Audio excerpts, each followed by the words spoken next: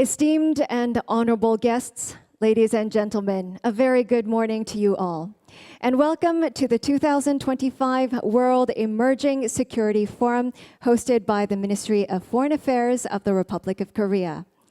If I may, I would like to introduce myself. My name is Ju-yeon Mari Cho, and I have been given the honor of being your facilitator and master of ceremonies for this timely forum. Thank you very much for your attendance.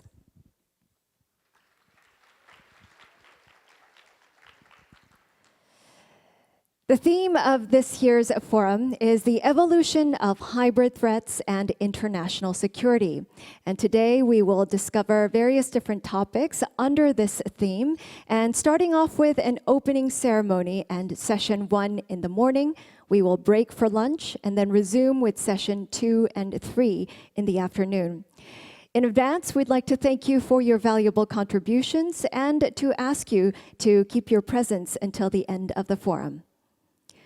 The 2025 World Emerging Security Forum is also being broadcast live on the Ministry of Foreign Affairs YouTube channel, so I'd like to take a moment to thank our online audiences as well. Then without further ado, let us begin the opening ceremony of the 2025 World Emerging Security Forum. And to start off, we would like to showcase a short opening video. Ladies and gentlemen, please turn your attention to the screen. And I would say that our new security policy thinking for the traditional threats of state-to-state conflict needs to rethink itself in this era where we're faced with digital threats. It is incumbent upon us to rethink cybersecurity, and in particular how emerging technology can be weaponized to not only augment military activity on the ground, but also affect daily activities of civilians and private actors. And as we move forward, it's important to ensure that AI is used in a way that protects individual privacy, human freedom. Gatherings like today's are so important. They'll help us further inform policymakers around the world about the shared challenges in technology governance. That's one of the reasons why, since its inception, I've found the World Emerging Security Forum to be so important and productive. It offers an opportunity to look beyond the immediate threats and focus on what is changing, what is unfolding.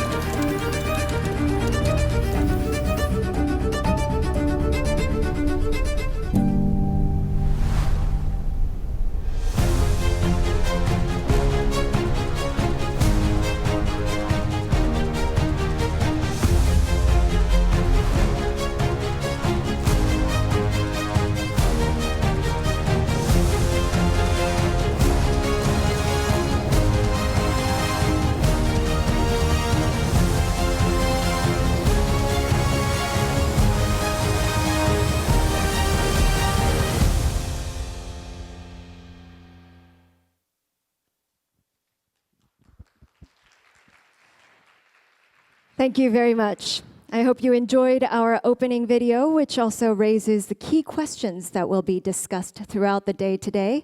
We kindly ask you for your active engagement throughout the sessions. Then, without further ado, ladies and gentlemen, it is my utmost honor to be able to welcome and introduce His Excellency Cho Hyun, the Minister of Foreign Affairs of the Republic of Korea, for his opening remarks. Your Excellency, we kindly ask you to move towards the stage.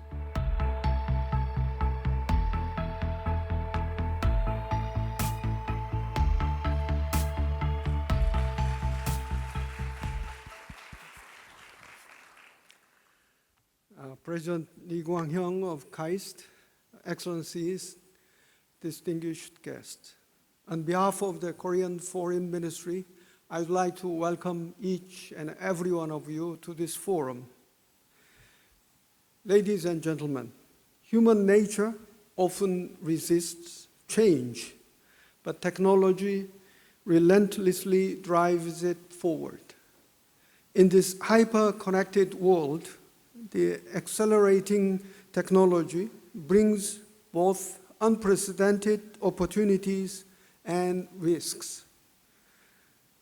Addressing these risks demands stronger global governance and international cooperation, making the expertise and commitment in today's forum all the more critical.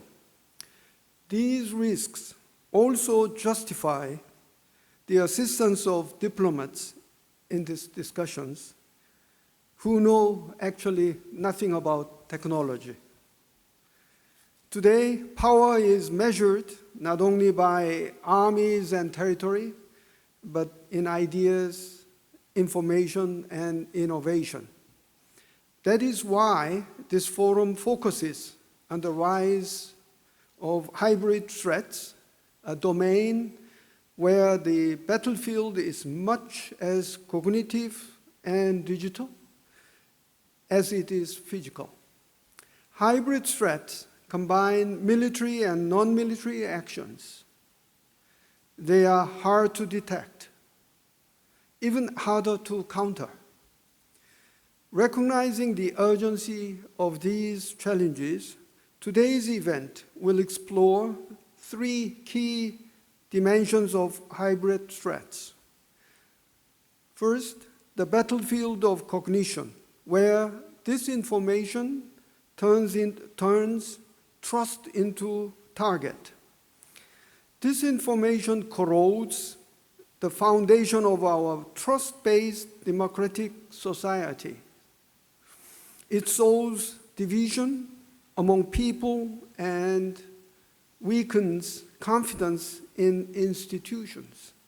This is a new threat to our democracies. A single false narrative can reach millions within hours.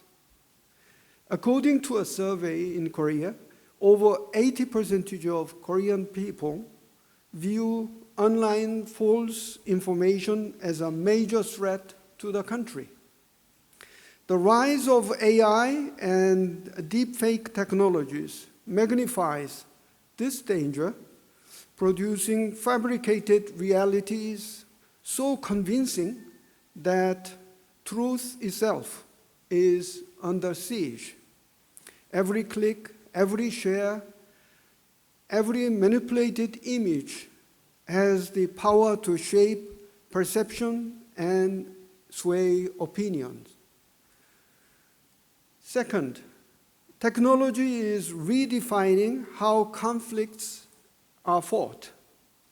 When I was serving as Korean ambassador to the United Nations in 2020, together with Ambassador Heusgen here, I witnessed debates on the Nagorno-Karabakh conflict. For the first time, the world realized that drones could decide the course of war. Affordable, commercially available drones revealed that traditional military superiority could be overturned by technology. That lesson is applied on a larger scale in Ukraine. Just a few days ago, we saw swarms of drones attacking Kyiv main buildings. Beyond drones, AI-driven analysis compresses decision cycles from days to minutes. Quantum computing also threatens to upend current encryption methods. Together, these technologies expand battlefield beyond conventional physical spaces, creating new vulnerabilities worldwide. Third, critical infrastructure remains an exposed target at the heart of our daily lives.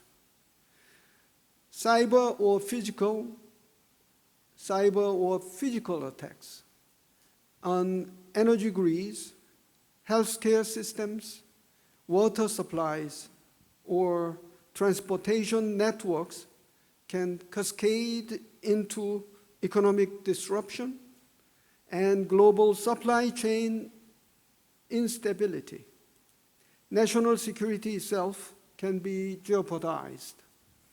Consider the vulnerability of undersea internet cables. A single act of sabotage could paralyze intercontinental financial flows. These threats do not respect borders. They are global in impact. Distinguished guests, the urgency is undeniable.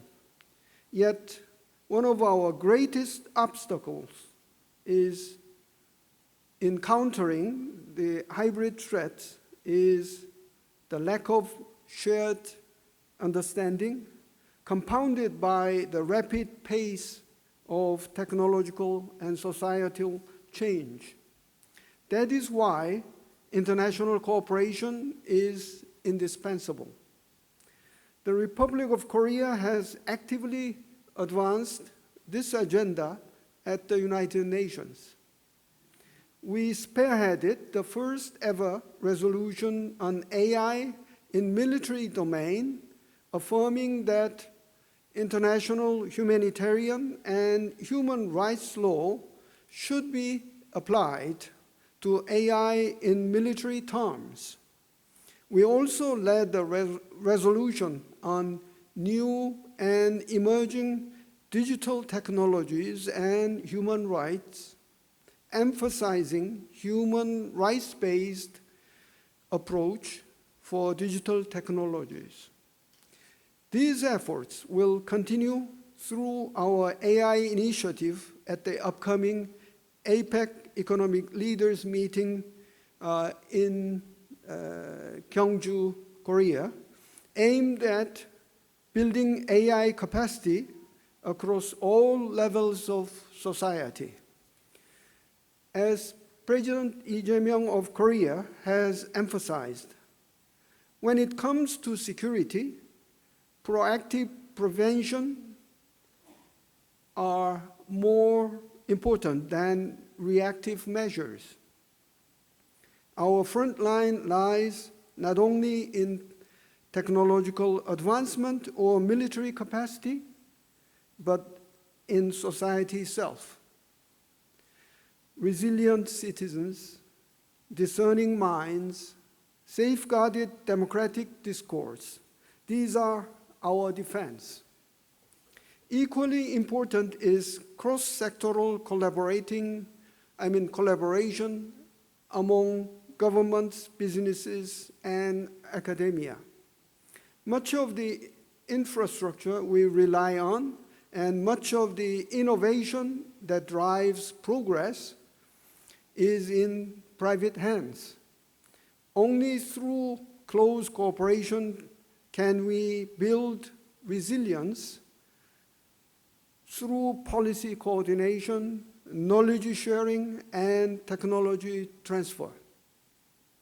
Ladies and gentlemen, I once told my fellow ambassadors in New York when I was about to leave, if I could speak about the world right now, I would say that I were the captain of a plane, if the world is a plane, announcing that we are experiencing turbulence, so fasten your seatbelt. Indeed, we are vulnerable, but together we can navigate it and find a way through. I look forward to the most fruitful and engaging discussions in today's forum. Thank you very much.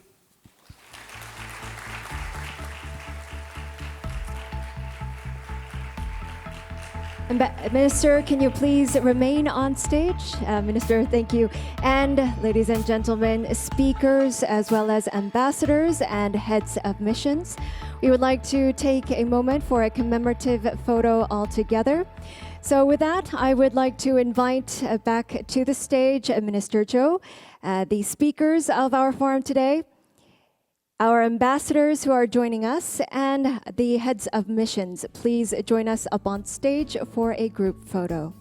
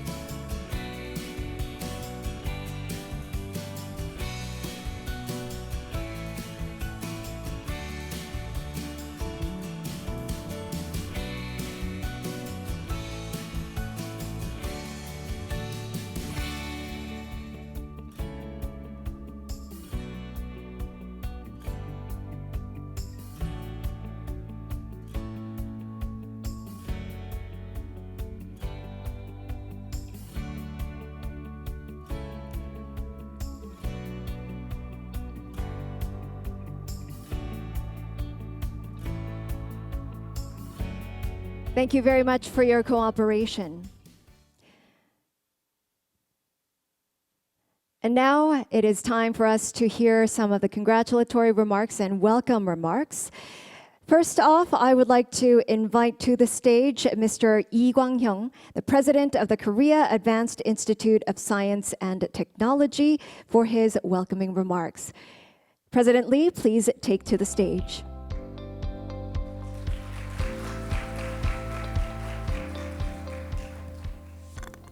Good morning. I'm Kwang Lee, the president of KAIST.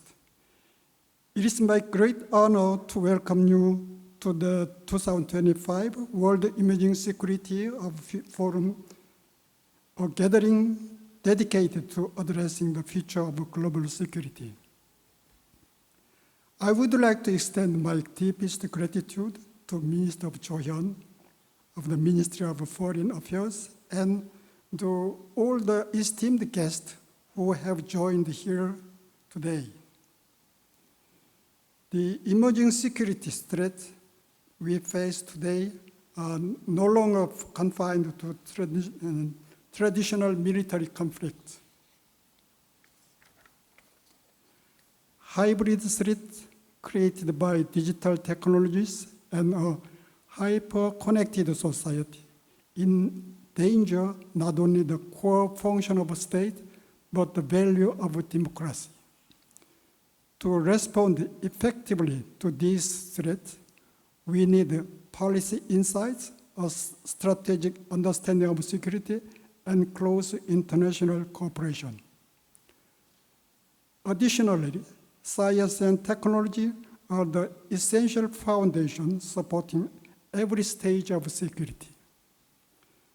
As the center of such transnational cooperation, KAIST will advance research and disseminate its outcomes, leading the way in fulfilling our mission to safeguard humanity. Finally, I would like to express my sincere appreciation to everyone who contributed to making this forum possible. May this gathering serve as a solid foundation for cooperation toward a peaceful and sustainable international order. Thank you very much.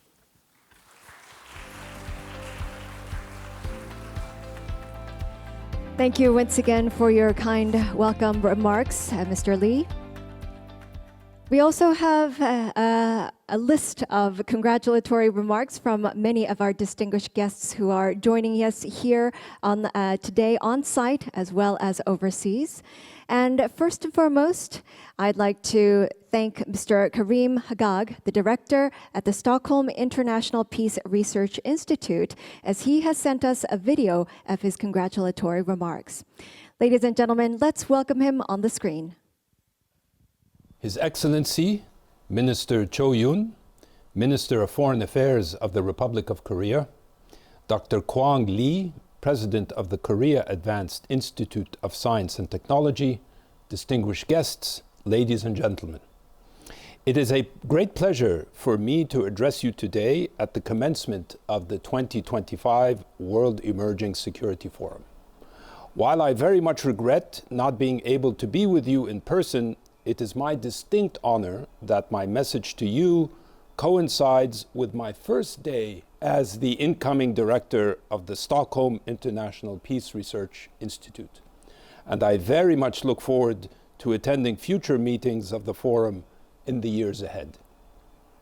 The theme of this year's forum, focusing on hybrid threats and their implications for international security, addresses one of the most critical and complex challenges facing today's international security environment. The complexity of this challenge arises from the multifaceted nature of hybrid threats. These entail technological, political, military, and informational challenges. Emerging disruptive technologies, such as artificial intelligence, together with advanced digital communications, offer the possibility of organizing massive disinformation campaigns threatening to undermine democratic processes and political stability.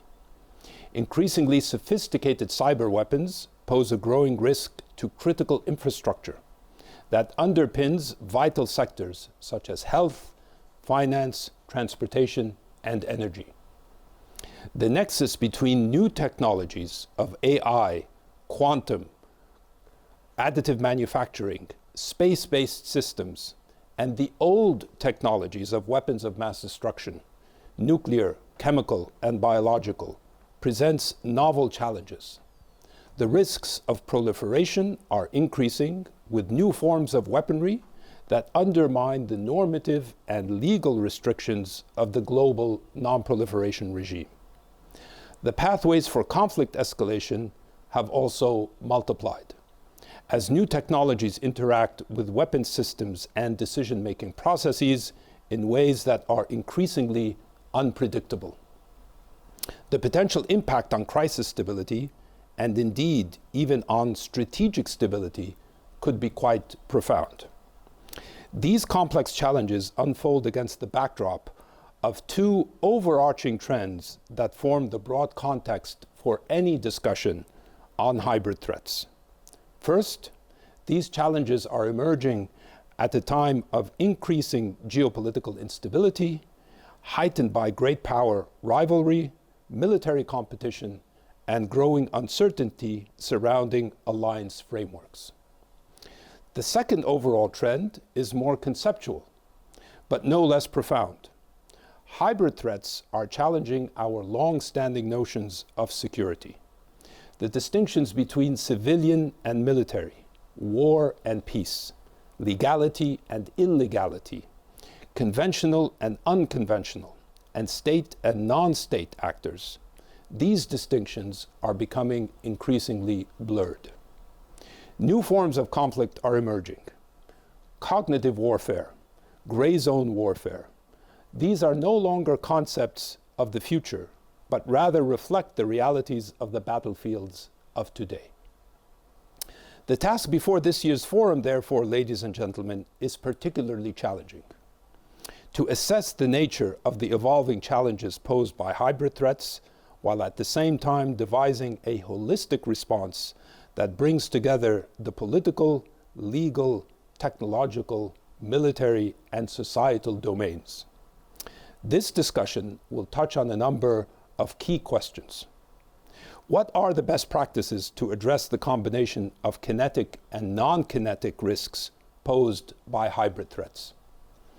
In what ways can we build resilience to counter the complex risks to critical infrastructure? How can we use emerging technologies to enhance defense while avoiding the vulnerabilities of technological dependency? What are the ways in which we can mitigate the escalatory risks associated with hybrid threats, even when they occur below the threshold of conventional war? These and other questions require thoughtful analysis, critical debate, and rigorous research. SIPRI is proud to be at the cutting edge of research on many of these issues that can hopefully inform your debate on these questions today. And we are proud to have partnered with the Ministry of Foreign Affairs and the Korea Advanced Institute of Science and Technology in convening this very important event.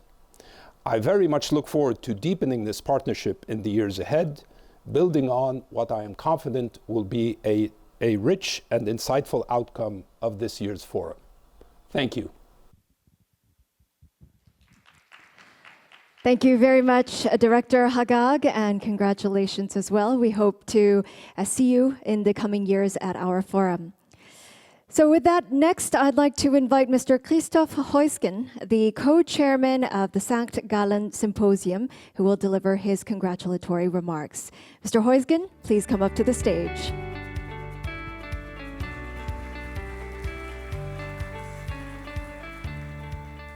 Good morning, Excellencies, ladies and gentlemen. Let me first of all thank the organizing team, the Foreign Ministry, but also the partners, KAIST and SIPRI, for the very kind invitation to attend the 2025 World Emerging Security Forum.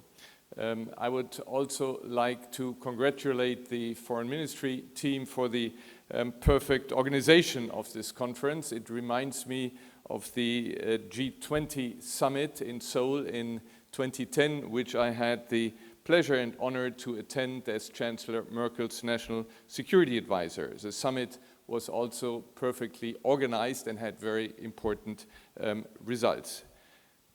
Germany and South Korea have a lot in common. We are both solid democracies. We are close partners politically and economically.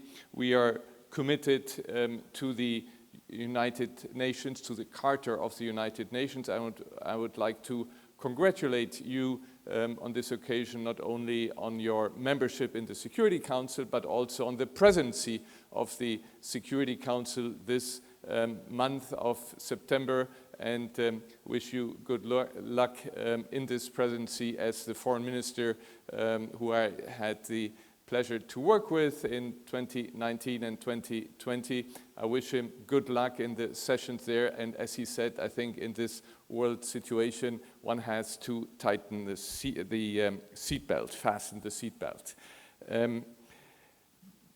Germany was, with regard to the parallels, of course there is one parallel, and this is after the Second World War, Germany and Korea were divided.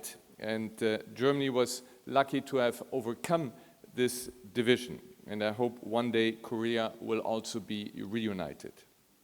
What were the driving principles in Germany's policy which led to reunification? And I come to the theme of our conference. But first it was communication, trying to keep lines open, trying to advance humanitarian causes, trying to build confidence, and Germany's so-called Ostpolitik was one of the cornerstones of reunification.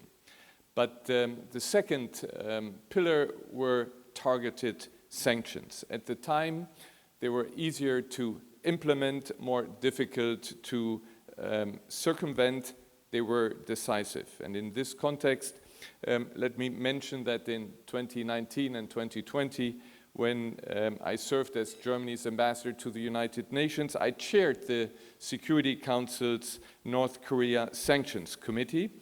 And I tried to stay on a very tough line.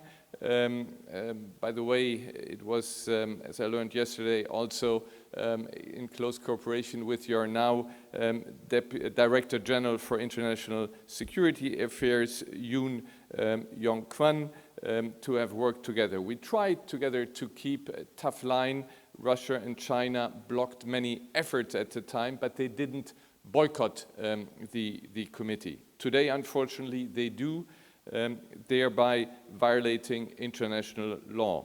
Instead of participating in the efforts of the international community to prevent North Korea from acquiring nuclear weapons, Russia has engaged in a close partnership with this brutal dictatorship, engaging North Korean mercenaries in its war of aggression against Ukraine. But I learned from your Director General that those countries that adhere to the principles of the UN try nevertheless to keep the sanctions in place. And I come to the third pillar, and this is military strength.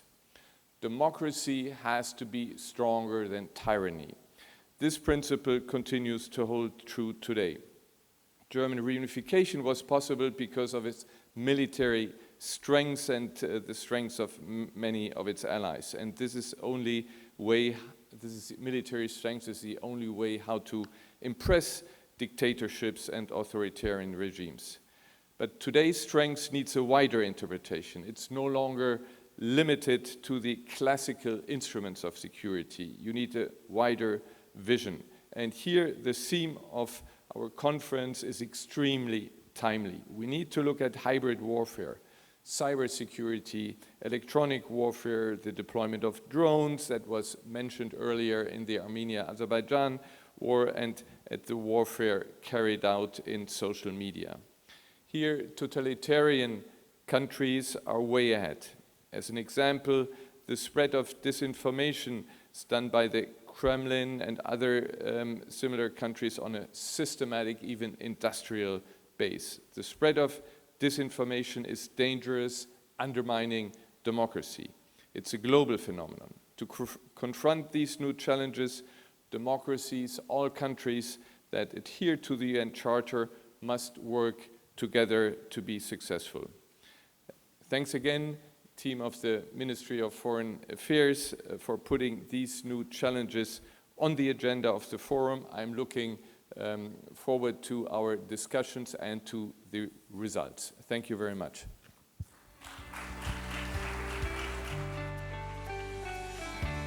Thank you, Mr. Heusgen, once again for your insightful message and encouraging remarks as well. And now, ladies and gentlemen, for the final part of the congratulatory messages, we are pleased to present videos from two distinguished guests. First, Ms. Teija Tiilikainen, the Director of the European Center of Excellence for Countering Hybrid Threats, and Mr. Arnold Kavaarpuo, the Executive Director of the Data Protection Commission of Ghana. Ladies and gentlemen, once again, I'd like to direct your attention to the screen. Excellencies, ladies and gentlemen, it is a great pleasure for me to address this distinguished forum and to stress the importance of its topic. Let me say a couple of words about the evolving international security environment and specifically on hybrid threats. I want to speak on behalf of the European Center of Excellence for Countering Hybrid Threats, located in Helsinki, Finland, which is an expert organization among now all the 36 EU and NATO members, including also the two organizations as important participants in our work. Distinguished participants of the World Emerging Security Forum. The world is currently going through a major geopolitical change. We are perceiving a growing competition about global leadership, which enhances the risks and threats against our overall security and stability. There is a lack of mutual trust among great powers and among the members of the international community, more in general. One of the key dividing lines in this competition is the one between democracies and the democratic values and the authoritarian rule. Democracies with the democratic model is being weakened as a part of this global confrontation. In this world where the global competition and confrontation gains the upper hand, there are constantly new tools developed and looked for to weaken the competitors. We are seeing direct attacks against the vulnerabilities of our democratic societies, against the democratic processes such as elections or the information space, but also against critical infrastructures and access to critical commodities. Almost anything can be weaponized and instrumentalized in this confrontation, all from energy to migration or social identities. Almost anything can be made a battlefield, all from human mind by manipulating the cognitive sphere, not to talk about the cyberspace or cutting-edge technologies. This conflict, ladies and gentlemen, is not limited to the territories or borders of our sovereign states, not to our governments, but it reaches our citizens, our domestic sphere, in a much more dangerous manner. As the security environment is extremely challenging, more and more cooperation is needed among democracies and like-minded states, and also their practitioners and experts to counter the threats that are getting increasingly more challenging. We have to learn from each other. We have to share best practices in countering hybrid threats and enhancing the comprehensive resilience of our societies. We have to learn to recognize the threats and to prevent the use of our vulnerabilities. I thus welcome fora such as the World Emerging Security Forum. I congratulate the forum for its high-level program and high-level participation. I wish you all a very stimulating and productive discussion. Many thanks for your attention. Have a nice conference.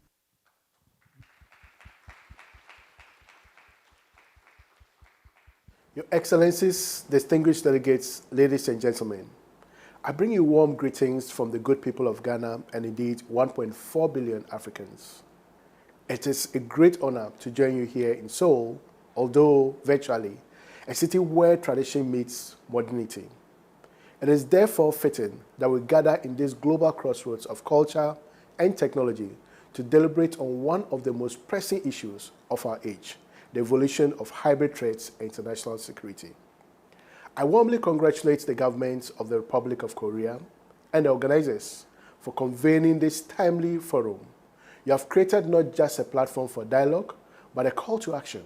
Since our independence in 1957, Ghana has proudly positioned itself as the gateway to Africa, a role we claim not only historically as the first sub-Saharan nation to achieve independence, but also metaphysically as the only country where the equator and the Greenwich meridian converge. This symbolism reflects our deeper reality. Ghana stands at the crossroads of Africa's past and its future. We have built one of the continent's most stable democracies, and today we are writing one of the most encouraging economic recovery stories. It is from this position that Ghana brings its voice to a global security dialogue such as this one. Hybrid threats are reshaping the security environment in unprecedented ways. They blur the lines between war and peace, between domestic affairs and international conflict. We have all witnessed their global cause. The NotPetya cyber attack of 2017, which crippled critical infrastructure and cost the world economy over $10 billion United States dollars. And again, the SolarWinds attack of 2020, which infiltrated governments and corporations worldwide, showing how supply chains themselves can be weaponized. The ongoing hybrid warfare in Ukraine, where cyber operations, disinformation, and kinetic force are combined to destabilize societies and test the resilience of international security. These examples show that hybrid threats can paralyze economies, undermine democratic institutions, and destabilize entire regions. For Africa, these challenges are equally real. Disinformation campaigns have sought to influence elections, erode public trust, and deepen divides. Cyber attacks on mobile money systems, which millions of Ghanaians and Africans depend on daily, threaten livelihoods and financial stability. Disruptions to ports and the sea cables have paralyzed trades and connectivity, with rippling effects across entire regions. Your Excellencies, Africa is home to the world's most youthful population, a generation digitally connected, innovative, and brimming with potential. This is Africa's greatest strategic advantage, yet it's also where hybrid threats strike hardest. Young people are targeted by disinformation, radicalization, and economic exploitation. If we do not act, the very democratic dividend that should drive innovation risks being weaponized against stability. But if we succeed, Africa's youth will not only secure our continent, but will also serve as a shield of resilience for the world. Africa is not only a continent of vulnerabilities, it is a continent of solutions. A new generation of innovation is building digital platforms that can strengthen financial systems, agriculture, health, and governance. The African Union's Malabo Convention reflects our commitment to cybersecurity and data protection.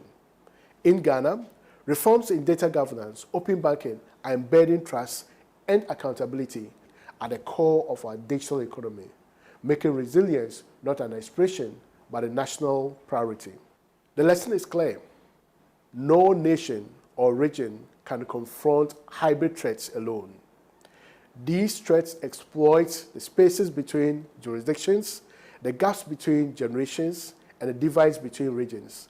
Our response must therefore be collective, anchored in stronger cross-border intelligence sharing, more resilient infrastructure, and international norms that ensure emerging technologies are harnessed for peace, not destabilization.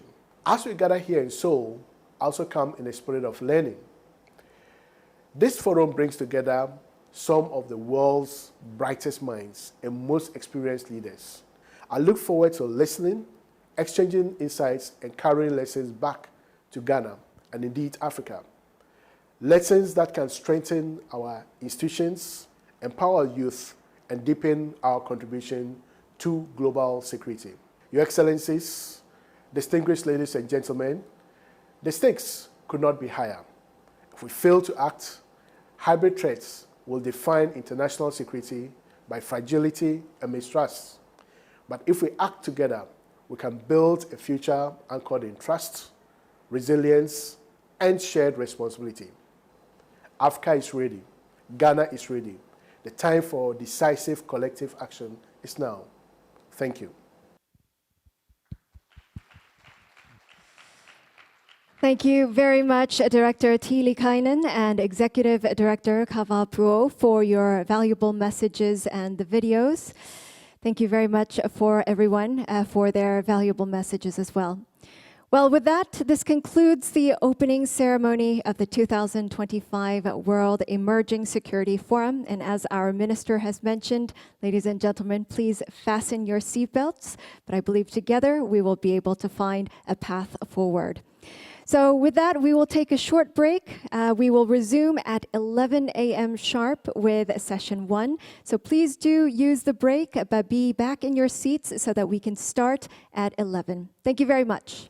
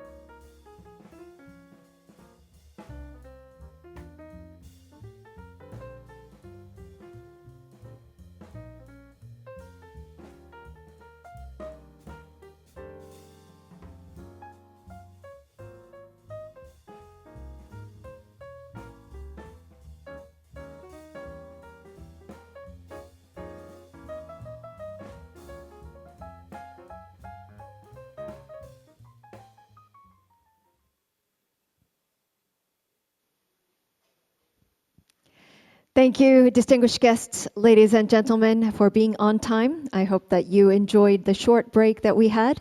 We will now move on to session 1 and have the discussions. Session 1 is Cognitive Warfare, Countering Disinformation and Misinformation for Societal Resilience. Our moderator and panelists of session 1 are already in their seats and ready to go. So it is my pleasure to introduce Dr. Song Tae-eun, the assistant professor at the Korean National Diplomatic Academy, who will be our moderator for this session. I'd now like to pass the mic over to Dr. Song. Please, the floor is yours. Good morning, ladies and gentlemen. Welcome, all of you. It is my great pleasure and honor to serve as the moderator for the first session on cognitive warfare.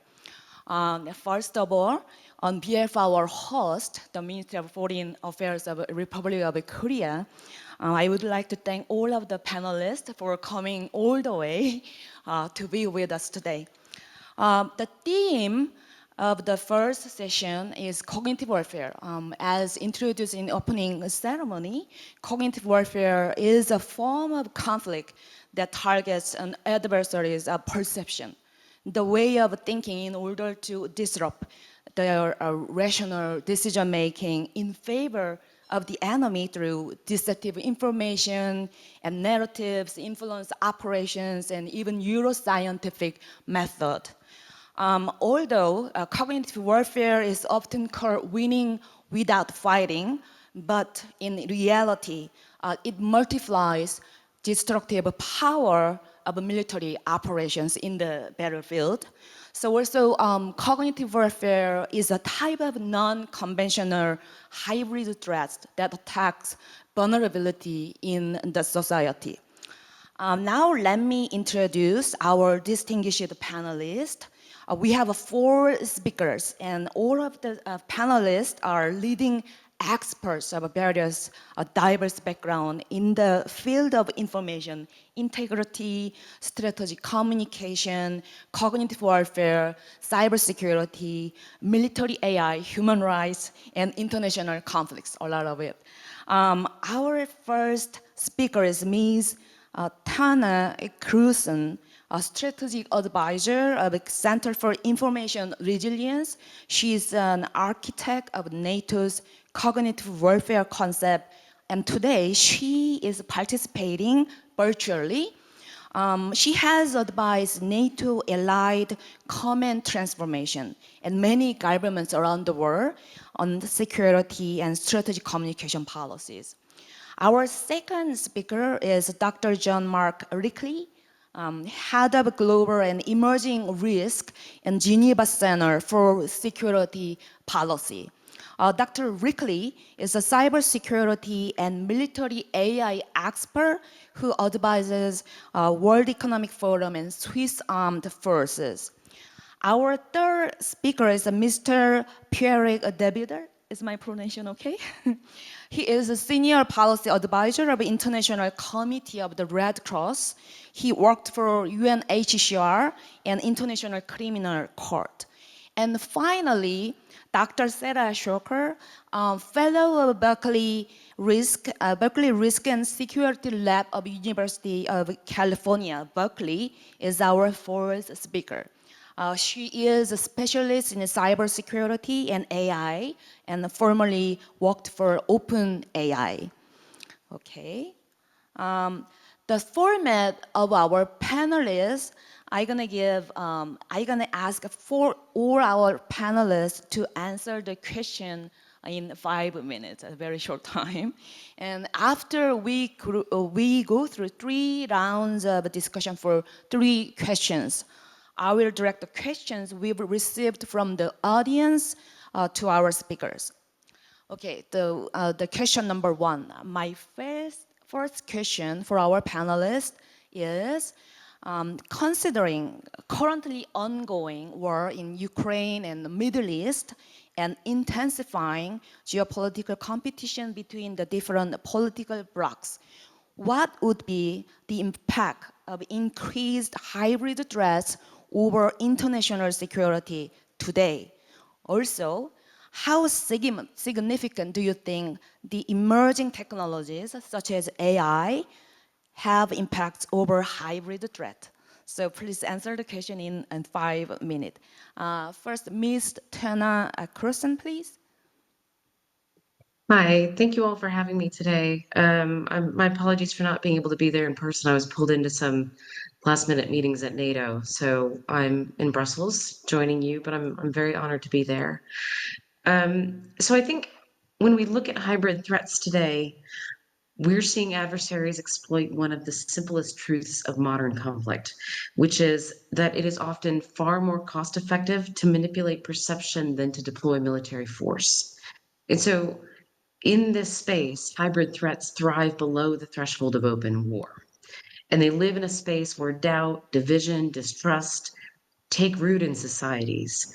And I think I spent a long time in the development space, and I think we know from an aid and development perspective that if you want to build societies up, you oftentimes have to support people where they're at, and that generally includes grassroots movements.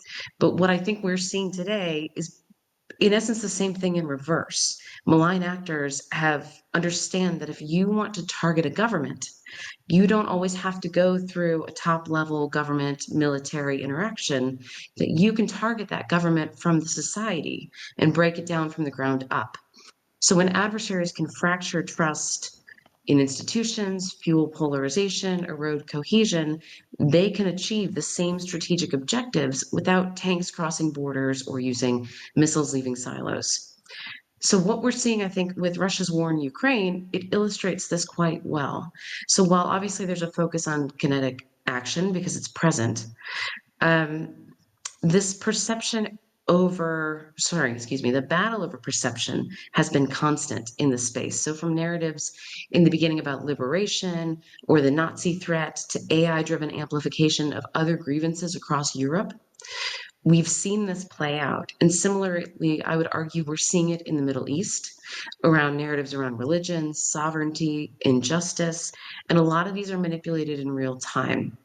And we've even seen, if we want to talk about nations like China taking a more systematic approach, they're even going further and blending this idea of taking commercial ad tech, data collection, psychological profiling, and creating this form of kind of intelligentized warfare that even violent extremist groups are also using through AI manipulation to target societies.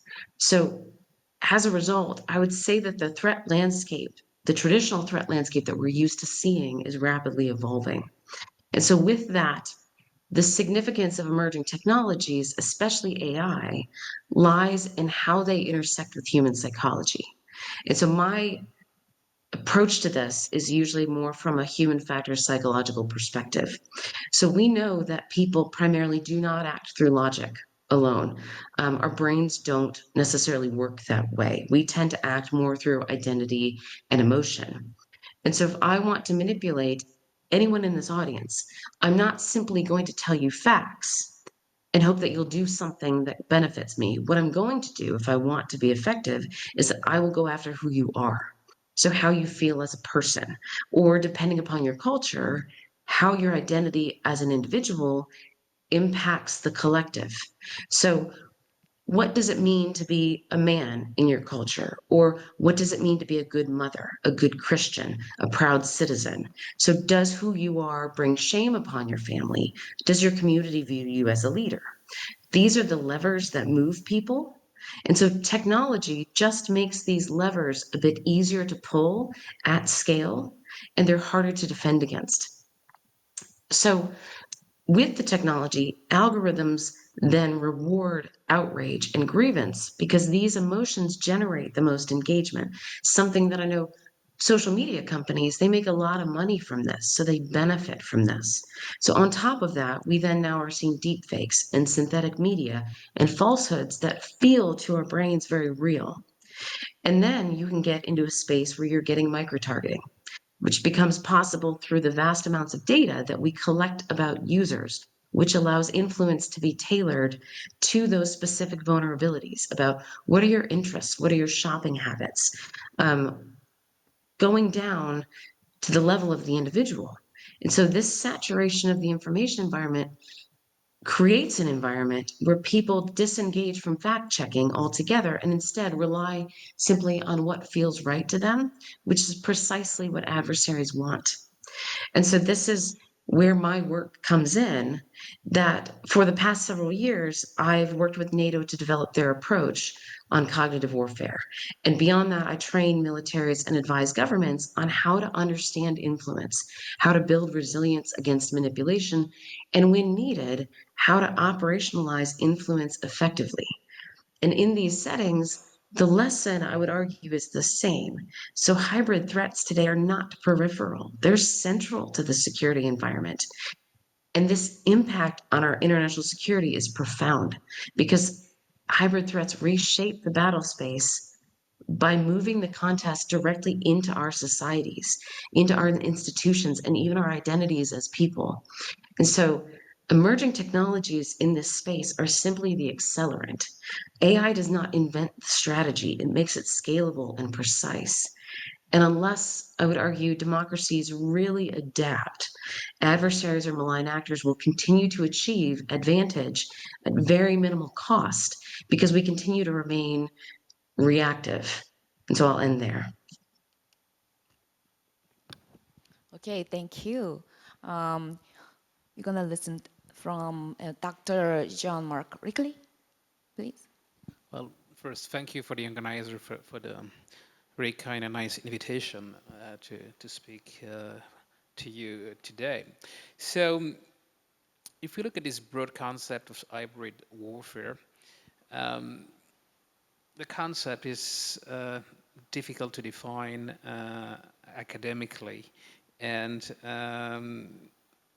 there are different perspectives on how to define it. But what is important in this concept is the idea of ambiguity and blurring the lines between the state of peace and the state of war, between civilians and the military, between internal and external dimensions. And so this line blurring has a strong impact on the way you respond to a potential attack. And so there are different ways that hybrid warfare can be conducted. One which is increasingly on the rise is through the use of surrogates. And surrogates a bit more than proxy warfare. Surrogate, the idea is to delegate power to a specific actors. Proxy warfare was, very much developed in the Cold War. This idea of having humans, groups that are fighting on your behalf. Surrogate warfare is a bit different in the sense that to the human category, increasingly we need to factoring technology. And what you have here, the idea is to create plausible deniability. So if you take Crimea, for instance, 2014, or remember the Little Green Man, this is creating ambiguity because you cannot, at the time we could not identify specifically where these soldiers were coming from, although we suspected heavily that they were from Russia. And this ambiguity will impact the way you respond to that. Now, what is new is really the role of technology, and increasingly technology has to be factoring as a surrogate in itself because of the growing autonomy that technology acquires, especially through artificial intelligence. And so basically, if we look at how AI now is can be actually weaponized, there are actually at least three ways to think about it. The first is about what AI is really good at, which is going through a trove of data and making sense of this data, so as an analytical enabler. And so here, basically, what you can do, you can, by having access to different types of data sources, you can try to cross the different databases and extract, infer some knowledge. And that is very powerful for intelligence purposes. Then you can use AI as a force multiplier. You can use AI and with existing weapons. Increasingly, this is what we're witnessing in the field of drone technology and what we see in Ukraine. And then you have the third basket, which is you can see these technology, emerging tech, as having a disruptive impact. And so it is redefining the way we fight. And here you can at least see two emerging disruptive uses. One is in swarms, and I won't to go too much into that. But the second one, which is of interest to this panel, is about disinformation and cognitive warfare. And so what you have here is the ability, as was mentioned earlier, the concept is about not just unlike information warfare, which was, you send a flux of information and you hope that some people will respond. Cognitive warfare is beyond that. It's about changing the software of your target, basically changing the rationality of it. And so what we'd end up having, as was mentioned by the previous speaker, is that the risk surface increases by the day because we are adding new layers of vulnerabilities, and therefore to respond to that, you need to develop, and probably we'll talk about that in the second question, about how you can counter this, and this has to do with resilience. And I stop here for now. Okay. Next, Mr. Devidar, the floor is yours. Thank you very much. So it's difficult to talk about hybrid warfare. Jean-Marc just alluded to it, but we don't really know what it is, right? There's so many different perspectives and definition, and these threats have evolved in shapes and form over the years. So it's very difficult to make a comparative analysis and to decide whether or not they are intensifying. We also all have this kind of nostalgia cognitive bias that makes us believe that everything is worse now than it was in the past. That can actually affect our perception of reality. And it can also be instrumentalized to create fear or to justify political choices. That can actually be part of cognitive warfare. So, because if you think about it, information psychological operations, of course, they're not new, right? They're as old as war is. The Romans were doing it. And if you remember World War II, the Cold War era, the intensity of hybrid warfare then was also there. And so it's difficult to make that comparative analysis. So the quantitative aspect is unclear. What is clear is the qualitative shift that is happening because of technological innovation. And technological innovation is indeed changing, the vectors of hybrid warfare, but also their speed, their scale, and their impact. And in the past, people were living into relatively secluded information and value spaces that were tightly controlled by states and by communities. And it could take years to establish a network of insiders or allies across the different layers of society to influence and manipulate the beliefs and opinion of the enemy's population. But now anyone with a computer and an internet connection can do it in a few minutes. So digital information ecosystems are part of the problem because they are global, interconnected, and very difficult to control. People are permanently exposed to psychological and cognitive manipulation actually when they are online.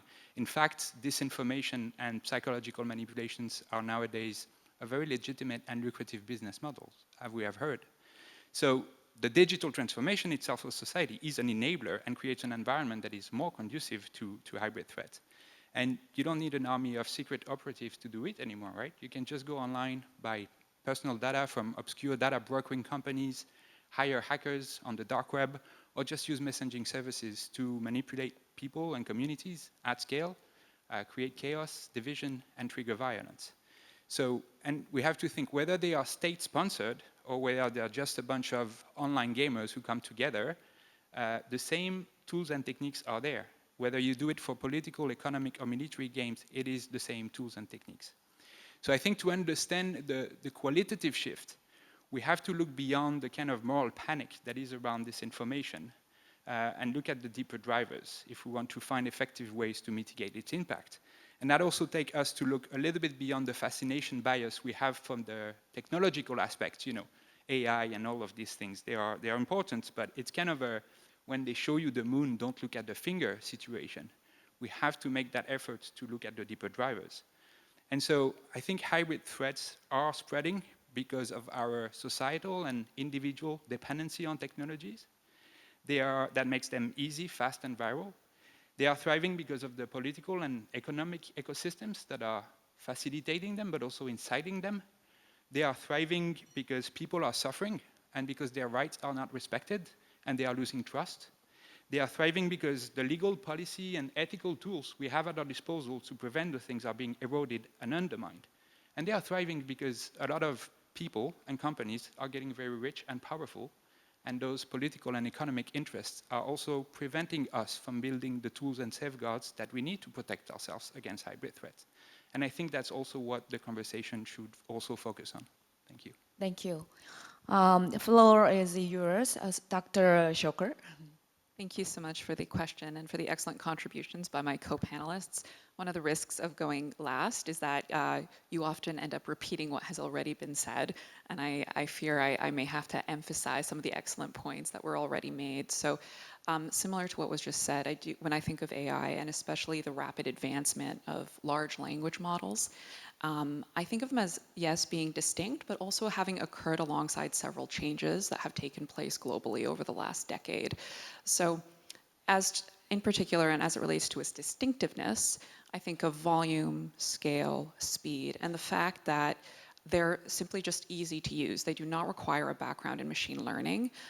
Anyone can pick them up, and there is a diversity of tooling that is available. So you don't need to go through a so-called closed source AI. There are a number of open source alternatives readily available to the average person. I also think sometimes we forget that misinformation and disinformation is a type of labor. At the end of the day, someone has to do it, and if it's not cost effective, then the adoption or the likelihood of adoption is going to go down. As it relates to the other shifts that have occurred globally over the last decade, I think we can all acknowledge here that public trust in democratic institutions is low, certainly lower than we'd like it to be, often justifiably so. There is, I think, growing distrust in domestic public institutions and to the political process itself.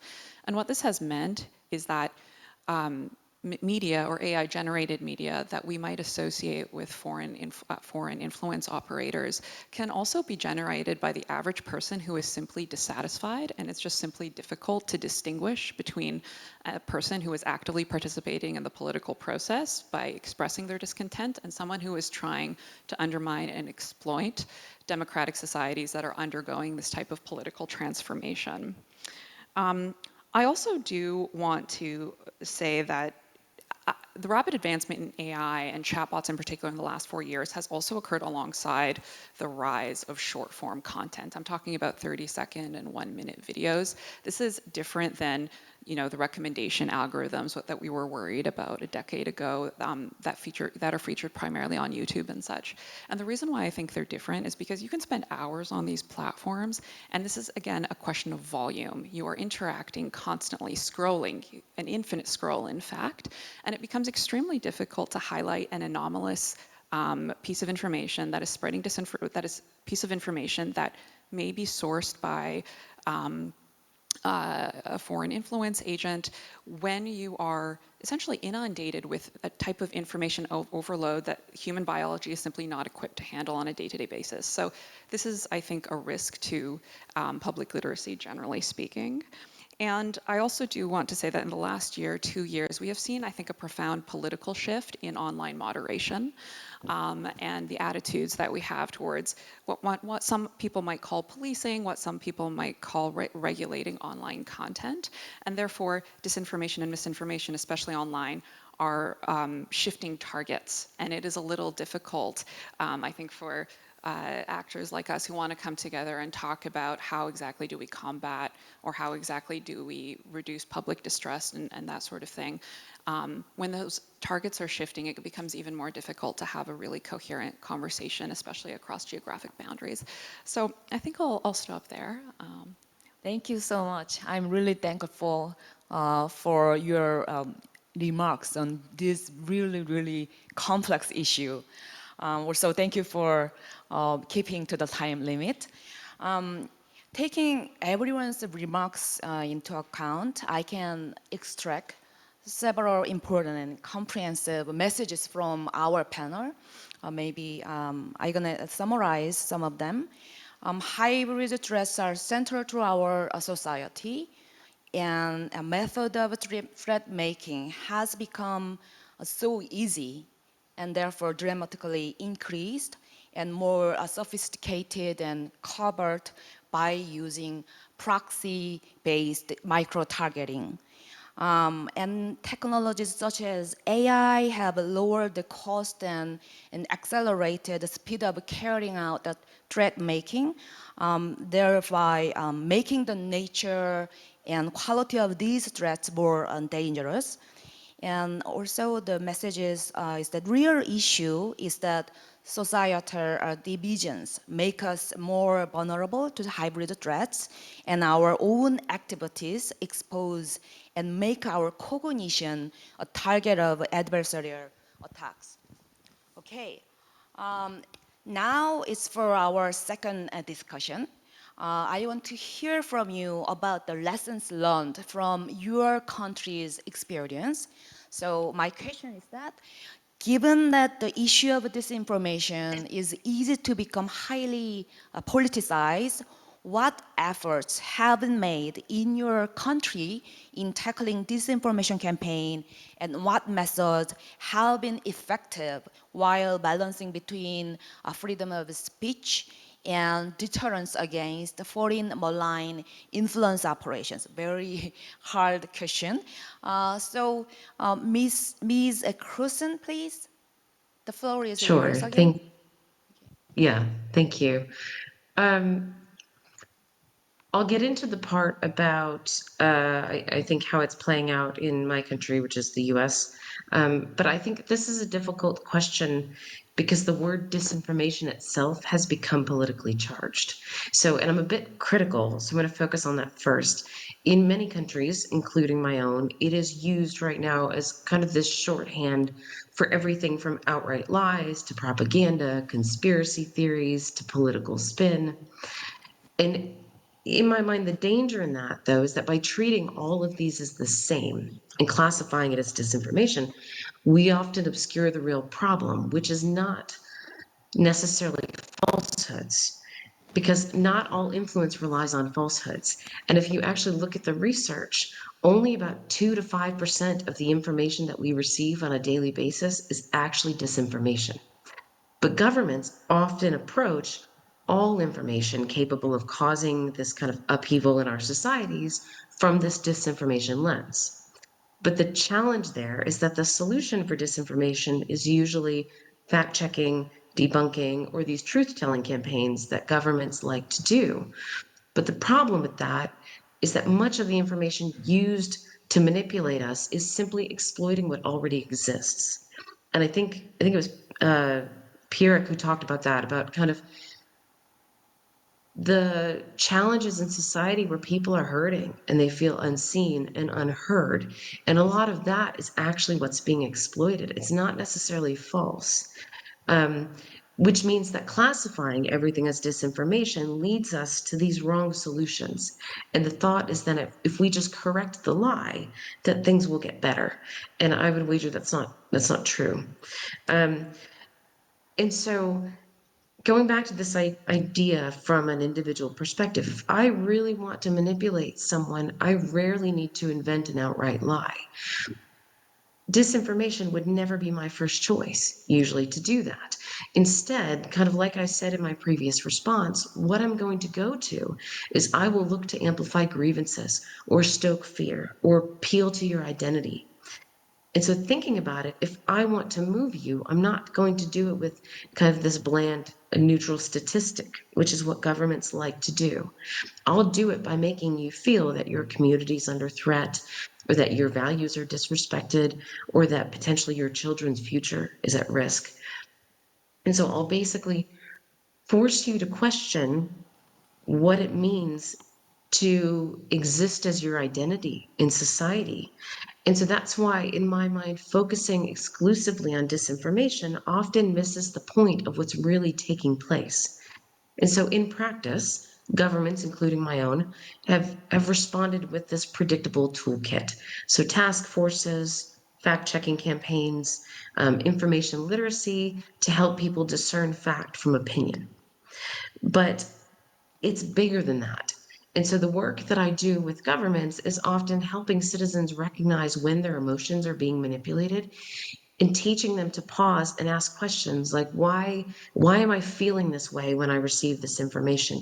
Whose agenda is behind it? And how do they benefit from me feeling angry right now? And the bigger picture for this type of societal resilience is finding ways to build a sense of belonging and trust within communities and between communities and their governments. Because individuals who feel secure in their identity are much harder to manipulate, and societies that feel more secure are much harder to manipulate.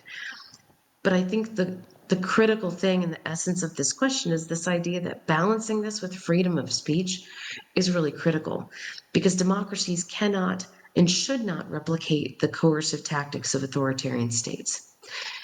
So the key in it is still transparency and trust. And governments, in my mind, must be open about how they are countering foreign influence. And interventions need to be narrowly targeted against malign activity rather than placing these broad restrictions on freedom of speech writ large.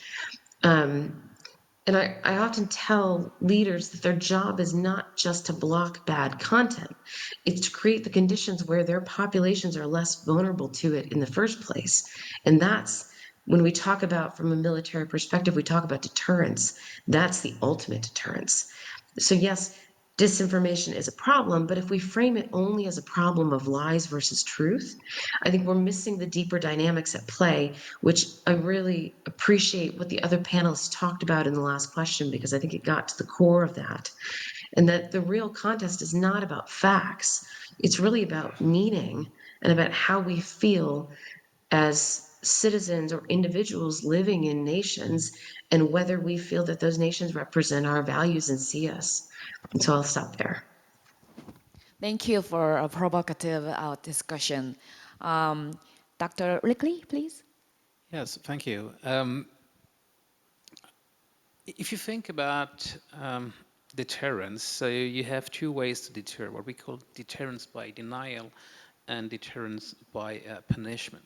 So deterrence by denial is about denying adversary the means to actually have an effect. And now when we look at this concept of cognitive warfare, it's about resilience. It's about increasing the resilience of your population. And so you have different ways you can do that. And what was said by Tana Kristen right now is very important.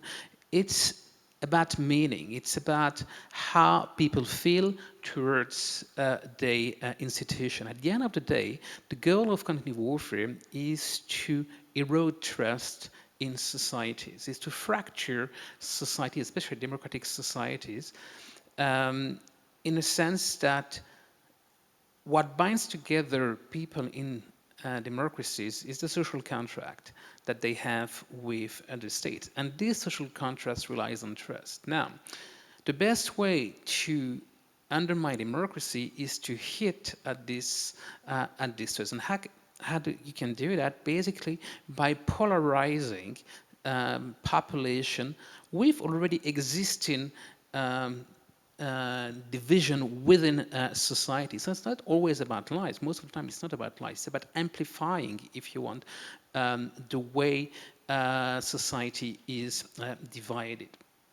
So the best way actually to do it is like if you want to break a thread, the best way to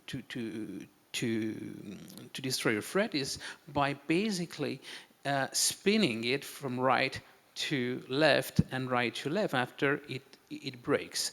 So this is exactly what we're witnessing in democracies. If you look at the level of polarization, political polarization, it's very easy actually to play on that and basically to magnify these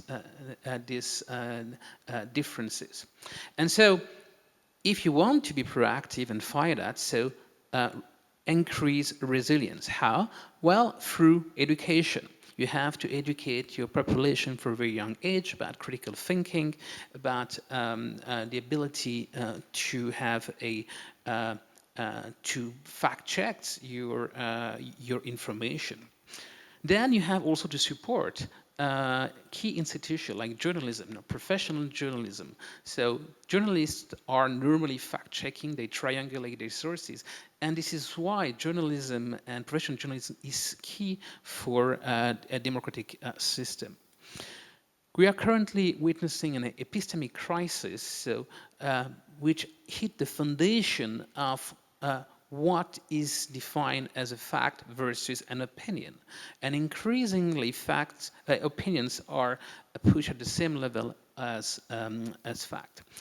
And so here, what is very important is really to reintroduce the belief in scientific facts, in also trusted sources. Then you can work on technology, and we might talk about that in the next question. So this is about tech deterrence by denial. Deterrence by punishment is actually having an effect on your adversary. And here there are different ways you can work on that through legal sanctions. You can also use active measures, but as democracies, then obviously then you cross the boundaries of what are your core values and versus how you can actually have an effect. And here it's about being very firm in terms of trying to debunk this disinformation campaign, and also producing a counter narrative which is based on facts. And I think that democracy learning the hard way over the last 10 years, but now slowly they are trying, and they are able to catch up. Just a last point about Europe. If you look at Europe, pretty much in all countries in Europe, in last 20 years, you have about a 20% drop of how people feel about democracy. And you have two exceptions. These are the Nordic countries and Switzerland. And probably one of the reasons is about how the citizens feel empowered, especially in these countries where the governance is very close to how people are living. So the sense of empowerment is very important to fight that type of cognitive warfare. Thank you. Mr. De Bieder, please. Thank you. So I work for the International Committee of the Red Cross. It's an impartial, independent, and neutral humanitarian organization that has worked across the world for 160 years to protect and assist the population affected by armed conflicts. So we're not a state, and we don't have an experience of a state, but we are very familiar with this information because they've always been part of our operating environment, and also we're increasingly the targets and victims of this information campaign. And when it comes to finding solution, I think one of the important elements for us is to not reinvent the wheel. We don't have to start from scratch, and I think that's the good news. It's interesting to see how human rights and fundamental freedoms, freedom of expressions, are now often portrayed as kind of part of the problem. They would be an obstacle against the fight against disinformation. And I think that approach is profoundly mistaken and potentially counterproductive. In peacetime, we don't need less human rights. We need more of them. They don't need to be balanced. They need to be implemented and respected. Having protected spaces for diverging opinion and freedom from fear to explore, to criticize, to investigate is what made individuals and communities stronger and what makes them improve. And it is the cornerstone of the resilience against disinformation. So we need to think about that because we hear increasingly from politicians across the political spectrum, and including in democracies, that those fundamental freedoms and safeguards are part of the problem. And I think that is the problem. And in conflict settings now, what we see is not only war with information, but war on information.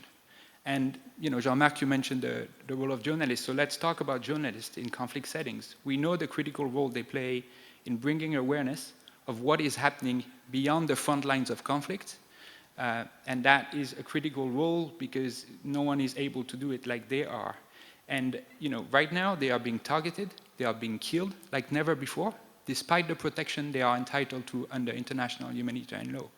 And not enough is done to ensure that they are protected and can continue to play the critical role that they have for the resilience against disinformation. If you look also at access to the internet, there's never been as many internet shutdowns across the globe as last year. And that's particularly true for humanitarian settings. And the impact of these shutdowns on people's access to vital information for their safety and to their resilience against disinformation, which in conflict settings can be a question of life or death, can actually be devastating. And those shutdowns are justified often by not so justified national security reasons, including the fight against disinformation. That's kind of ironic. So maybe a good starting point to protect ourselves against disinformation and hybrid threat is to renew the commitment to international humanitarian and human rights law, because the increasing disregard for those frameworks is actually what makes hybrid threats and disinformation thrive. And I want to talk a little bit about the military and security domain, because information and psychological and cognitive influence operations, it's very important they are carefully framed, designed, and deployed with applicable legal rules. They are not prohibited by international law per se, but they become unlawful when they incite violence, when they spread terror against civilian population, when they incite violations of IHL. They are unlawful when they jeopardize the activities of medical organizations and humanitarian organizations, and they are also unlawful when they expose prisoners of war or dead or injured combatants to public curiosity, as we are seeing in many places right now. And militaries need to be supported by the governments to strengthen their capabilities, not only to conduct information operations, but also to have the legal and operational safeguards that they need to mitigate the secondary effects of those operations. Because if information operation in the digital age can be very powerful, they're also very difficult to contain. And their ripple effect on societies and on civilians can be devastating. So states must not only support their militaries to develop capabilities for these operations, they must also help them to respect and comply with applicable laws, to avoid that these operations actually turn from security gains into security threats. Because when they sow hatred and division within communities, when they create panic and paranoia, information and influence operations can create civilian harm. They can backfire and become a security threat in and of themselves. Thank you. Thank you. Dr. Schoker, please. Thank you. I agree very strongly with all the points that have been made thus far. I can add a little bit of context as it relates to moderating and monitoring from the standpoint of industry. And I do want to begin with a note on humility, because I do not think that industry has a good answer to this problem at all. From what I observed and from my own participation in some of these activities, monitoring traffic that goes through, for example, an AI chatbot is a particularly thorny problem. It's one thing to be able to identify a user who you can connect, whose identity you can connect to a foreign influence operation and is trying to disseminate information regarding elections. But as was stated earlier, one of the biggest ethical and moral challenges we have is that the vast majority of content online is not actually about empirical fact or trying to establish an empirical reality that can be answered with a yes, this did happen, or no, this did not happen. It's often a question of values. And so it becomes significantly more difficult to identify things like political bias, hate speech, what counts as harassment. And then there are other questions like, for instance, can you actually have, is it permissible to generate a deep fake of a real human being? What about a child? What about a political actor? Under what conditions? Is it wrong to actually generate an image of a political actor doing something that's potentially reputationally damaging? How is that different from satire? So these are all questions that are not easily tackled, certainly not by industry, and that's made even more difficult by the fact that the rules that do govern some of these questions will change based on jurisdiction, and in fact they are changing even within the same jurisdiction. I live in the United States, and I think we have seen a profound transformation in how we approach these questions in the last year and a half.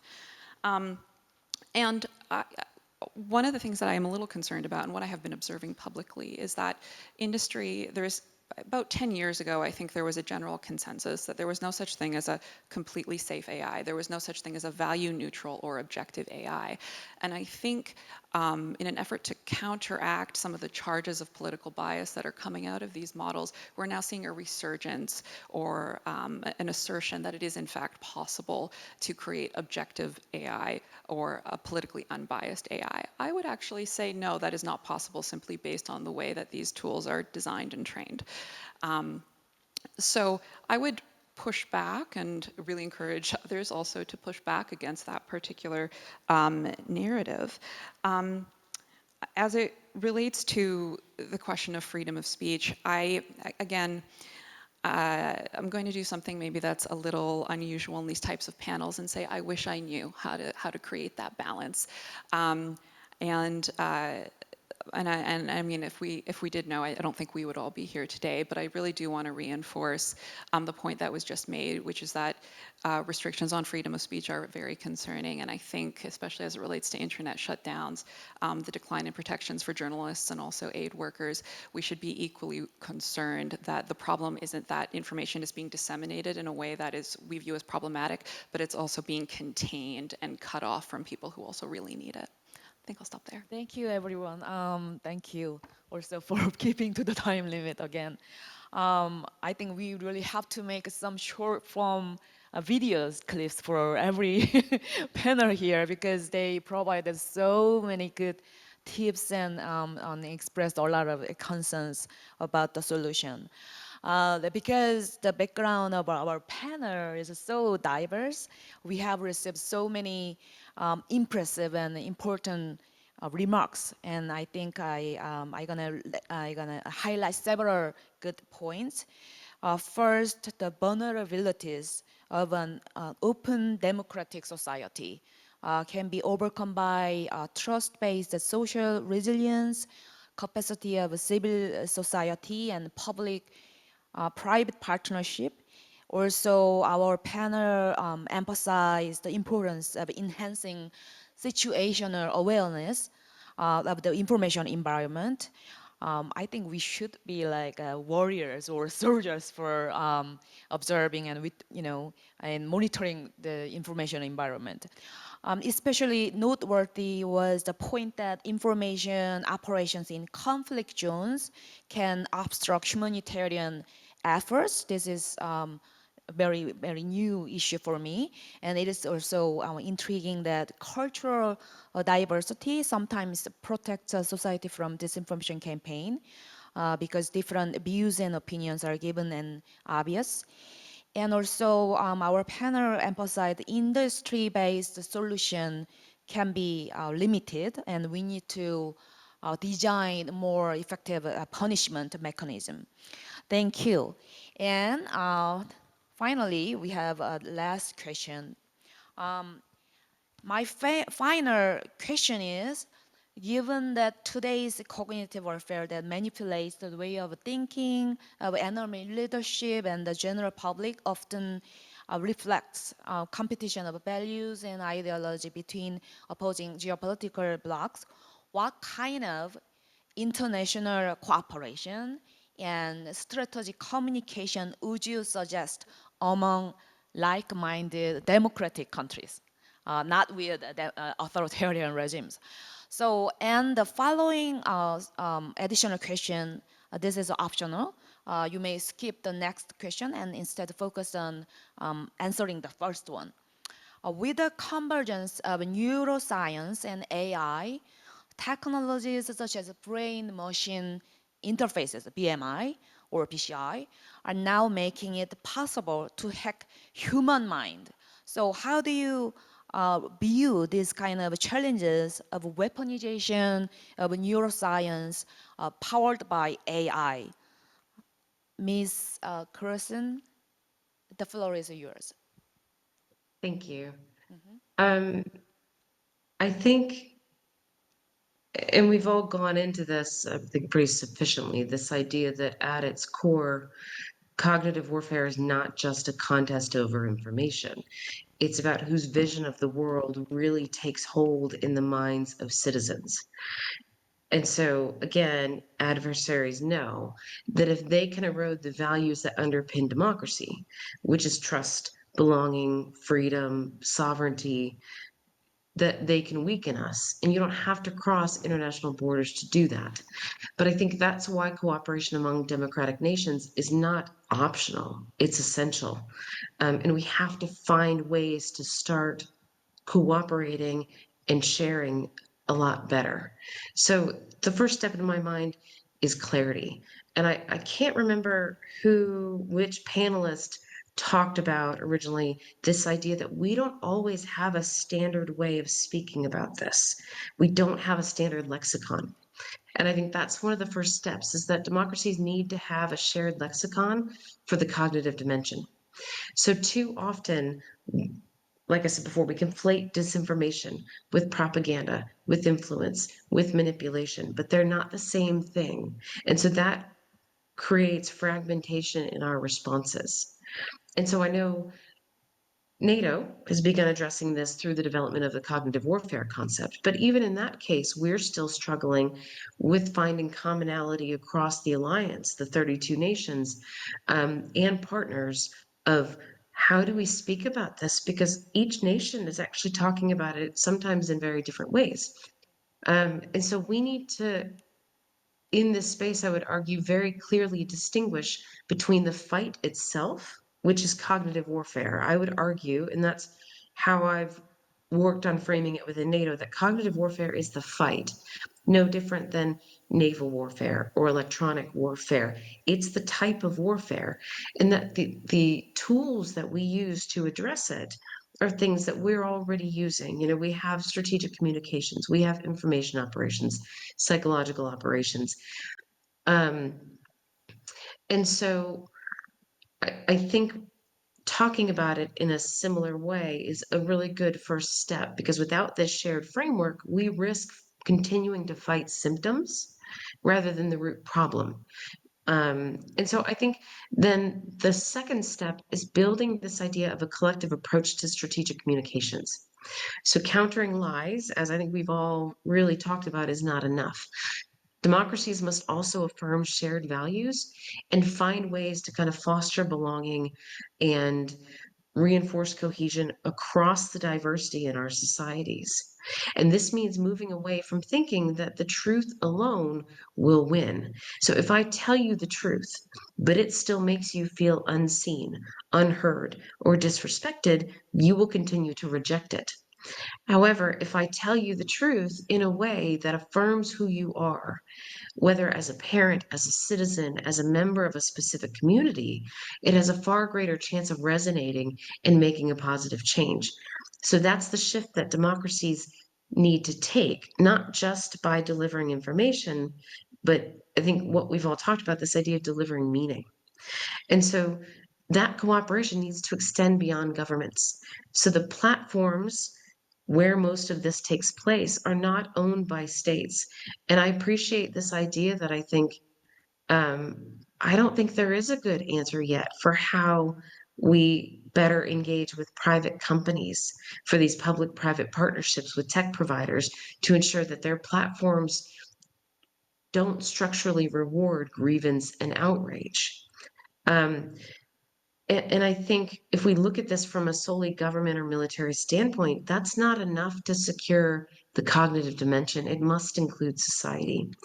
And then I will address your question, the optional question, about the weaponization of neuroscience powered by AI, because that's truly my background is cognitive psychology. So when I teach about this, I teach about how we process information based on our current understanding of how the brain processes information.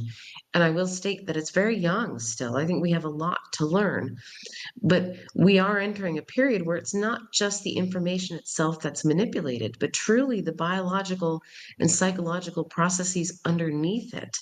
And AI already allows adversaries to predict vulnerabilities and to tailor messages with extraordinary precision.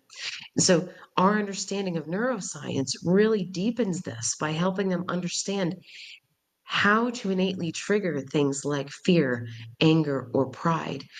And this can be done simply by tailoring information in ways that is designed to increase your heart rate or make you feel something physiologically without even realizing it. And that's really critical. It's this bodily level manipulation that you can do with information. And so the ethical stakes here, I would argue, are enormous, though. And democracies need to be really clear that we will not replicate the coercive manipulation that a lot of other actors embrace, but we also cannot afford to ignore it. And so the challenge really is to develop defenses, norms, ethical frameworks now before our adversaries are able to operationalize a lot of these techniques at scale. And so it requires a balance that I agree, I don't personally have a full grasp on. I don't know of anybody yet who does. And so, yes, we need to understand how influence works. We need to build societal resilience. But in some ways, democracies also need to learn how to operationalize influence themselves in ways that are positive. But we need to do it in ways that are really consistent with our democratic values. And I think there's a tension there that is going to be an ongoing conversation, but I think it's a conversation worth having. And so I'll stop there. Thank you. Dr. Rickley, please.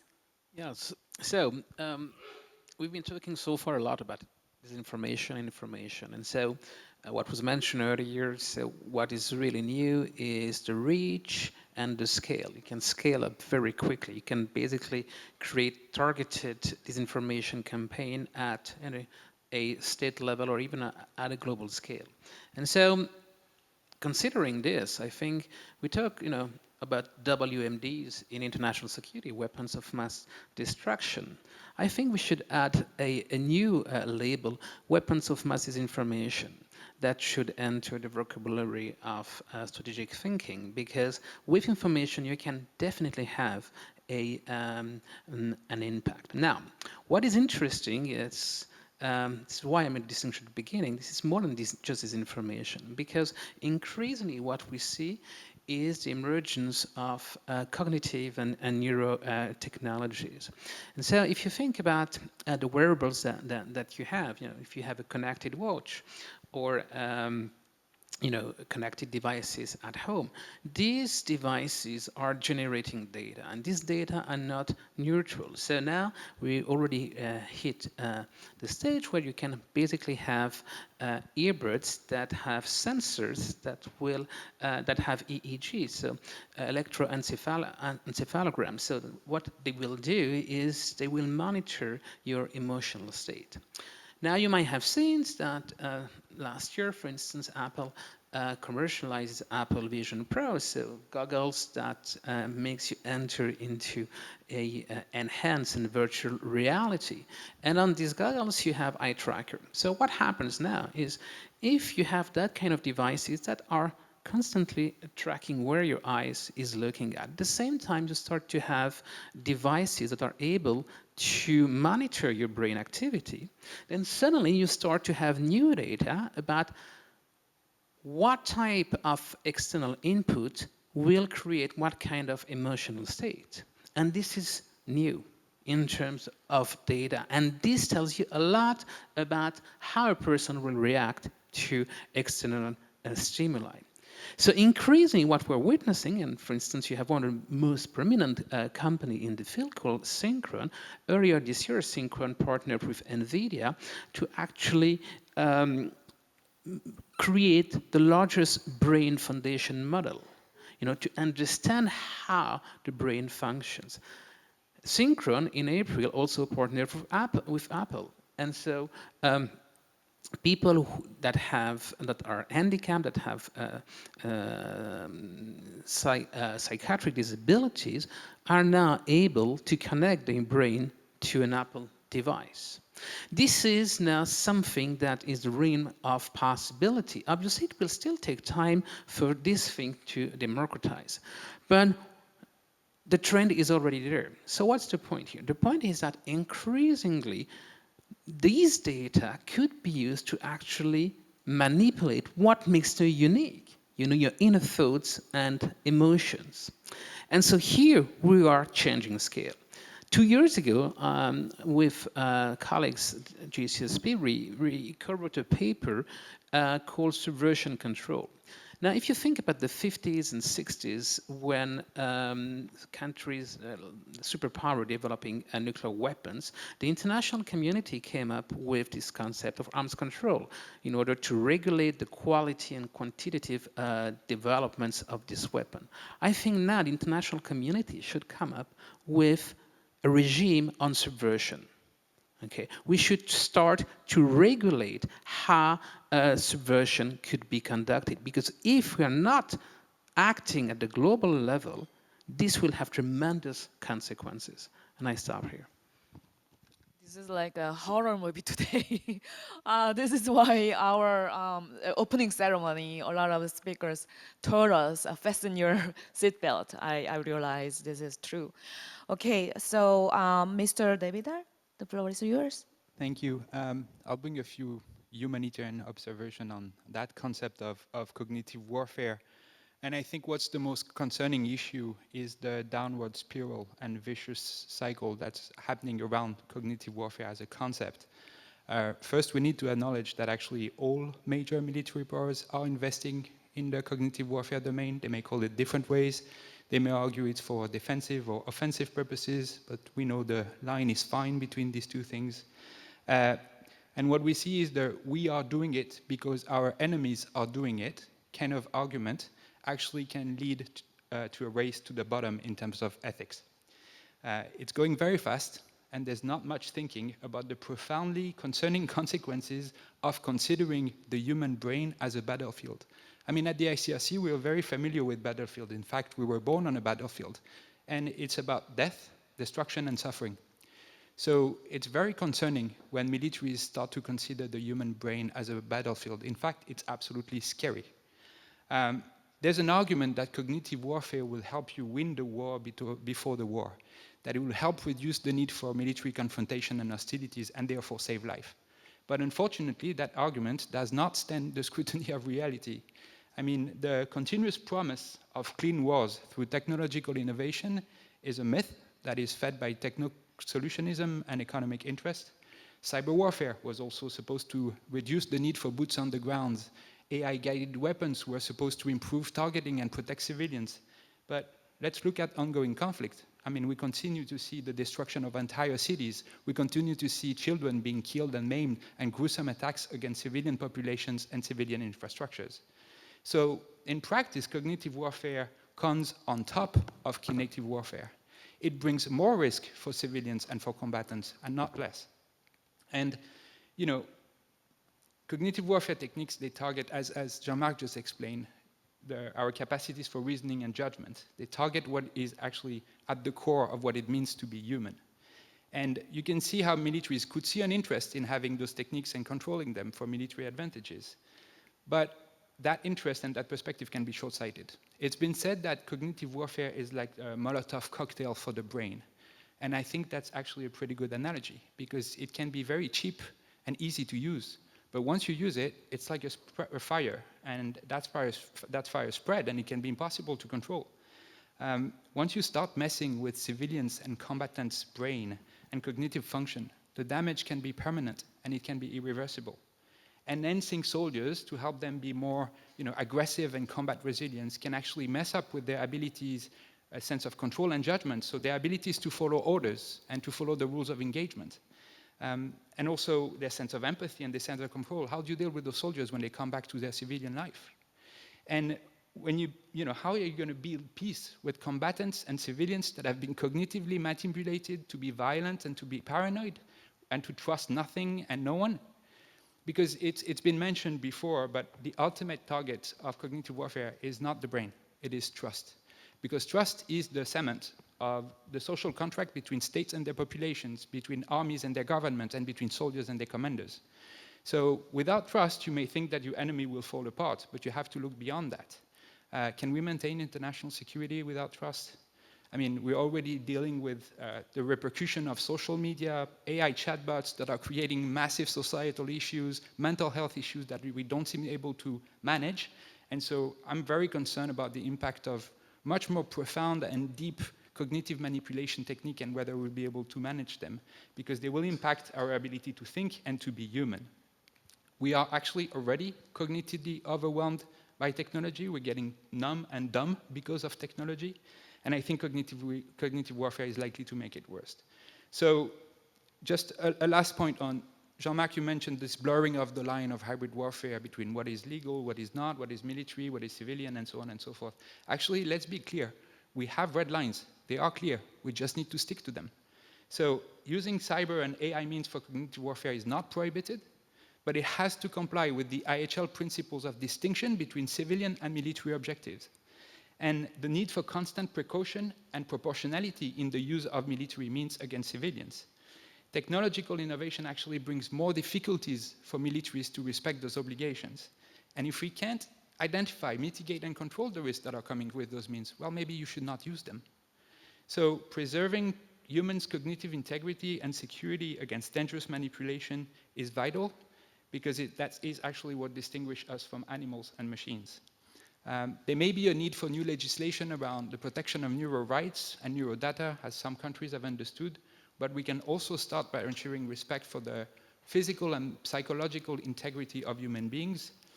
I think overall there's a shocking disinhibition in considering cognition as a mere commodity for tech companies and our brain as a legitimate target for militaries. If we don't find ways to mitigate that innovation race to the bottom, actually the risks for security but also for humanity are very daunting. So we see a lot of investment in cognitive warfare. We see little investment in building the safeguards that we need to mitigate its devastating impact. And I think we need to switch the attention to that. Thank you. Thank you. Dr. Shoker? Thank you so much. And again, such excellent points by my co-panelists. So I would argue that the story of disinformation and misinformation, regardless of how we choose to define it, is actually a story about human security. I think that's one of the themes that I've really been pulling out from this panel, which is that it's a response, or the reason why disinformation and misinformation are such a problem today is because they are symptoms of socio-political and economic disenfranchisement. I think the term the social contract was mentioned earlier today. And regardless of whether or not that perception is accurate, it's still there. That feeling still exists. And so any solution that targets the spread of disinformation or misinformation actually needs to take into account that these may be reactions to what are very real social problems, and that the current skill set as it relates to how we combat cyber operations, war, and in conflict environments actually need to be the solutions that we're looking for are actually solutions that can be deployed also in peacetime and have to do, in fact, with the title of this panel, which is building societal resilience and ensuring that people do not feel disenfranchised from their government. So I think one of the risks of any type of solution-oriented question is that as people who come from the world of policy, we come together and say what we really need is another committee, is another task force. I think we have talked a lot actually about this topic, and I would love to see I'd love to see an expansion basically of what we mean when we're talking about security. And that's why I think human security, which perhaps is not currently in vogue as a term now, really needs to see a resurgence. I think I'd also be remiss if I don't talk about the role of industry in this. I'm actually old enough to remember when technology was supposed to usher in a utopic democracy 2.0. And I don't want to completely disparage that vision. I think in some ways, these technological tools have had very positive effects as it relates to democratization of information and access to information. However, today, many of the ways that we interact with these tools are very individualized, they're atomistic, they are propelling what is sometimes referred to as a crisis of loneliness. And so there are some dystopic implications, I think, when people think about their technological future and whether or not there is a positive vision for them and if they're able to participate. And so when we talk about the design and use of these tools, where exactly is the democracy in the design process itself? And I'm going to quote or paraphrase actually an insight made by Carl Schroeder, a futurist, which is that in industry, when we think about the future and the utopic visions that we are trying to build towards, many of those visions really have not changed since the 19th century. So we're actually building a vision of the past. And so what does it actually mean when we talk about what exactly are we building towards? And is it actually just a desire to hang on to the remaining elements of the international order, or is there something we can actually build beyond that? Because we can't only try and quell the tide, we can't only address the problem, we also have to actually offer something that's positive. So perhaps I'll end there with that provocation. Okay, thank you so much for our panel.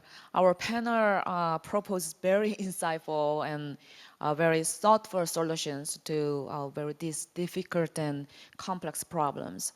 Let me highlight several points. This warfare, cognitive warfare, is not about contest of information, but of meaning. And I feel like maybe I can summarize all our conversation like cognitive warfare is like using enemy's brain in order to defeat and destroy enemy's brain again. So I think brain profiling could be used to design brain attacks.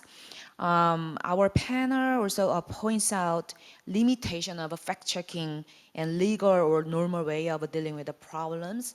And the panel also highlighted the importance of protection of civilians and soldiers from cognitive attacks, interstate strategic communication, a no state-centric approach, and sharing common terminologies, and also warned about over-reliance on AI and human security, and also protection of individuals' medical data. Maybe our brain information would be something like, high secret information about, all of ourselves, human being. Also, all of our speakers expressed great concerns over neural weapons and bioweapons, medical ethics in armed conflict, and micro-targeting using brain or private information.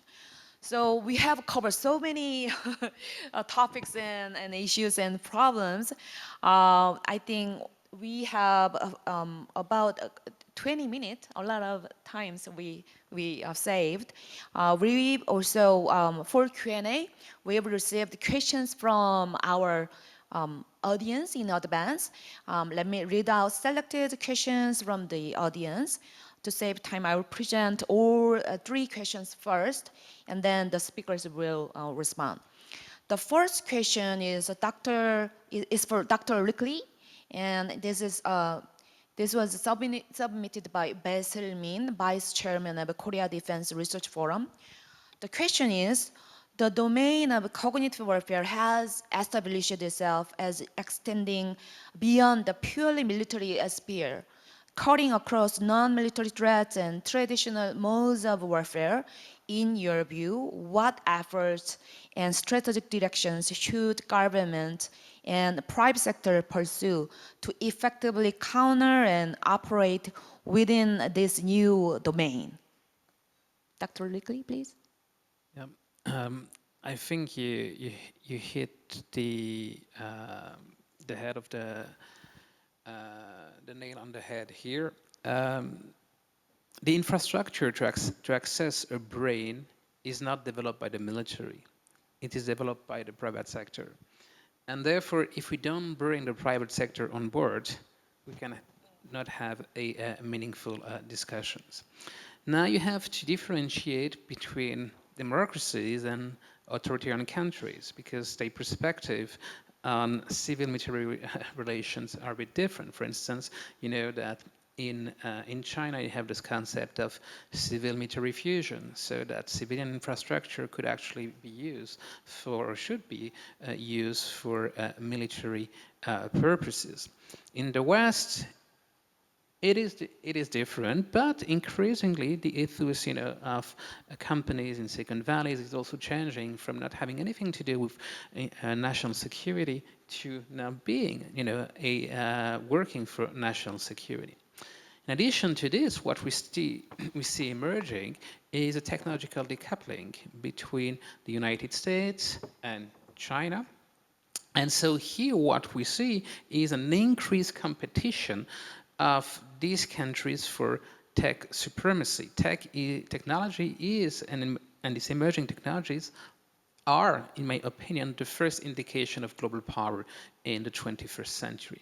Now, if you look at that, what we start emerging is, on the one hand, what I was talking before about, trying to come up with a regime on subversion at the global level in order to reduce the effect of this technology. That can only work if there is international cooperation. But what we're witnessing is actually the opposite direction. The world is getting increasingly polarized. On the top of that, what we see in the West is a very strong competition between the key players in the field. You have only a handful of companies that are owning this market, and what they do, they competing for the same market. And what we start to see emerging now, since the beginning of the year, is trying. Some of these companies are actually, and that is also a policy of the US government, to reduce, if you want, the safety measures that were put in place.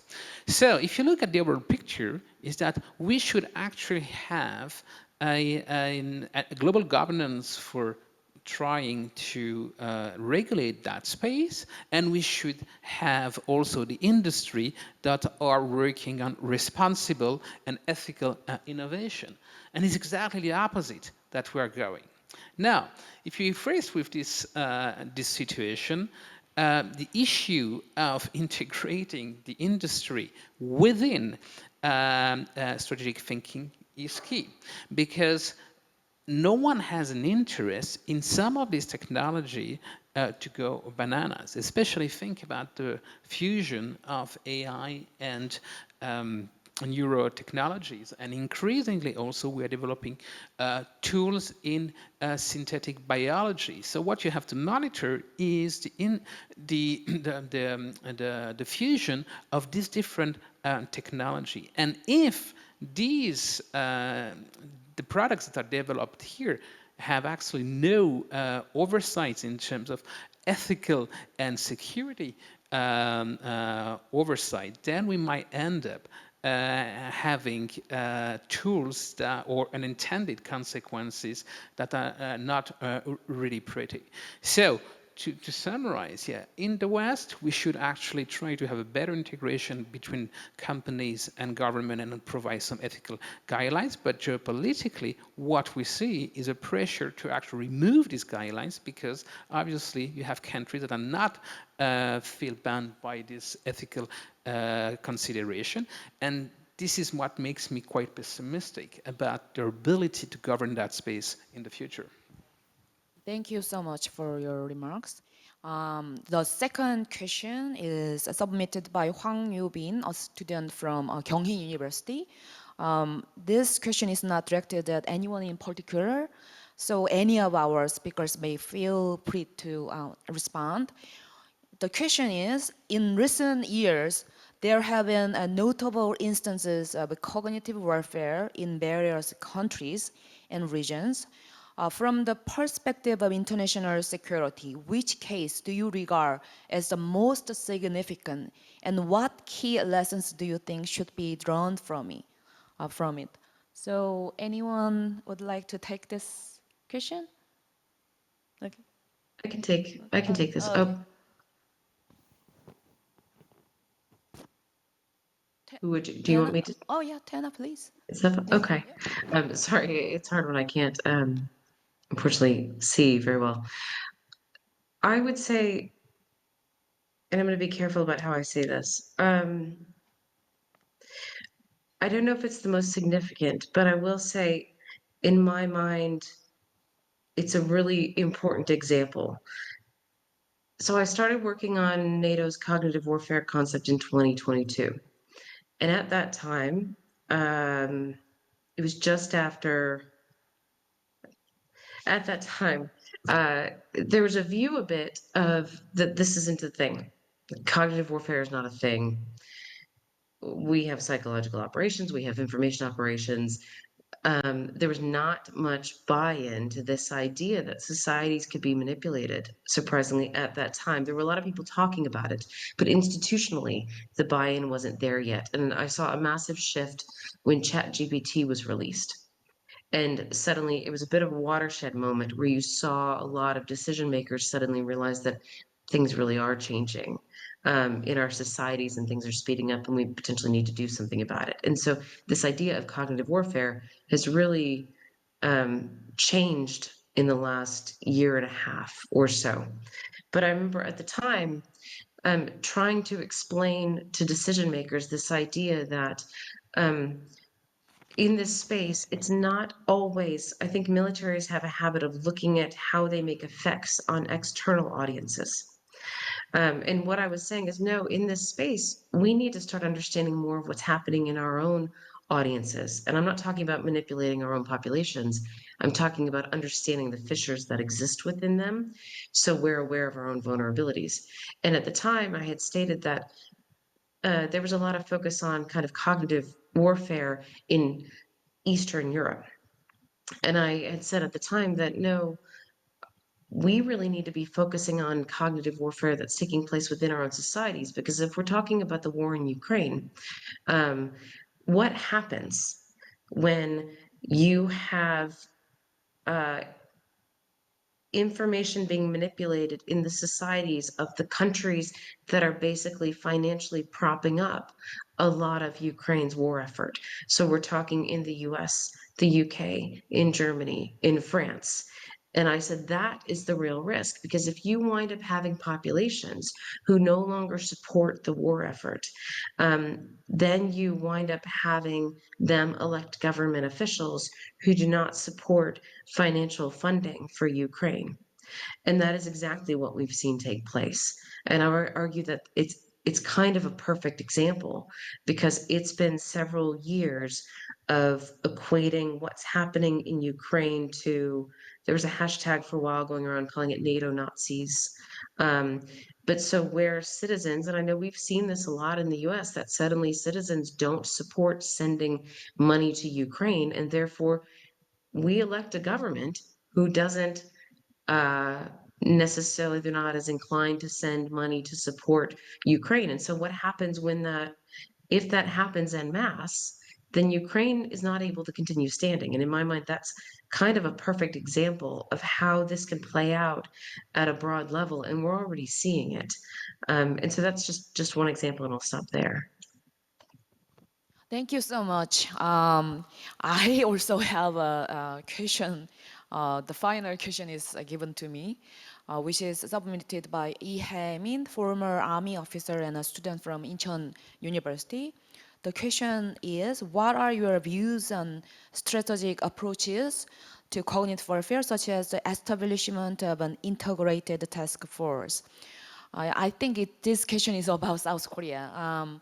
Yes, we needed not just a task force, but a system. Like many other democratic countries, South Korea, where political polarization is particularly severe, we need a strategic communication system to respond to large-scale coordinated disinformation campaign, especially during the times of national crisis. So I think our government should be able to view information threats from a national security perspective, not just about information. So information is the most critical asset, and the government must demonstrate its cognitive superiority. This is why we need SSC system in which relevant ministries and agencies collect and share threat information and define what detected as hybrid threats are, and collectively issue the government's messages and positions to the public and the international community. And also, I recommend our government need to be more actively engaged in strategic communication in the Indo-Pacific region in coordination with other like-minded democratic countries. Any final comments before we conclude? Okay. Yeah, I'd like to make a plea. Yeah. We often hear from government and state as they reflect on solutions to disinformation and cognitive warfare, the need for whole of society's approach. And that's fine, but the plea that we have is that they also find a way to respect and protect the space that humanitarian organizations need to operate. You know, when states talk about disinformation, if it's the enemy doing it, it's disinformation, and if it's you doing it, it's strategic information. But from where we sit as humanitarian, the disinformation of one is the truth of another. And we are often attacked because we don't take sides on those debates, because we are neutral. And states consider sometimes that if we're not with them, we are against them. And if we don't validate their truth and their way of seeing things, then we are on the wrong side of things. But it's very important to understand we are not neutral by choice. When your job is to cross front lines of conflict, to assist people on the other side, I can tell you from experience, it's a very good idea to be neutral. It's actually the only way for you to stay safe and do your job. And so it's very difficult to maintain that neutrality. And as humanitarians, we are increasingly attacked. And there are campaigns of disinformation against us that are threatening the security of our staff and our ability to operate and to do the missions that we have been given by states to do. And so as you reflect on solutions, just a plea from humanitarian organizations, please find a way to protect and preserve the space that we need to operate in line with our principles of independence, neutrality, and impartiality, because that's also very important for international security. Thank you. Okay, thank you for your remarks from the NGO perspective. Okay, Dr. Lickley? Yeah. So I've been working in that space for a while now, and most of the time, the response that I get from people in government when we talk about these issues of emerging tech and how they can be weaponized is, oh, I saw that in Black Mirror, or it's sci-fi. And when you get such reaction, it's over, because people think it's sci-fi and it will not happen. And so, as was said earlier, there was really a turning point with ChatGPT and things started to accelerate. So what is important for governments, I think, is to be really open-minded about the future and investing in foresight. It's not because technology is not mature today that it cannot materialize in the future. And the other thing with cognitive warfare that I hear a lot is, well, neuroscientists do not understand how the brain works, you know, so cognitive warfare will never happen. Think about the invention of planes. Okay, if you look at planes do not flap their wings to fly, but they do fly. All right. So what you have to look at is the function. It is possible to actually mimic some brain function without fully understanding how the brain works. And the point here is that, you know, there might be a tipping point where we may actually have increasing impact on the way people are wired and thinking. And if you do not actually try to think ahead about what will be this implication, then the day it happened, it will be probably too late if we're not prepared. Thank you so much for your remarks. We have one more question from the audience. It's really because we have so bright lights here, I cannot see. Okay. Okay, thank you very much, Professor. My name is J.K. Hyun. I'm DG for International Security, Minister of Foreign Affairs. Thank you for the excellent panel, also for the moderator's work. My question is simple. So actually to build a societal resilience against disinformation and misinformation, are there any suggestions from the floor or among the speakers on the education policy that a government or like whether it's central or local can take? Anybody wants to speak on this issue? Anyone want to respond? Maybe Sarah? Dr. Everyone is looking at me to answer, though I'm not sure that I will have the best out of all my co-panelists. I think I would say that, first off, young people right now are extremely aware that AI can be used to deceive. And you see that on social media platforms because a number of users will actually point to media that is sometimes authentic and say, is this AI? Is this AI slop? And so I think the awareness is actually quite heightened. So it's not as though people are ignorant or young people are not ignorant. The question, I think, is that there has been a real emphasis and a real push to advance AI literacy and to also push these tools into educational settings so that young people, students, and increasingly young professionals have direct access in their day-to-day with these tools. And yet, I think the puzzle remains, which is that despite this heightened awareness and despite the fact that we have the most connected, we live in the most connected era of our time, we still see massive public distrust in democratic institutions, and also, I think, just a shift in the normative climate of democratic societies worldwide.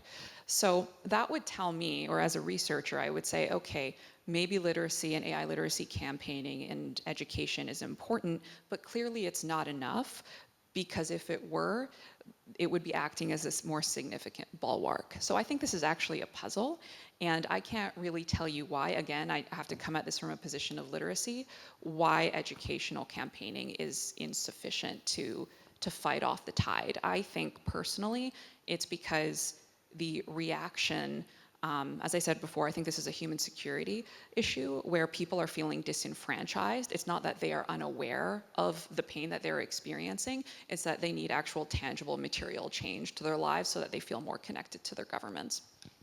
Okay, well, it's time to wrap up our session. I'd like to express my great, sincere gratitude for our panelists for a very provocative and absolutely intellectual discussion for today.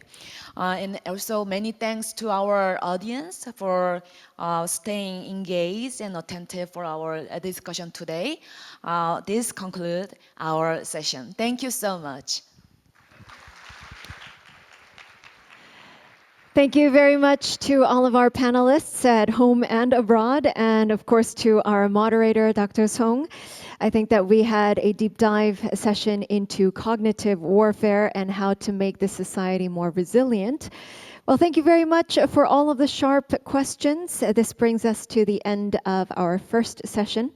And I think that with that, we deserve a little bit of a break and some lunch. So we will break for lunch and start session 2, Emerging Technologies and the Threat Landscape, Persistent Security Threats, at 2 p.m. at Korea Standard Time. So ladies and gentlemen, please do enjoy the break, and I will see you for session 2. Thank you.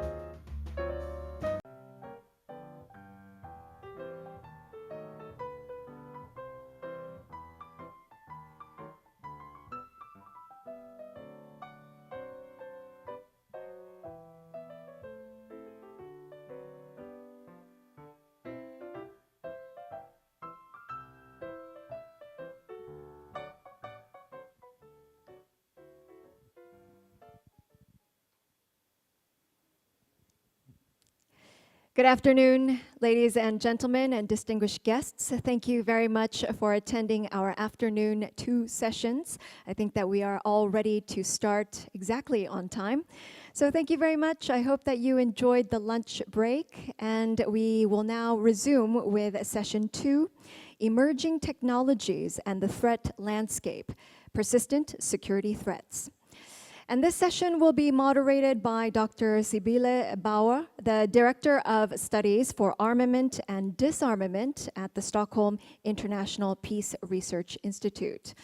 And to be more efficient, I believe that I will now hand over the floor to our moderator. Please.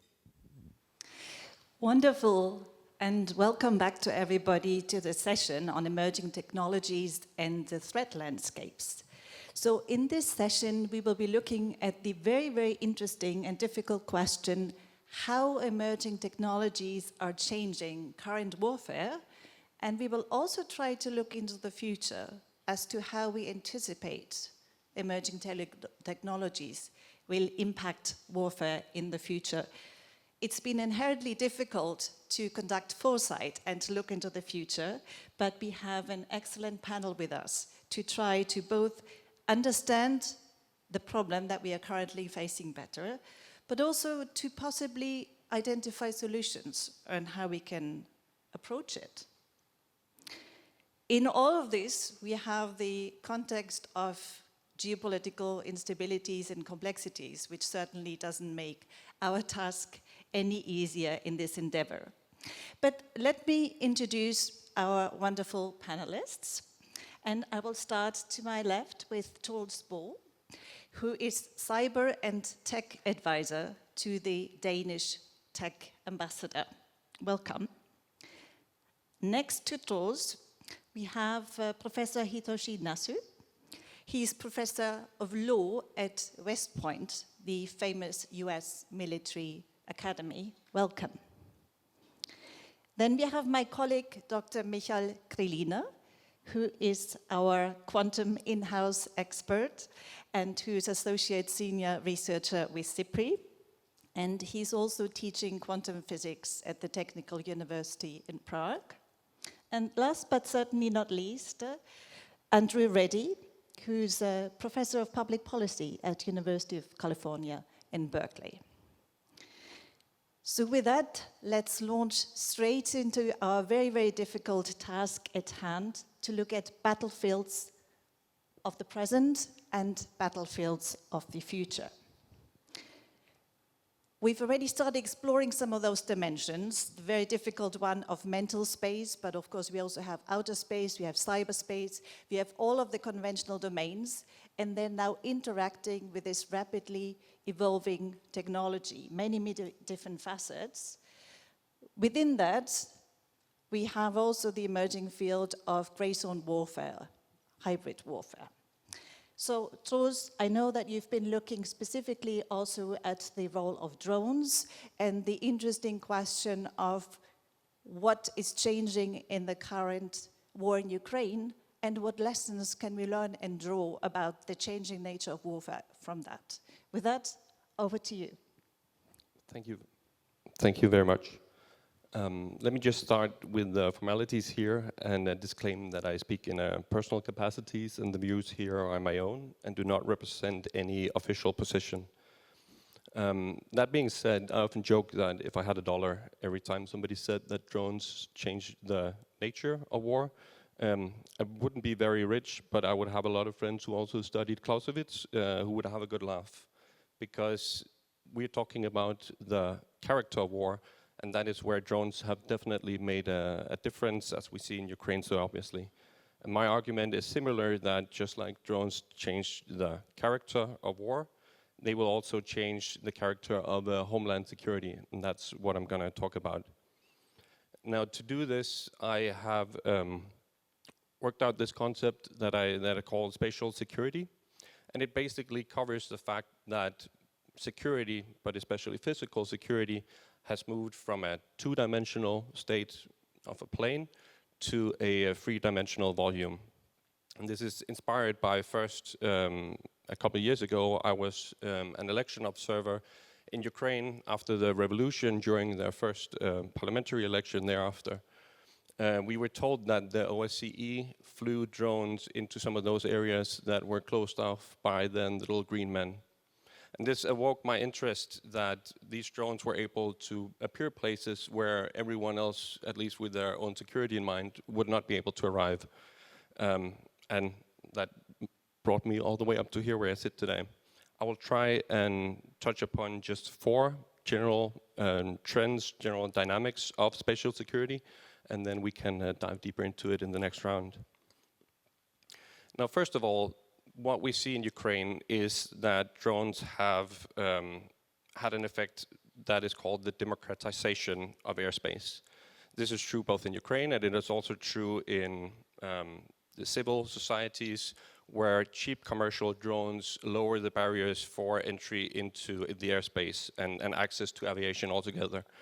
This is understood as today drones have a very small footprint. Not many years ago, if you wanted to do aviation, you would need a state budget, a huge logistical footprint, and training and an organizational structure. And today, all of this fits into the backpack of one person. So it's very accessible altogether. And also the mere fact of the way the airspace simply works as a domain is that it's very difficult to build physical structures in the airspace, which again, hence makes it so that anyone who has the capacity to it, and because of these popular drones, basically anyone with a couple of dollars in their pocket have the capacity to participate in airspace. They can do so regardless of their intent. So that is the democratization of airspace. Next, we have the technological game of cat and mouse regarding counter-UAS operations and capacities. This is a place where, for example, NATO countries for decades have neglected air defenses, but it's also a place where there's a vast difference between working in war zones and in our civil societies. But even so, still, the technical development of the drone capacities are way ahead of the trying to catch up counter capacities. Detection, enforcement is uneven. Kinetic, taking down our drones is not possible in populated environments. Electronic warfare is not feasible in an environment where you're concerned about disruption of electronic communication and so on. Not even to mention, like, do you want to bring down a drone that is hovering above a crowd of people unknowing its intent or its purpose? And because there is so limited enforcement opportunities because the counter-UAS capacities are lacking, it also means that there's no effective enforcement. And there's a school of law that sort of says that if you don't have any effective enforcement, rules suddenly become guiding principles. And this is a necessary thing to understand as to why the spatial security is, I think, an emerging trend. Because this brings us to the fact that with this technology, the cheap and commercially available drones, they challenge states' supremacy and sovereignty in the lower airspace. Drones, they can appear anywhere within an open volume, the biggest one being the outdoor sky. Just a couple of examples. Some years ago, Bloomberg wrote about that drones were being used for industrial espionage, surveilling and peeking in the windows of a law firm in Copenhagen on the 11th floor. They might not have closed their curtains, but they didn't expect that somebody would have access that far up. So this is again that drones can appear anywhere. There was also, because of this, that they can appear anywhere, they makes us vulnerable to the hybrid and the psychological warfare that the previous panel talked about, and it plays very much into this, the uneasiness, the unknown element of an unidentified drone. The uncertainty makes it difficult to attribute drones to any actors if you cannot catch the operator. For example, again, just an example, some years ago, just after the second invasion of Ukraine, in Sweden, there were suddenly unidentified drones appearing over nuclear sites, several nuclear sites at the same time in Sweden, over their royal castle, and it was impossible for the Swedish police to apprehend the people who operated these drones. So it says that even very critical places of infrastructure and places of cultural relevance, it's very hard to actually do something effective about these drones.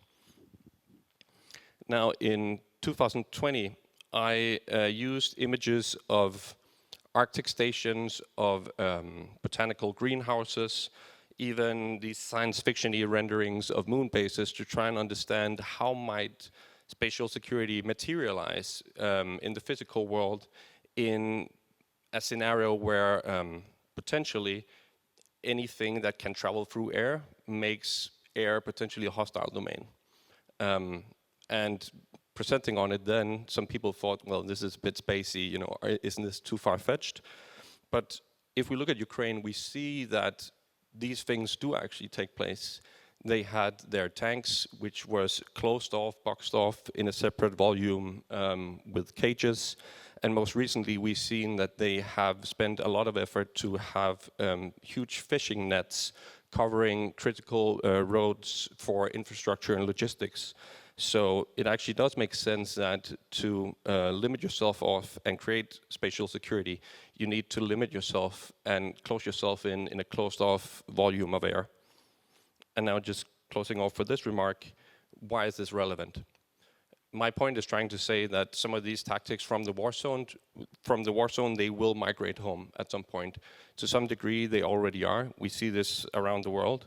But also just knowing that because drones are so accessible, anyone can take a copy of a site in the drone warfare playbook, and even kids can penetrate military airspaces. So imagine what a intentionally malicious actor can do. And again, this is already happening. There's reports of Russia spying on military transports to Ukraine. In Denmark, we have had spottings of drones 100 kilometers out at sea near oil drilling sites, and so on. So this is just to say the reason why we need to focus on spatial security is to understand the trend that is slowly moving into our civil societies and to build the preparedness, both the psychological preparedness and the doctrinal preparedness to start addressing these things. Thank you very much, Troels. To help us better understand the problem and the many challenges that we are facing, let's take the next technology area that we all also concerned about, which is artificial intelligence. So I'm going to take Andrew next. Please walk us through the challenges that we are facing in this realm. Perfect. And before I begin, just a big thank you to the organizers. It's been a pleasure to come out here from Berkeley. Just at the outset, as we think about the current and future battlefields that we find ourselves facing, it's important to recognize that we're something like halfway between trench warfare that we would very much recognize from World War II and this kind of science fiction story that we're telling ourselves about the interaction of these emerging technologies in the military. And so I'll focus on AI technologies, some old, either described as GoFi, good old-fashioned AI, or indeed some use cases that were not AI, but now are AI so that they get funded. And then also some new use cases. And for the purposes of this part of the presentation, I'll also focus on technologies that are already here, already developed, deployed, and in some cases used by militaries around the world. If we want to talk about where things are going 2, 5, 10 years ahead, we can do that as well. So the first kind of use case, and indeed I think it is useful to think about this technology set in terms of its use cases, is really around situational awareness, where actually there's where a lot of the action is, despite our kind of unwavering attempt to focus on killer robots and engage in the lethal autonomous weapons conversation. ISR, intelligence, surveillance, reconnaissance, really is where the action is in terms of both the sensors that we're able to put on increasingly exquisite platforms, whether they be in space, in high altitude, undersea. That's one of the things that's really driving particularly strategic stability risk. And so there, for that particular use case, we've got signal detection algorithms, anomaly detection algorithms that have been around for a very long time to make determinations. For example, something hot moving at 11.2 kilometers a second is leaving Vladivostok. That gives us a decent sense that it might be an ICBM. Also, more recently, cyber defense has been entirely transformed by addressing some of the lower hanging fruit in terms of the vulnerabilities that we have as attack surfaces on our networks. And so these types of use cases really aren't problematic and have been around for 7 decades at this point, at least in the US context. What is maybe a little bit new and interesting and leading to some kind of concerns are kind of decision support tools, both kind of at headquarters and also at the edge. One of the things that warfighters or soldiers often tell me when I talk to them is that you can keep your AI, just get my email to work, that would be great. And so That's kind of their sense of it, but it is the case that we're increasingly looking at these decision support tools as a place to leverage some of these AI technologies. And the first kind of basket of activities is around logistics, predictive maintenance, really trying to drive up the efficiency inside of military context. And then you kind of, once that kind of relatively mundane use case is taken care of, now you can do more interesting things. Like, for example, creating courses of action, asking questions like, if my adversary does X, how should I be responding? Or if my adversary has done X, what is the likely next Y? And so getting a kind of a sense of almost a war game in terms of adversarial dynamics. There are limits, again, we can talk about this later as a war game designer, to kind of using AI tools inside of these contexts, but that's certainly somewhere where a lot of militaries are very excited about either AI as players inside of war games, developing strategy, doctrine, and then also thinking about AI as architecting games for players themselves. And so I'm happy to chat about that later on as well. You can also imagine various different cases in terms of research and development applications. So certainly one of the things that we worry about in terms of non-state actors is the proliferation of CBRN capabilities, and you can imagine various different use cases for AI tools in the conventional space, and then also in other military technology spaces as well. And then the last kind of decision support use case I'll talk about is targeting or dynamic retargeting. So you can imagine all sorts of cases in which you might want to have a tool that very swiftly moves from one target to another upon one target being neutralized, or providing you with targets to carry out your military actions. And we'll talk about it, I think, towards the end in terms of one of the questions that came from the audience. But that's a use case that a lot of policymakers were very excited about around 2021 and 2022 that I did some wargaming around. And then finally, the thing that actually does take up a lot of the oxygen that I mentioned before. So these kinetic applications, lethal autonomous weapons. If you're struggling to sleep this evening, you can go and watch the Future of Life Institute's Artificial Escalation. Have you guys watched that? Yeah, that's a good one. Inside of this video, there's a dynamic in which a soldier is effectively being provided with recommendations and is unwaveringly effectively saying, yes, I will do that. Yes, I will do that, based on the recommendation being provided by the AI tool. That kind of automation bias is something that we're really worried about in terms of actually putting some of these AI tools to the warfighter as they're kind of making decisions. Now, one of the major challenges we have when we think about kinetic applications and decision support is what data is actually going to be underpinning the model as it's providing these recommendations. Indeed, the data for conflict is atrocious. The best data we have actually comes from SIPRI, arguably. But things like the Correlates of War data set is incomplete and coded by graduate students. And we have very few empirical examples, particularly as you move up the escalation ladder. And so I'd certainly question pretty hard if you had a model that was suggesting to do things like, for example, conduct a cyber attack, perform a nuclear threat.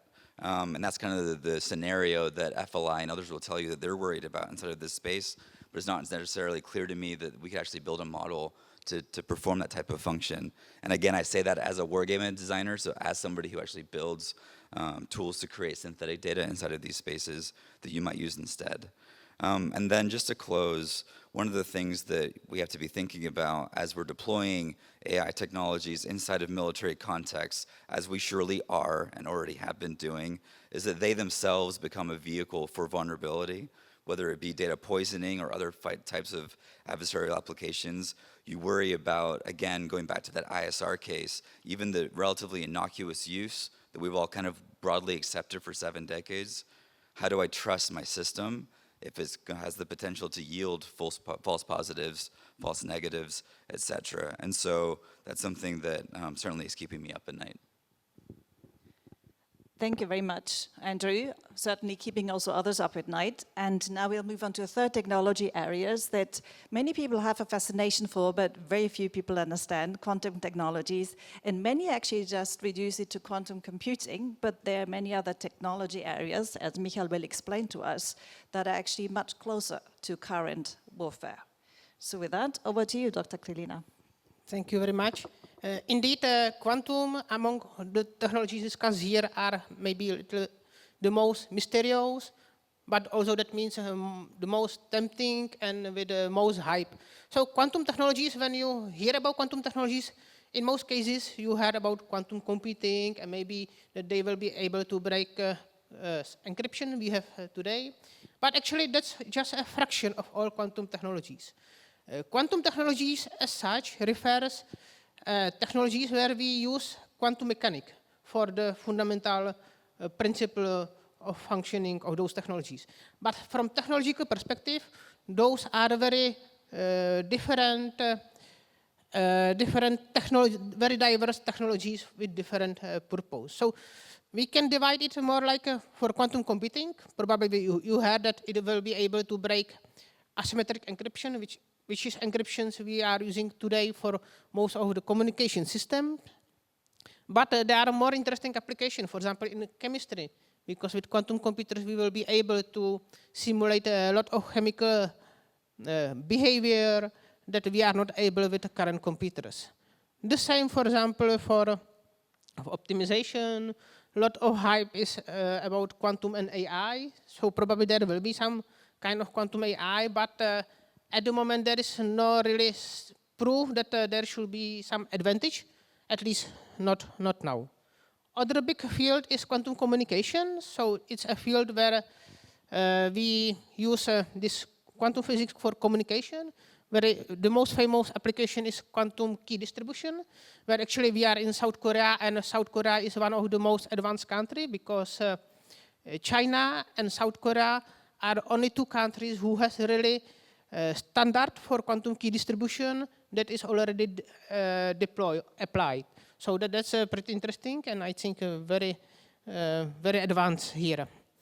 And at the end, we expect that quantum communication will lead something we call quantum internet, where we will have more services, including much more distribution of time, because the last part, quantum sensing and metrology, can provide so precise source of timing that current technology is not able to distribute so precise timing.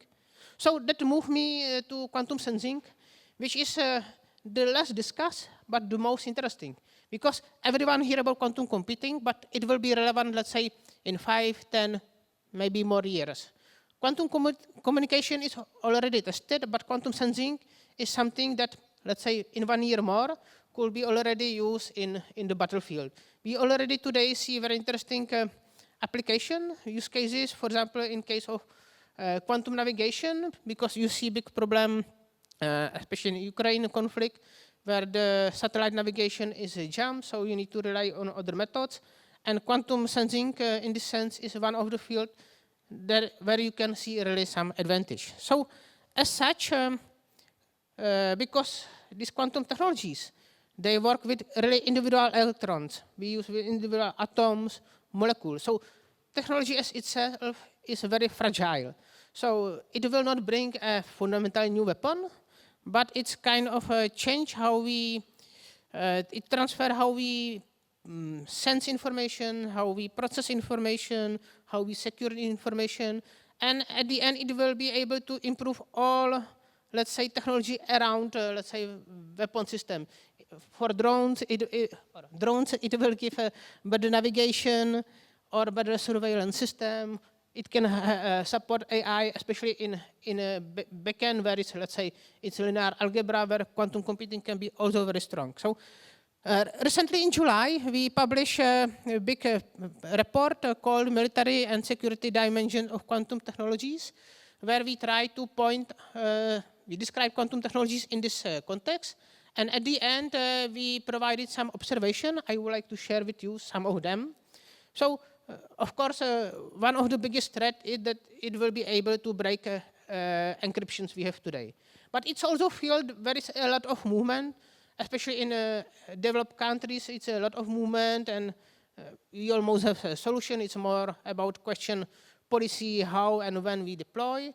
But it could be issue in case of developing countries, where if they will be too slow in deployment of let's say, quantum safe technologies, they could there could be created an asymmetry in cyberspace where, let's say, advanced countries with powerful quantum computers could read their, let's say, classified information that use old cryptography that can be broken. Also, the case of the navigation, it's a very interesting advantage. But for example, for that, something we call magnetic-aided or gravity-aided navigation, we need global maps of the Earth with magnetic anomalies or gravity anomalies. Then we perform local measurement, and then we are able to calculate your absolute position. So these mappings of the Earth are going to be a strategic asset, and you can obtain it primarily from the satellites. So who has satellites is going to have a big advantage in this sense. In general, quantum technologies are, I would say, naturally dual-use technology, because from the beginning, I started to be interested in quantum technologies already 10 years ago, and already at that time was a lot of discussion how it could be used for defense, especially in case of sensing, because quantum computing was pretty far away. Other issue in quantum computing, quantum technologies in general, is supply chain. It's very similar for especially classical computing. We need some rare materials. Typically, a lot of quantum technologies has to be cryogenically cooled, so we need a lot of helium-3, which is just a byproduct of nuclear weapons. So you can imagine it's pretty rare material. Also, one of the point I would like to highlight that quantum technologies are quite an interesting field where you have very strong dynamic between fundamental research, applied research, and commercial development. I have never seen any other field that will have so strong dynamic between different fields, especially if there is a strong element of fundamental research. That's pretty unusual. And at the other end of the spectrum, there is still, let's say, lack or under-research field of the implication of quantum technologies for security. What we are doing SIPRI, but in general, is very underestimated and under-researched. And the last point I would like to highlight is, at the moment, discussion is, okay, quantum computing for good, quantum technologies for military, but in, let's say, mid to long term, we have to start discuss how quantum technologies, when it will be cheaper and more available, how it could be misused or abused by non-state actors. Especially in quantum computing, society tends to overestimate in short term and underestimate in long term the impact. So it's really necessary to go deeper, try to understand how it could be used for good, but also how it could be used adversary. And yes, that's for the introduction. Thank you. Thank you very much, Michael, for this crash course into quantum technologies. And now over to you, Hitoshi, to round us off. I know that you've looked a lot into the whole range of emerging tech, but also specifically hybrid warfare. Thank you. Let me first of all echo the gratitude to the conference organizers, particularly the Ministry of Foreign Affairs, for the kind invitation you extended to us. This is my first trip to Seoul, so I very much appreciate the opportunity. The second, I have also a disclaimer to make. I'm speaking in my personal capacity today. The views I express and share with you today are mine alone and do not necessarily represent the views of the US government, Department of the Army, or any other institutions I'm affiliated with. So with that note, let me turn to our agenda, the hybrid warfare, but also building upon what our panelists already spoke about. So certainly the introduction of modern technologies in the battlefield is changing the characteristics of warfighting. It does not necessarily change the nature of warfighting. The nature of warfighting remains the same. It's always lethal, brutal, it's destructive, and necessarily cause casualties, both among civilians and service members. That's the nature of warfare. no matter how we change the way in which we fight, that nature of warfighting remains the same. But technology is changing. The way in which we fight is certainly increasing the speed and tempo of warfighting. Mr. Bo talks about the widespread use of low-cost drones, and those are combined with the high-fidelity sensors and the big data analysis run by artificial intelligence. Combination of those technological capabilities is certainly increasing the speed and tempo of warfighting and reshaping the landscape of warfighting. The defense leadership and military commanders are keenly studying what is going on in the battlefield, whether it's Ukraine or Gaza.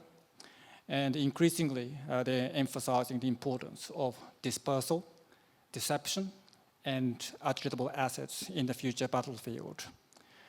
And on that understanding, various efforts are underway currently to explore various technological and doctrinal solutions in each of those areas. But the military does not have a monopoly over modern technology. As Mr. Bo also alluded to, this modern technology is also readily available to the public, the ordinary people. And that means that the modern technology is increasing the ease at which individuals can commit an act of violence with far greater destructive effect than ever before. It is a combination of these factors, the technological capabilities and easy access to those capabilities amongst individuals and public that are creating conditions that enable malicious actors to exploit socio-technical vulnerabilities in our society in the form of hybrid warfare. So in my previous publications, I identified three conditions that make hybrid warfare effective. One is the technological capabilities. Second is the use of militia, proxy or surrogate, what are the non-state actors. The third condition I identified is actually target the state's commitment to the rule of law and government accountability. And because of this third condition, the democratic countries are particularly vulnerable to hybrid threats. That is because the various legal and policy constraints they impose themselves upon themselves necessarily limit their ability to flexibly develop and escalate their response measures against hybrid threats. So one of the biggest challenges, as I see it, relevant to this session, is that if the technologically enabled hybrid threats continue to yield successful outcomes, as they currently appear to do, this would potentially create a downward spiraling trend, and more states and more malicious actors would continue to be incentivized to use these particular tactics against us. So that's the challenge I see it. Thank you very much. So we've heard a lot about challenges and problems that we face. Let's move on to solutions and suggestions of what we can actually do about them. There's certainly always a room and scope for private sector involvement, but we also need international collaboration, and I'm sure you also have other suggestions. Let's stick to the same order and hear more about solutions. I know that the Danish government also has been at the forefront of looking at these issues, so over to you, Troels. Yes, thank you very much. Beginning to answer this, what do we do about it? What can be done? I think it's important to know the distinction between trying to solve the problems, the challenges in wartime and solving them in peaceful societies. Because in war, as we see in Ukraine, you throw everything and absolutely everything you have at a problem, but that is not feasible in peacetime. In peacetime, we have regulations, as I said before, electronic communications, we don't want disrupted, and so forth. So in peacetime, the drone is a perfect vehicle for a hybrid threat. And it is that because of several reasons. One thing is that in peaceful societies, and I worked both with drones academically, I worked together with people in the Danish police, and I worked in the Danish aviation agency. So I've come across this problem from a lot of angles. But in peaceful societies, the responsibility to address drones and to even try and counter them or to find the operator falls between a lot of different actors. And it's actors that have very different cultures, such as the military, which has a very a special culture, and it's also a culture where information does not always flow both ways. And then to a civil aviation, which understands themselves as something completely separate from the military domain. So already there, it's important to know that we need to break these silos down between these actors and between these cultures. That can be done by understanding that, first of all, for example, the aviation, they work in safety. We all are very happy they do, because aviation is an extremely safe form of transportation, but they're not so concerned with security of policing and of enforcement. But these two does not work in isolation when we talk about drones. They need to work together to address the threat from drones in our peaceful societies. So we can break down the silos by making sure that we make tabletop exercise. I've heard like red teaming and having exercises mentioned before. And we need to do it ahead of any critical event so that we're able to have doctrinal approaches, procedures, responsibilities divided, and also even just to appoint and designate the critical areas that need special protection towards this threat. Then there's also doing these exercises and actual going into reality, trying to make real life scenarios of how this would work between both the civil, military, and law enforcement. In the States, I have a sensation that the Pentagon has realized that for their drone operations and testings, the FAA is a bottleneck because it's a universal problem. And it seems that the Pentagon is trying to really hug the FAA and make them become more within the military domain. And I think that that is, to some degree, very effective approach. Then also support efforts for international standards. Just tomorrow I'm flying to San Diego, where Interpol is doing a drone counter exercise to sort of show what things work, bust some myths, and maybe call out some snake oil salesmen. But it's important to support this work. And then also to understand that even unarmed drones can still be dangerous. So this is not just a problem that we can pretend and isn't there and then it'll go away. Drones unarmed can still be used for espionage. They can collect intelligence. They can do targeting, or as I mentioned, surveil transports of different goods to the front lines. But even it doesn't have to be active. You can fly a drone in through an open window and place a microphone. I did a little field test walking around a day in Copenhagen, and our parliament is a very old building, it's a very old castle, and it's not very well air-conditioned. So on a hot summer day, a lot of the windows there are open. And I think that is important to realize that, again, the spatial security concept, where you have to close off the volumes of air so that drones cannot enter through them. This is the mindset that needs to happen across these silos.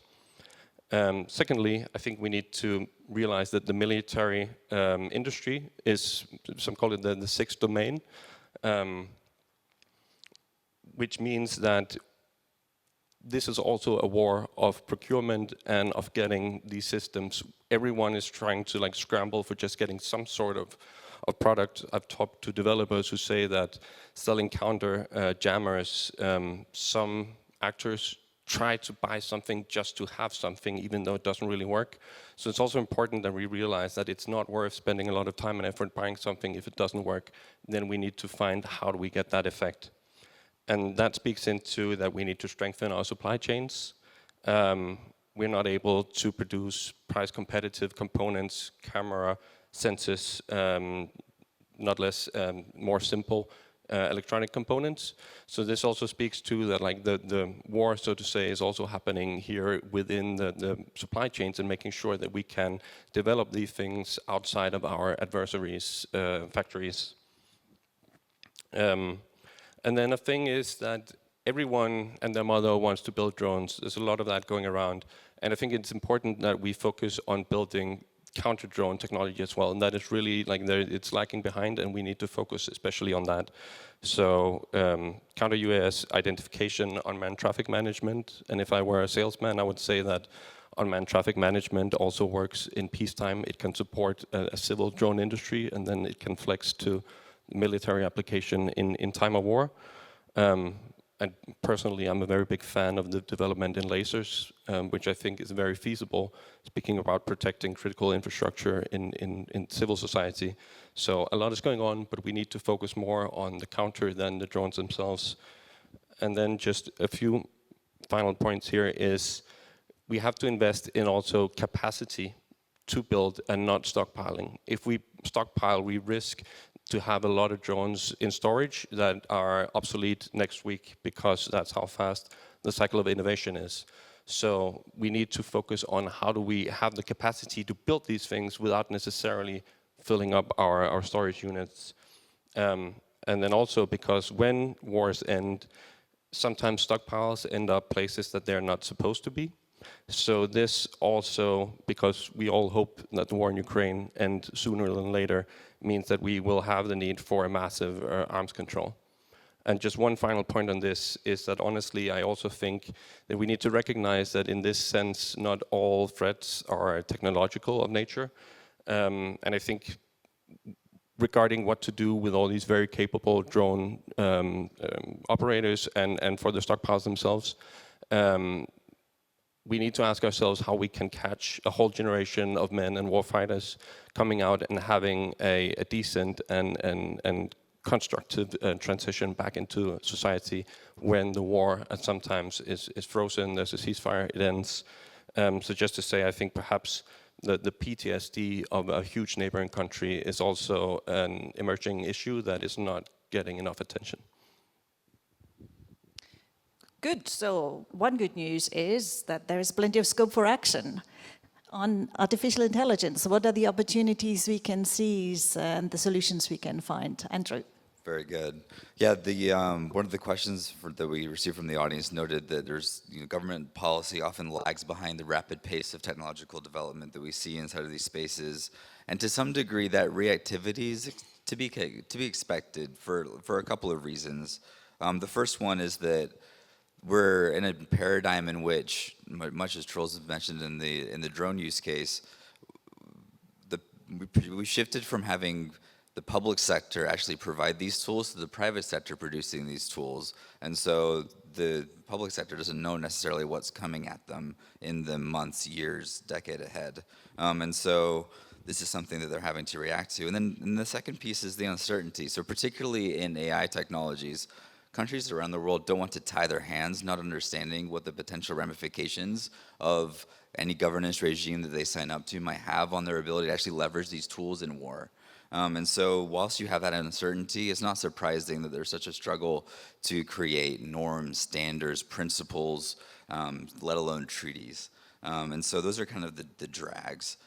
With that said, I think a lot of us in this room would like to see a lot more than what's happened inside of the CCW, the GG laws process. And there have been a couple of different arguments made in the field. I've got colleagues who are big fans of creating a new international organization to deal with AI governance concerns. In this environment, I don't think that's particularly likely, unfortunately. You also have various different ideas around creating compute governance mechanisms and tying it into export control regimes. Though I'm not entirely sold at the idea that compute's the thing that you actually want to govern inside of the AI space. I think where I've tried to make an argument in the past is thinking about how to best leverage those international organizations that already exist, one, so you have to start from scratch, and that two, tend to have a technocratic nature rather than a political one, understanding that division's a little bit imperfect.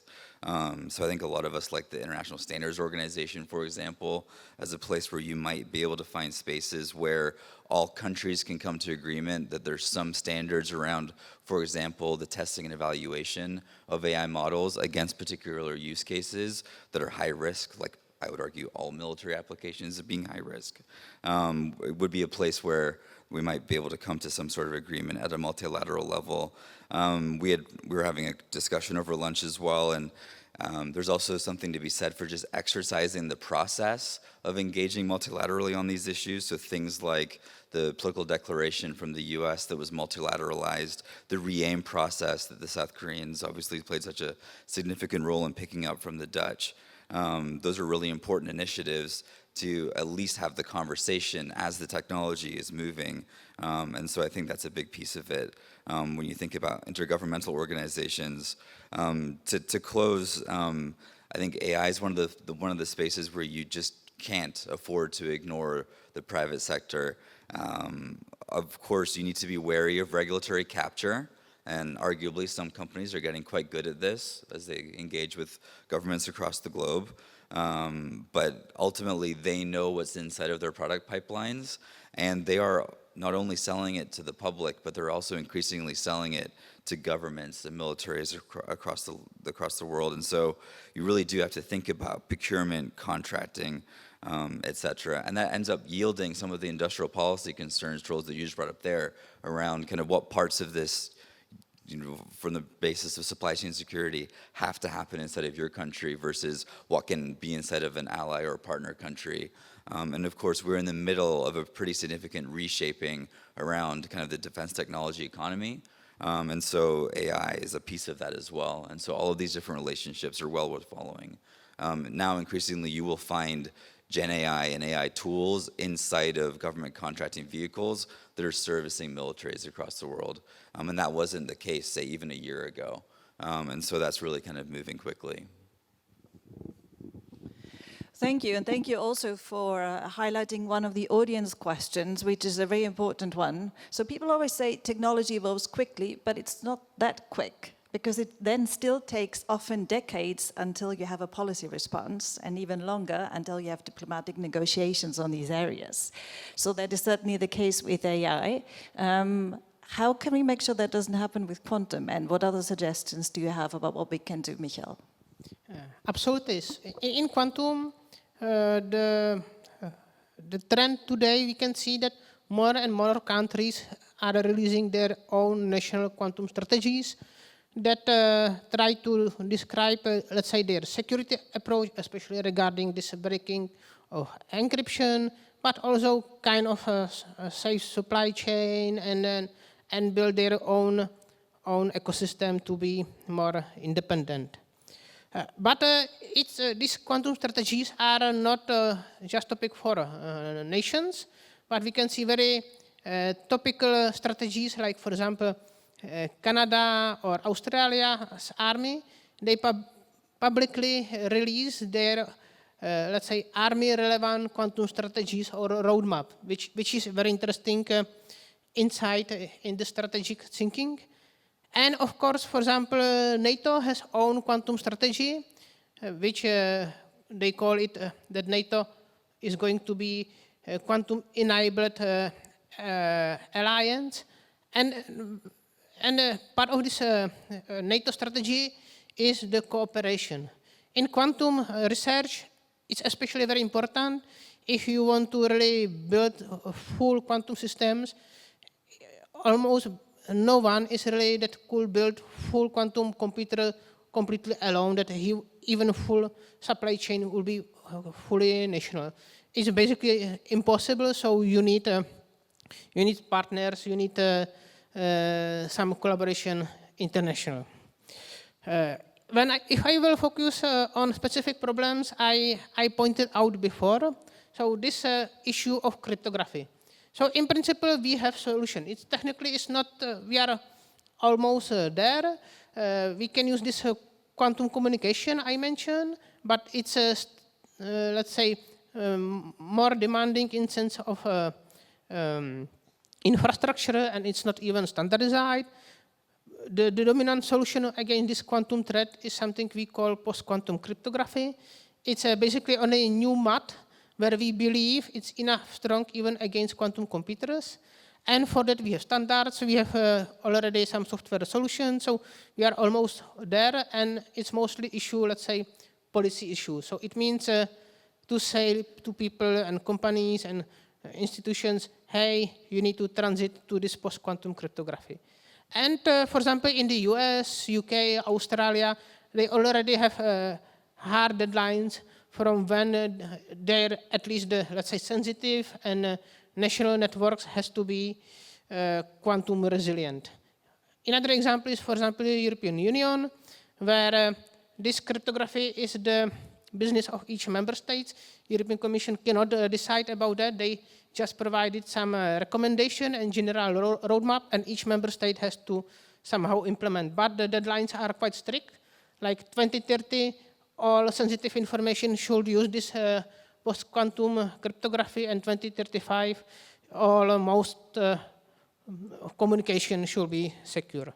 But I specifically mentioned that those developing countries can be slower. There is no other way than really help through some regional organization or alliance, or through UN. And for example, UNIDIR is already doing activities in this direction. From the perspective of dual use, there are already some measures in action. For example, export control. Some of those export controls are quite general, and they automatically, for example, catching the cases of quantum sensing. For quantum computing, there appear different export controls, sometimes reasonable, sometimes not reasonable. In general, there is no agreement between, let's say, policy people and researchers, because, of course, immediately when you put a restriction, it's slow down the development, but that's the case.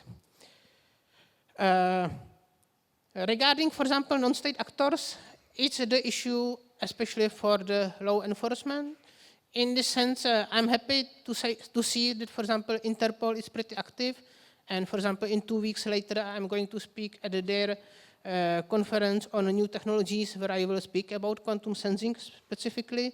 So they have some basic knowledge, and really interested how it could be used in their advantage, but also how it could be used by adversaries. At the level of research, as I mentioned, some research on impacts to international security we are running at SIPRI, but still it's a pretty underestimated research, and I just can encourage, especially at national level, that it's pretty important and not fully understand, because there is still a lot of space how quantum technologies could surprise, and we should be at least at some level aware what's possible and what's not possible. So at the moment, that's all. Thank you. Thank you. And then you are a professor of international law, and international law has a lot of a role to play in this field. And that was actually also one of the questions from the audience. What role can law play in regulating these emerging technologies? But I'm sure you also have other suggestions as to what can be done about all the challenges that have been outlined so far. Over to you. Sure. Yeah, I get asked this question a lot, how the emerging technologies can be regulated within the framework of international law. My answer is always this. The law is a useful instrument to manage relationship between people, between nations, between other actors. It's a very useful instrument to manage relationship. It's not a useful tool to regulate technology. There are some limited areas of law that deal with the technological regulations, such as the intellectual property law and the trade restrictions and so on. But still, it is being used to manage the relationship about a person using, for example, in someone else's intellectual property. So it is about managing the relationship between people or between nations. I'm really troubled whenever there's an issue or emerging issue. Non-lawyers always think that the law can provide answers. Lawyers can help them. As a lawyer, and I study various literatures, some written by lawyers and legal scholars as well. The law cannot really provide a solution in many cases. If there is any challenges, as we see, as we just heard from 3 excellent panelists, there are various technological challenges, but only the technology can provide solutions. Law cannot provide solutions to it. And we also have to remember we are living in the moment when the value of international law is increasingly challenged. The normative foundations of international law are increasingly being compromised. That's the current situation. The United Nations, as an important part of international law, serves its purpose to manage 20th century conflicts. There's a big question we have to ask about whether the United Nations is actually fit for purpose to manage 21st century conflicts involving the use of many of those different technologies we just discussed. I certainly am of the view, but also I learned that many others are increasingly taking this view that the United Nations has become irrelevant to deal with a modern day conflict. Then we have to ask the question, does the United Nations, or is the United Nations going to transform itself and adapt itself to manage the 21st century conflict? Or do we need an alternative new institution to manage it? Or perhaps we go by without relying on any international institutions? The answer remains to be seen.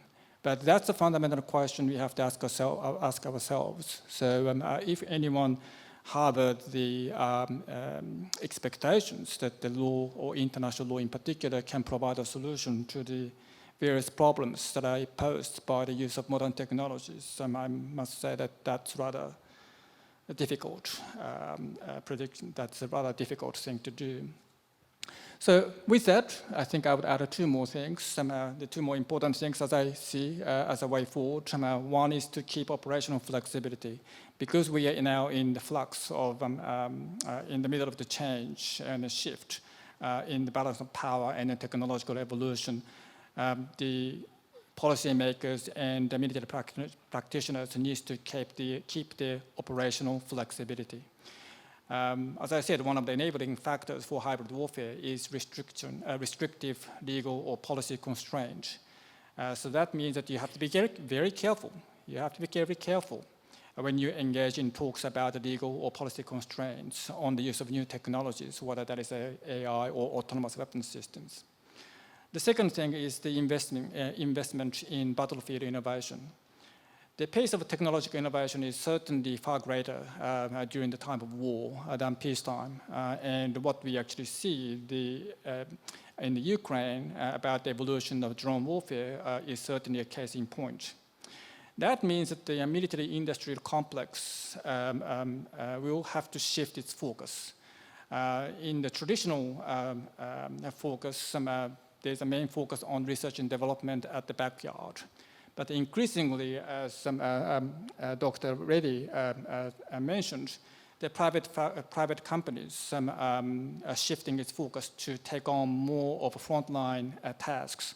And space satellite companies are also experiencing that they are on the front line of warfighting. So this shift will provide more opportunities for the private sector to do their business, but at the same time, that would expose them to a greater risk of being a target. And particularly in the hybrid warfare context, they are likely to be the victim or the first target on the first front line. So that's going to be the challenge for them. Thank you. So I will now move on to some of the questions that have been raised by the audience, but also I can imagine that some of you would like to also react to some of the things that were said by the fellow panelists. So I would also invite all of you, feel free to share your reflections on the suggestions shared by the fellow panelists. But one very specific question that was raised by the audience was regarding biases and limitations of AI systems. And the example that was mentioned was Israel's Lavender program, but also more broadly. Andrew, could you say a few words about biases and limitations? Yeah, perfect. I feel a little bit bad about this because I've got a flavor of this question in the two events that I've done sponsored by the South Korean Ministry of Foreign Affairs. So they're going to hear the same response both times, which is going to be a little bit controversial, which is to say that bias is a feature, not a bug of an AI system. So Sarah kind of alluded to this in her answer as well. We don't de-bias models, we re-bias models with our own kind of proclivities. And so anytime that you're evaluating any model, regardless of what its use case is, its utility is driven by, does it answer the mail for what you're trying to do with it? And is it appropriately trained in terms of the data that's used for training, post-training, fine-tuning, et cetera, right? Is that really what you're kind of chasing after? And of course, when you're judging the model, you're judging it on the basis of, well, in the case of targeting and making targeting decisions, which is what the example was inside of the question, right? False positive rates, false negative rates, and if those are too high, right, for your purposes, then the model is not useful to you. False positives in the sense that it's selecting targets for you that are inappropriate. False negatives, it's missing targets that you should otherwise be looking to leverage. And so the trouble that we're having with a lot of the deployments of AI tools for targeting and other use cases is that there's no baseline for performance. And so the question of like, well, what are you comparing it to is something that we really struggle with across a lot of the AI military integrations, because there isn't something to kind of say, well, this is the AI model T minus 1 year, right? Because it didn't exist at that point. And one of the things about Lavender that I'll just point out is that we kind of, certainly in the United States, ended up with a lot of editorializing and things like the New York Times, which is our paper of record, talking about kind of the AI-ness being the problem with Lavender. And really, it wasn't the AI-ness that was the interesting piece of it. It was what constitutes a legitimate military target. It was an international law question. Indeed, for Pierik, it was kind of a civil society and IHL question. And ultimately, I think what a lot of the objections in the media surrounded was really the military to civilian casualty ratios being substantially higher than certainly they would be for the American Department of Defense as they were making their determinative decisions about when to utilize force or not. And so that's really what was at issue. It wasn't whether the system was kind of automated or not. It was that definition of what constituted a legitimate military target.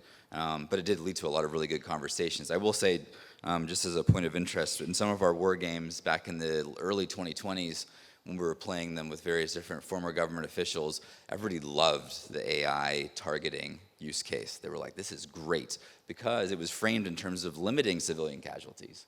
And then, of course, now you'll struggle to find a policymaker in Washington or any other national capital saying we should be using AI tools to target. And so really it's just a question of how do you want these tools to help you instead of military context, and does it do so appropriately? That's the question. Professor Nasu, I saw you nodding along, and since an international law and law was raised, could you also comment on that question? On which question? On the biases and limitations of AI systems. Yes, this question gets asked a lot, and then I was puzzled because biases we are worried about are the biases in the data, right? So if the AI is trained based on the data publicly available, then because the data themselves are biased, and therefore it becomes a concern. And in the military settings, so they will not be relying on the publicly available sources. They have their own data, and they have their own people to label various types of data so that they can maintain the fidelity in data they use. So I don't really know whether the bias, that is an issue in the civilian private sector for sure, but in the military setting, I don't know what sort of biases we're actually talking about as a problem. Okay, sure. Andrew, go ahead. I think the hard thing with this case is that, again, there's no baseline, right? Because they were building a new tool on the fly to perform targeting in a context where we hadn't had a tool like that before. So it's like, what are we comparing it to in terms of like goodness and badness? I think it's really hard. I mean, there's a lot of use cases where I think policymakers get very excited about leveraging AI tools in military contexts, but then they don't think hard about, well, what's the training data for that? And in this case, it's kind of, you know, it's hard to build a targeting algorithm from scratch, right? For a phenomenon that we hadn't really seen before. Yeah. Great. Then let's move on to another question that was asked, and that was put specifically to you, Troels. Very interesting question about non-nuclear deterrence. And the question was, what systems could prevent or de-escalate major conflicts, cyber capabilities, autonomous systems? But then also, if we were to put these systems in place for that purpose, what kind of safeguards do we need? Over to you. Yeah, thank you. I'm very pleased about the wording of how anonymous systems can be used as non-nuclear deterrence, because actually there's a thing emerging that if designed correctly or incorrectly, autonomous systems and swarms are actually considered something to the level of nuclear deterrence, and I'll try to explain why. Currently in Ukraine, some of the developers of drone systems, and obviously some of the experiments with swarming, they want to create what is called the fog of death. So not a Clausewitzian fog of war, but basically the opposite of a demilitarized zone, an extremely militarized zone, with millions of swarming drones almost as particles in a cloud or a fog that can stretch for several kilometers wide and then along the whole front line, to simply have this sort of like a beehive, you could call it as well, say this is going to inflict so much pain on you trying to cross this fog of death that you won't go there. And again, with spatial security and the miniaturization of drones, meaning drones becoming smaller and smaller, and this drone can appear everywhere, such as Operation Spiderweb shows us that you can basically transport it everywhere and deliver that effect. This all combined goes to show that this is not just, as somebody mentioned on the earlier panel, and episode of Black Mirror, sort of, these are the killer robots, but this is a potential securitization of air itself, meaning that any open volume of air you can deliver this sort of effect to.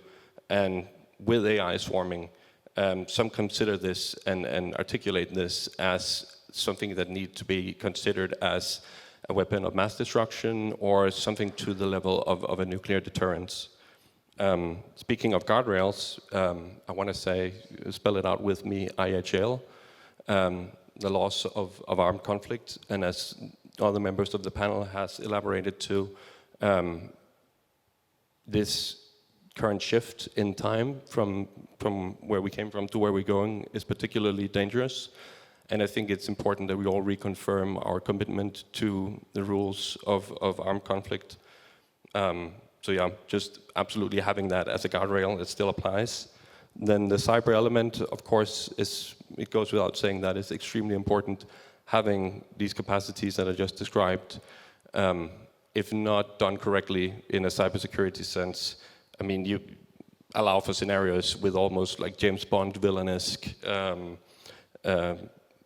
capacities that are let loose. So I think it's very important to make sure that the cybersecurity is there if you want to build a system like that. Cybersecurity, when we talk about these things, are not something that's just for the IT department. We need to educate ourselves on what it means when we apply it to smart weapons.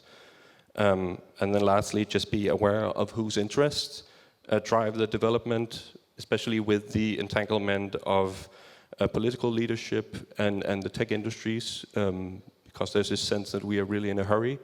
But take a pause and look around and make sure that we are guided by democratic principles and interests. So yeah, I would say that is what I would want to guide this. Plenty of food for thought there. And then let's briefly go back to that question that we started to touch upon earlier, the time lag between tech development and the policy response. So why do you think that is, and what could be done about it? If you sort of had one request from policymakers that's on top of your wish list, how to narrow that time lag? Anybody wants to go first? Please do. Yes. Hitoshi. Yes, I actually addressed this question about 7 years ago, and I actually pushed back on that assumption. The government action or the legal regulation is lagging behind technological development. As far as I can say, in terms of the weapons law regulations, there are two basic principles that are considered as customary international law. Any new weapons, no matter how that is developed or employed, still has to comply with those two general principles. Of course, we can debate about the actual scope and the contours of those general principles and how they may apply to the particular new weapon or method of warfare. We can have a debate about it, but you cannot ignore that those are the two basic principles every nation must abide by. So the law is in a way already ahead of any technological innovation. And Martin's clause, well-known kind of clause, gap filler clause in the Geneva Conventions, play that role to basically leave no room or no scope for the lack of regulation in a future battlefield. So in a way, the law is actually ahead of time. I cannot remember what else I actually said in my previous remarks, but I think that I will end there. Great, and I absolutely agree with you on that. There were some really visionary people who were at the core of drafting international humanitarian law and anticipating that. Thank you, Andrew. Yeah, Toshi's exactly right. There's a JAG officer who's ultimately responsible in the United States for making a determination about whether a new procure capability is legal or illegal under international law. I think if you're looking for legal regimes or new types of treaty regimes around emerging technologies, I think we have to get comfortable with the idea that these are going to be behavioral rather than technical in nature. One of the major stumbling blocks with treaty frameworks is figuring out the verification regime, regardless of whether verification regimes actually do what they say on the tin or not. And so I think that's one of the things that's out there. Another piece is just making sure that we're doing I think I mentioned the process. So the track 2s, the 1.5s, the technology governance conversations, that may or may not actually ever get you to arms control. But de minimis, right? You got IHL, LOAC. And then if you want to actually start talking about particular use cases that are off the table that require additional intervention, I think you're much more likely to see them in behavioral context rather than technical context. Principles, norms. Great. Any thoughts on that from you, Michael?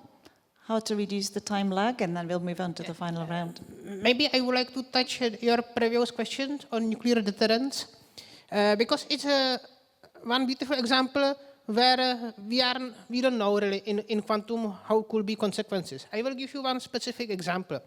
Nuclear submarine with ICBM is maybe the most important part of nuclear triad.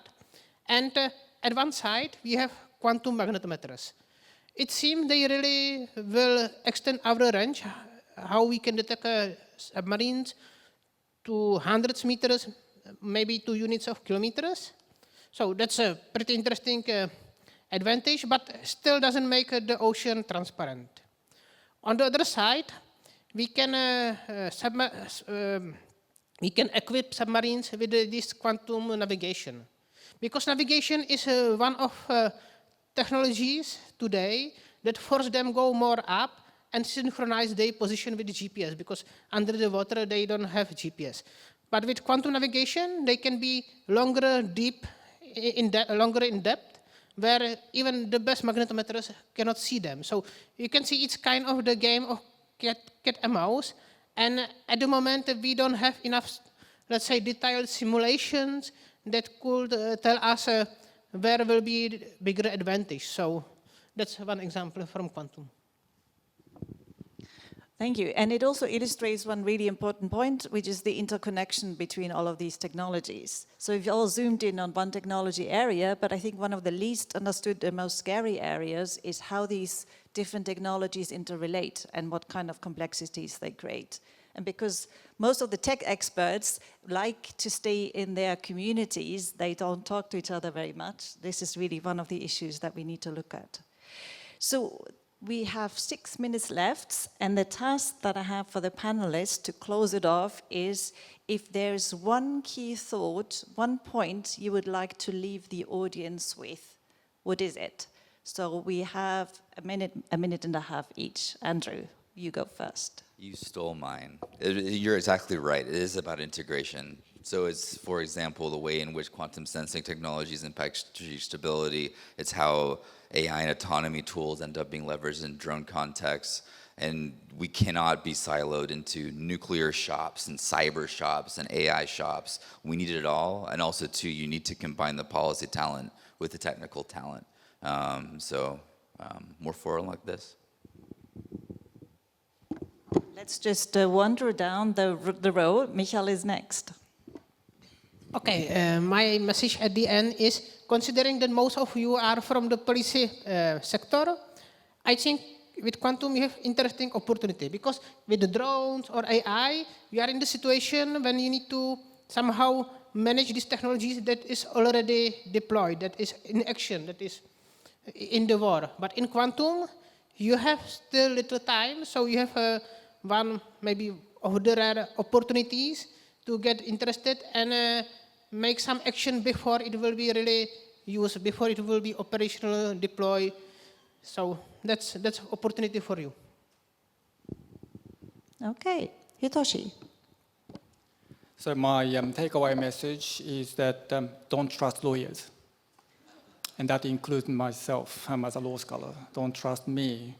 Of course, you can consume the knowledge based on what we discussed here, but it is your responsibility to critically reflect on this kind of a conversation. The hybrid warfare is really a challenge to the existing system, the existing structures and existing practices. If that is the case, so we really have to think creatively as to how we can make a better arrangement so that we can fend off from this kind of hybrid warfare. So hybrid warfare is not only a threat, but also an opportunity for us to rethink about how we want to manage international relations. Thank you. Yes, you may need to qualify that don't trust lawyers, because you also made a very strong plea for needing to rely on law and international law. I think we both need to keep both in mind. Truls, over to you.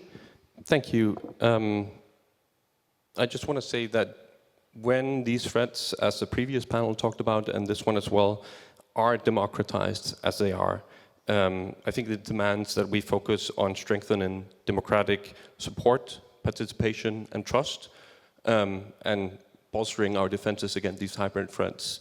And as so, I was very pleased with hearing His Excellency, the Minister's words this morning on those very lines.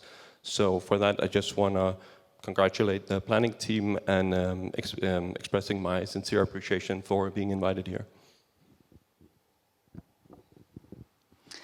Thank you to all of you, and I would also like to echo what you just said. We had some discussions just now talking about how policy often lags behind and diplomatic negotiations lag behind what's happening in the tech field, but the government of South Korea has actually shown the opposite. You are ahead of times by organizing an event like this and addressing these issues. And it's something that, having discussed with many governments in different parts of the world, really cannot be taken for granted. We know that researchers want to and like to think and be ahead of the curve, but convening a forum like this is really something that will take us forward and help us address all the many issues that we are facing going forward. And I'm really grateful to the panel for having enlightened us on all the different, many dimensions. It's a very, very complex issue that we are addressing here. And I think you've all, and I would like to commend you all for putting it all in language in which we can all relate to your different areas of expertise.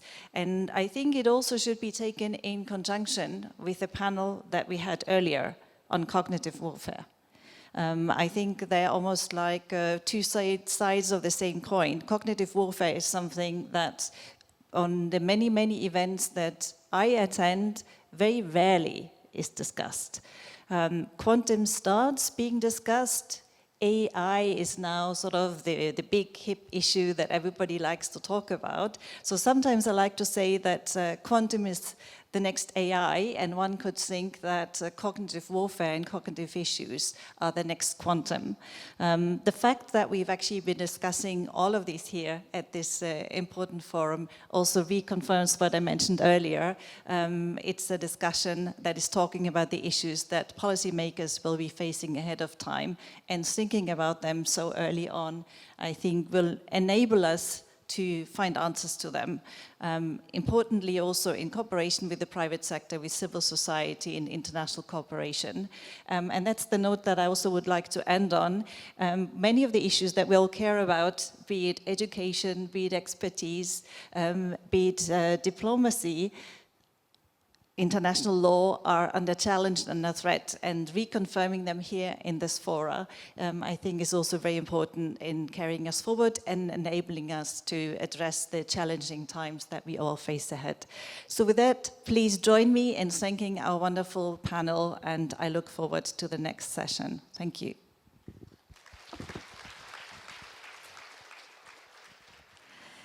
Thank you very much, moderator, as well as all of our panelists for the intriguing session.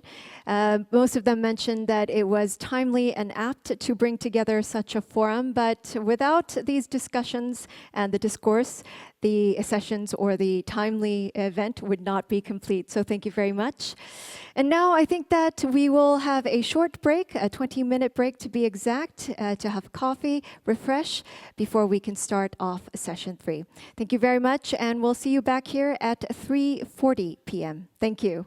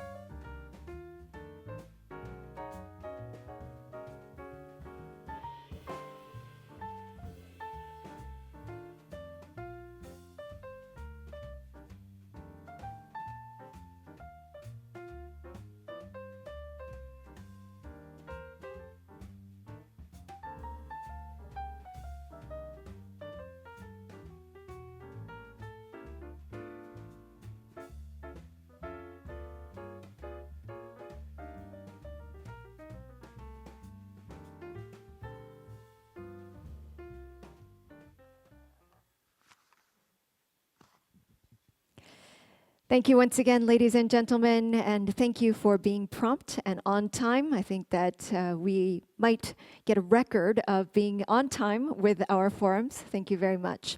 So now on stage, we do have our moderator and panelists for our third and final session, Resilience of Critical Infrastructure, Reducing Multidimensional Vulnerabilities.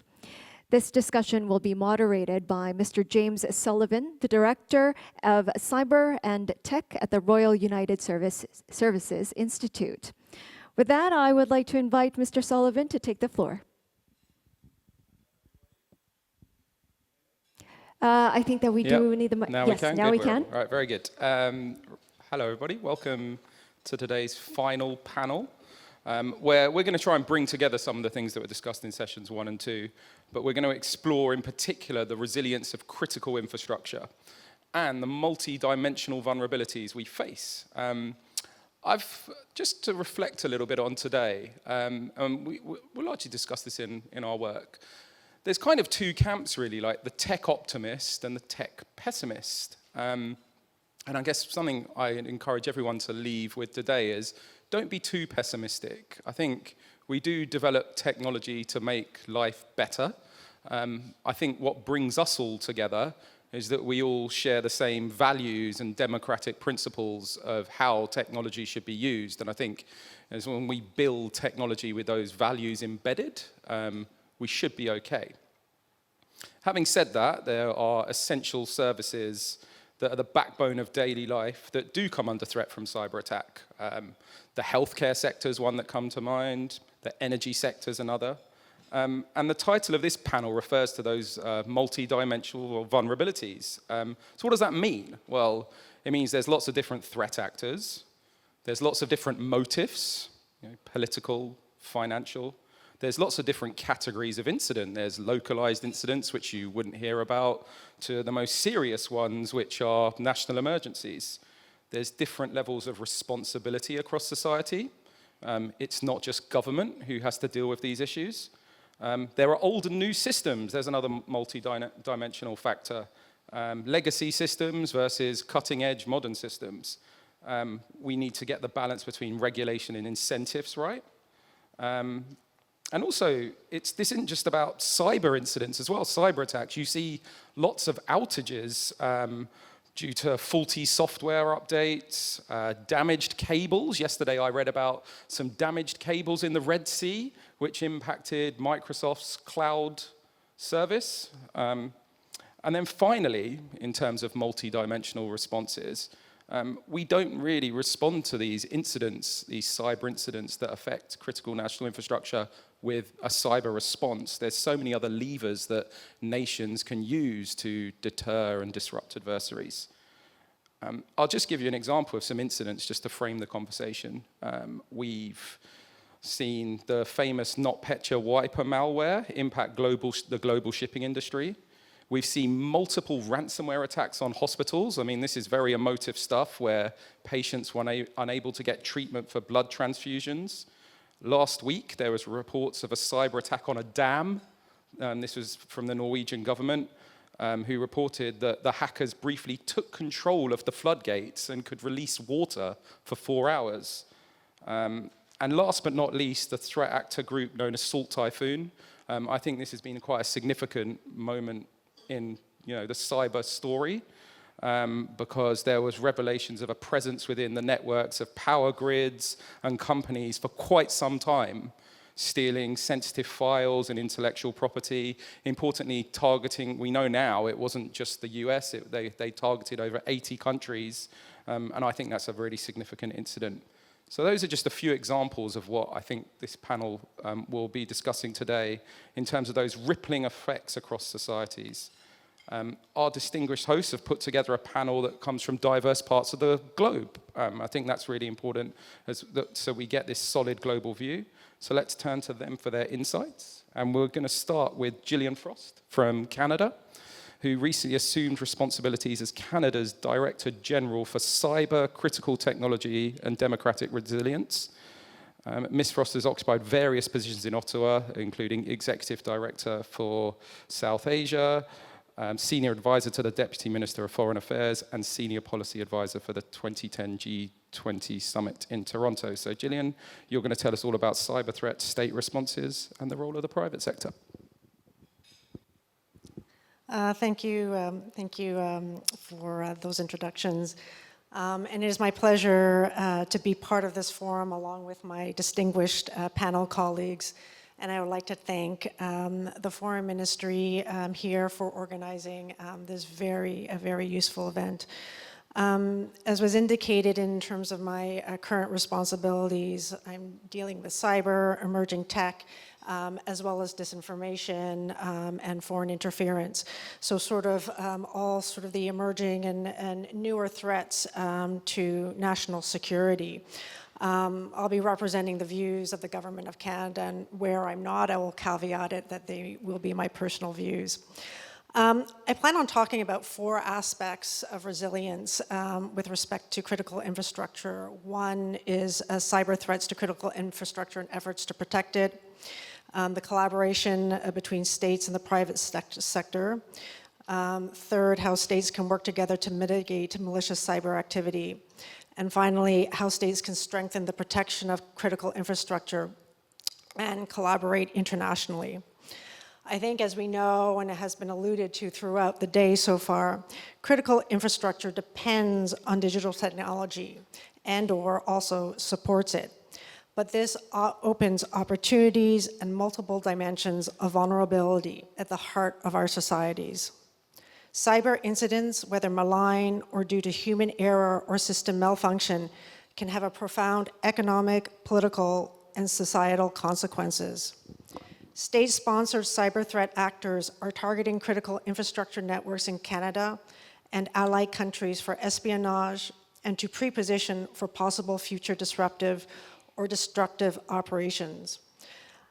James referred to Salt Typhoon as one example of a major global cyber espionage campaign for which Canada was also one of the 80 countries implicated, and for which we have been working with both our Five Eyes and other players, as well as domestically across partners in terms of how do we address this threat that primarily targeted the telecommunications sector.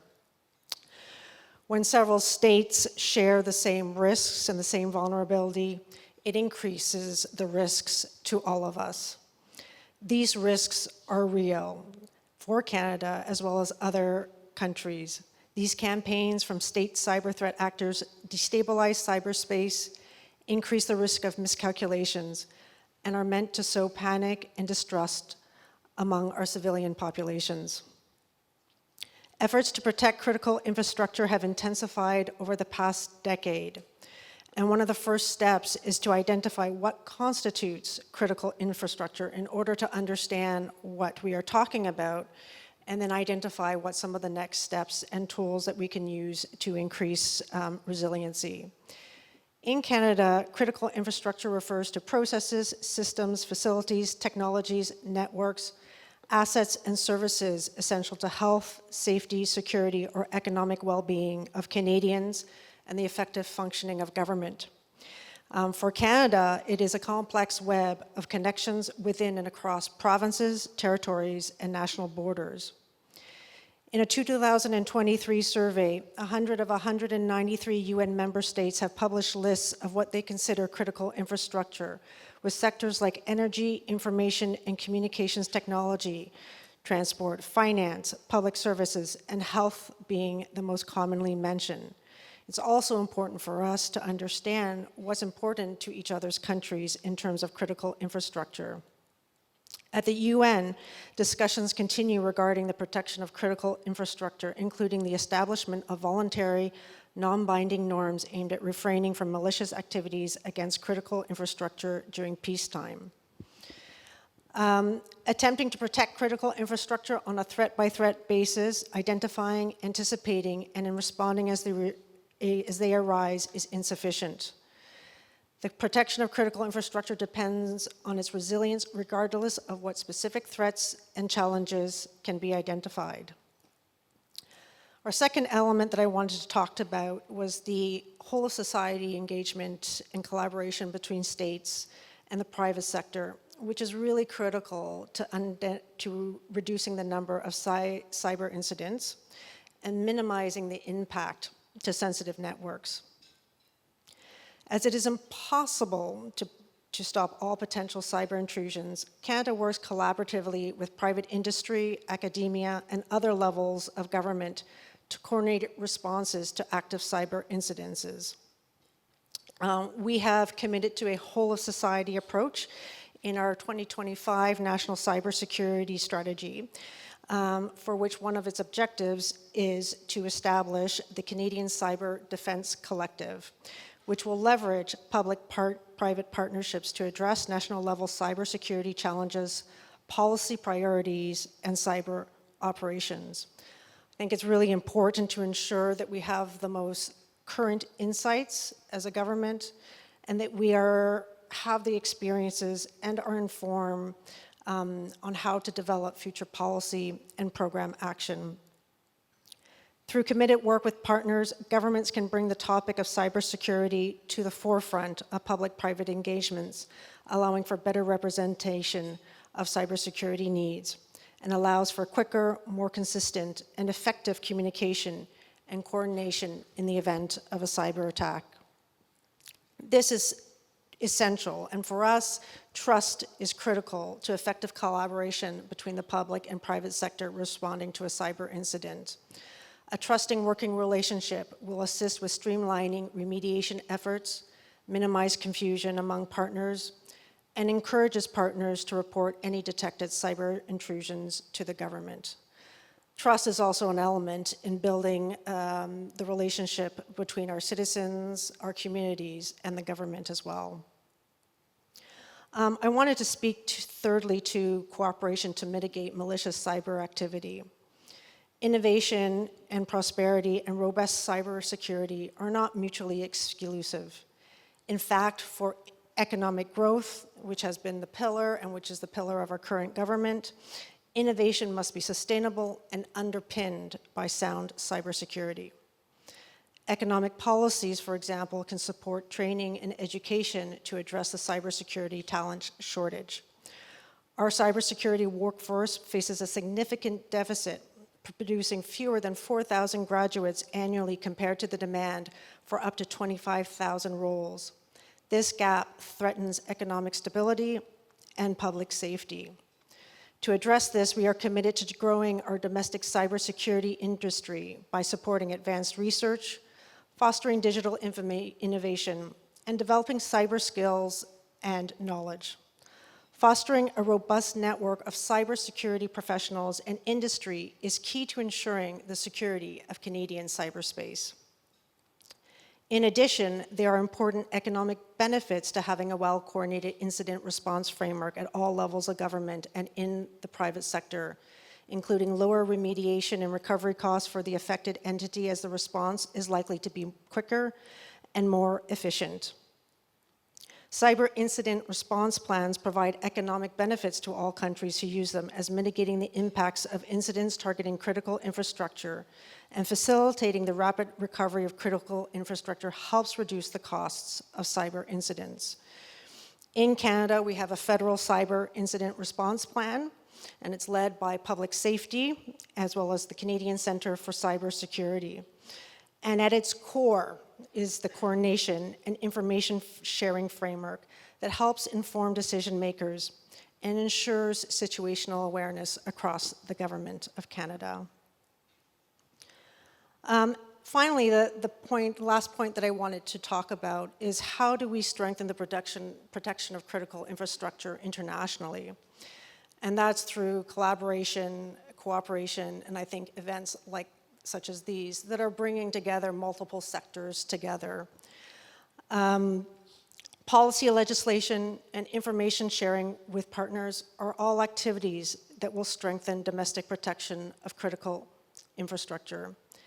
Currently, our government is in the process of considering legislation that seeks to improve the protection of Canadian critical infrastructure.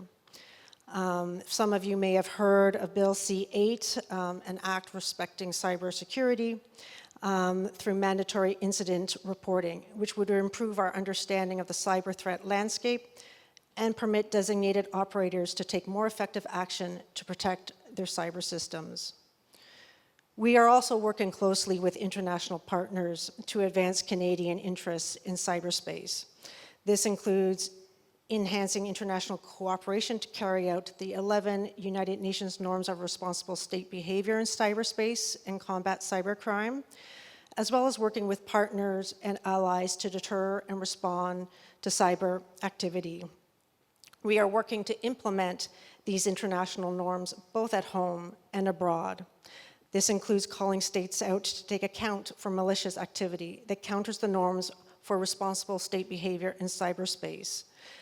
It's what we call in Canada a public attribution policy framework that was established in 2019, and we have done this around cyber malicious activities with actors such as China in relation to Salt Typhoon and other incidences. In conclusion, the threats to critical infrastructure from malicious state and other cyber actors are a threat to our national security, and governments must respond in order to protect their populations and interests. By working more closely with others and coordinating our efforts, we aim to increase our awareness of threats to critical infrastructure and build greater resilience to malicious cyber activities together. Thank you so much. A lot to unpack there from Canada's approach. I was going to roll it back to just one reflection from me, which is you mentioned sowing distrust, and we talked about the cognitive impact earlier. These attacks and incidents on critical national infrastructure can really sow distrust within our societies, and that's very important. Right, so from Canada, I'm going to take you to the view a bit closer here, Southeast Asia. And we'll take you to Alan Cabanlong. So Alan Cabanlong's career spans 2 decades in cybersecurity. He is, in many roles, a cyber policy strategist, an international consultant, law enforcement officer, public administrator, author and technology manager. He served as Assistant Secretary for Cybersecurity and Enabling Technologies at the Department of Information and Communications Technology. He's also the author of the pioneering Filipino National Cyber Strategy, which he designed and helped implement. Alan is going to tell us a bit about best practice, lessons from Southeast Asia in the legal, economic context, and some of the social dimensions relating to critical infrastructure. Alan, please. Thank you, James. Excellencies, distinguished colleagues, ladies and gentlemen, it is my honor and privilege to speak before you today, and I thank the Minister of Foreign Affairs of the South Korea for convening this important dialogue. The topic of resilience in critical infrastructure is not just technical. It is deeply economic, social, and legal. In Southeast Asia, where I serve as the Regional Director for the Global Forum on Cyber Expertise, we see firsthand how interconnected vulnerabilities expose our societies to cascading risk. Today's critical infrastructure, energy grids, transportation, financial systems, health networks, and digital platforms are no longer insulated domains. They are interdependent and exposed to hybrid threats. A ransomware attack on a hospital system can become a national security crisis. A disruption in energy supply can ripple into financial instability. Disinformation campaigns during infrastructure outages can erode public trust and paralyze response. True resilience, therefore, cannot be reduced to firewalls and technical safeguards. It must address the multidimensional vulnerabilities we face. These are the examples. Cyber technical risk, risks such as supply chain compromises, malware, and AI-driven attacks. We know that operational technology risk, such as the ICS, industrial control system, the water, and etc., are often outdated and exposed. Economic risk also disrupt trade services, and financial flows. Because these systems they have critical dependencies. So meaning disruption in one sector, like for example the ports of payment, cascades across trade and services. And the financial impact of this, the infrastructure downtime, creates losses affecting GDP and investors' confidence. The legal and governance gaps, when outdated regulation fail to keep pace with cross-border threats like fragmented policies, outdated regulations, jurisdictional conflicts, the dispute over data and cloud storage and CIA ownership slow down response also happen. So, cybersecurity also affects social fragility. So, where misinformation, just like we're talking the whole day, and panic amplify the impact of disruption. So, if I may say that cybersecurity alone cannot deliver resilience. We must address interconnected legal and social weaknesses to secure our critical information infrastructure. So resilience means not only withstanding and absorbing attacks, but also adapting and recovering faster than adversaries expect. So to achieve this, we must integrate 4 dimensions into our critical information protection strategies. First is, of course, technical fortification, where we have to think that cybersecurity remains as the backbone of our digital transformation. So mainstreaming cybersecurity in digital transformation, securing OTs or operational technologies, building redundancy, and investing in real-time monitoring powered by AI. We have AI now. We must take advantage of those. Next is cross-sectoral collaboration, just like what our minister from South Korea just mentioned. So government, private sectors, academia, and civil society must work together. No single actor owns resilience. Third is economic preparedness. We must include this in our CII strategy. Infrastructure operators should be supported by continuity planning, cyber insurance mechanisms, and sectoral risk-sharing models that ensure recovery is possible even after large-scale disruption. And the fourth one is the community-level adaptability. So ultimately, infrastructure resilience must reach the citizen. Public awareness, community drills, and trusted communication channels help society absorb shocks without panic. If you remember, if some of our critical infrastructure is taken down by adversaries, we always panic, right? We have no power. But we have to, provide assurance to the public that the government or the owner of the CII can do it, can secure, and can revive from cyber attacks. So what are the best practices and lessons I've learned in the region as well as globally? In ASEAN, countries are working together to harmonize cyber norms and build regional incident response collaboration. For example, the ASEAN Cyber Cooperation Strategy is a step in this direction. ASEAN member states started building strong critical information infrastructure laws and policies and sharing best practices across borders. We have platforms in ASEAN that we always meet every year in the Singapore International Cyber Week.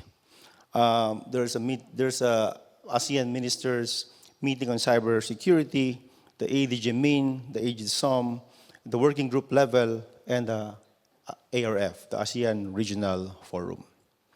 So the European Union has also advanced with the NS2 Directive and the Cyber Resilience Act, showing how legal and regulatory frameworks can drive minimum standards across member states.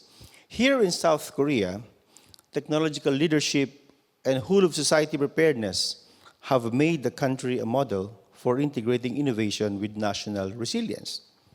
The GFCE, where I represent Southeast Asia, acts as a global platform for cyber capacity building. We help countries translate frameworks into practice, especially for developing nations. So these best practices highlight one common truth. Resilience is collective, not isolated.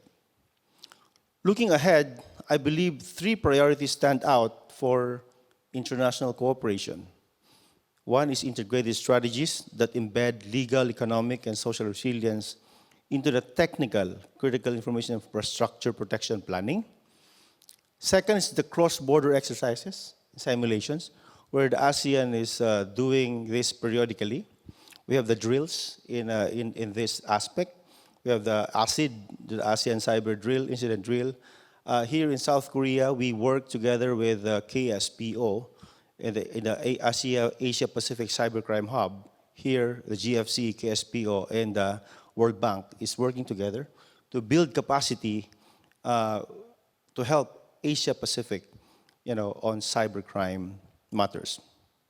So, capacity building and knowledge sharing is a third one to ensure no country or community is left behind in the resilience equation. So let us begin the discussion with this in mind. Resilience is not built in isolation. It is cultivated through trust, cross-sectoral collaboration, and adaptability, a multi-stakeholder approach, just like the GFC is mandated to do. As threats grow more complex, our ability to withstand, absorb, and recover will depend not only on our system, but on our solidarity. Thank you. Thank you so much. A lot to unpack there. I'll get my one takeaway in for this one as well. I thought it was interesting how you brought up cyber insurance. That's a very new type of insurance. There's lots of pros and cons about cyber insurance, a very new market, but certainly one way that organizations are looking to protect themselves against these incidents and raise their own standards is through using insurance. So there we go. Thank you very much. Let's go to our next speaker. So I'm now going to take you to Abuja, Nigeria. So we're really moving around the globe now for views. Obadari Peter Adewale is the founder and chief visionary officer of Digital Encode Limited. He's also a professor of practice in cybersecurity at Miva Open University. He works on a number of things like data privacy, data protection, cybersecurity, information security, business continuity, and risk management. And he also sits on the Cybersecurity Advisory Board for the Lagos State Government. Peter's going to tell us a bit about global standards and the need for critical infrastructures to be protected and how to anticipate some of the threats through assistive intelligence. Peter, please. Okay, yeah. Oh, okay, so it's still afternoon. Good afternoon, everyone, Your Excellencies and distinguished participants. So as introduced, my name is Obadari Peter from Lagos, Nigeria, right? So today I'm actually going to flip the conversation a bit because I'm going to be speaking from a cybersecurity practitioner and consultant perspective, because when we talk about critical infrastructure, while it's very important there's so much emphasis on policies and all strategies and all of that, but I think in my own opinion, as a practitioner with what I've seen in Nigeria, in Africa, and by the virtue of what I do, because I do a lot of cross-country consulting, for critical infrastructure, I think there's a big gap in terms of, because I think fundamentally when we define cybersecurity, what is cybersecurity? Cybersecurity, in my definition, is a state of well-being of any asset, any digital asset, right? So if cybersecurity is a state of well-being of any digital asset, I think personally there are so many sick critical infrastructures, honestly, with what I've seen. And I think James mentioned, some of my colleagues have mentioned some of the incident that has happened, in the past for critical national infrastructure. But if we deep dive into the root causes of most of these issues, honestly, it will surprise you that most of them are not actually sophisticated attack. Because what James mentioned about the issue of the global Maersk, the global shipping company Maersk, were ransomed, and the MDC of Maersk were actually asked to come to World Economic Forum. But guess what happened with Maersk? It was because of the SIG system. They have systems that were outdated. In fact, as at the time Maersk was ransomed, most of their core critical systems were running on Windows XP. And it was so funny that Microsoft, as at that time, has decommissioned support for Windows XP. But Maersk were still using Windows XP. So, of course, it was so easy for them to be ransomed. So what am I trying to say? And I can guarantee you, most of the critical infrastructure actually run on legacy systems, legacy operating systems, and the reason is because there's so much complexity around critical infrastructure, whether in energy, whether in aviation, whether in transport or water system, because it's being treated like, I'll call it like a black box. Black box because, the underlying application that run the critical infrastructure seems to be hard-coded, yes, and nobody tried to touch it. But within that black box are other IT infrastructures. I remember, practically speaking, I was somewhere that I will not mention. I was asked to come and do a SCADA assessment for their aviation platform. And guess what? The same thing that happened to Maersk will have happened to them, because while the proprietary aviation software, it's okay, but it's running on an outdated operating system, still what? Windows XP. Because I think the people in the critical infrastructure don't like, I don't know, I stand to be corrected. They don't like to spend money in the right direction. They focus more on the proprietary, because if it is transport, they focus more on the developing of the proprietary application that drive their sector. If it is energy, if it is health, but forgetting the fact that most of these proprietary infrastructures actually run under IT infrastructures that are outdated. And make no mistake about it, any digital asset, any system can be digitally invaded if there are issues with what I call the 4 known factors. What are those 4 known factors? I call it ADIO. ADIO means architecture, design, implementation, and operation. Right. So if the architecture is wrong, believe me, it's not rocket science. No matter how good the policy is, no matter how good the strategies of the nation is, believe me, if the architecture is wrong, if you have a proprietary critical infrastructure that runs on a legacy system, of course, it's a no-brainer. It will be easy for hackers or cyber criminals or whoever to break into such systems. So architecture is one primary thing that we need to consider, that actually, because when you're talking about multi-dimensional vulnerabilities, if your architecture is wrong, everything will be wrong. And the next thing is design. If the design of the critical infrastructure in terms of, because sometimes, in fact, if you look at what happened with the popular colonial pipeline attack as well in the US, right? Guess what happened? The same. The design was bad. They were using outdated VPN. If you fact-checked and check what happened to Colonial Pipeline as well. So the design was wrong, right? And then implementation, because I'm talking about HADIO, architecture, design, then implementation most of the time. Because most of these critical infrastructure rely heavily on third parties, vendors. And when these third-party vendors comes, they just come around, do the implementation, and there is no proper handover to the process owner, and there is heavy dependence on third party for most critical infrastructure. And so most of the time, of course, implementation, it's a bit of chicken and egg situation. I would say they're not properly well implemented. And the last is the operation. Operation has to do with people. Which is why critical infrastructure, because operation has to do with people. How do people operationalize the use of critical infrastructure?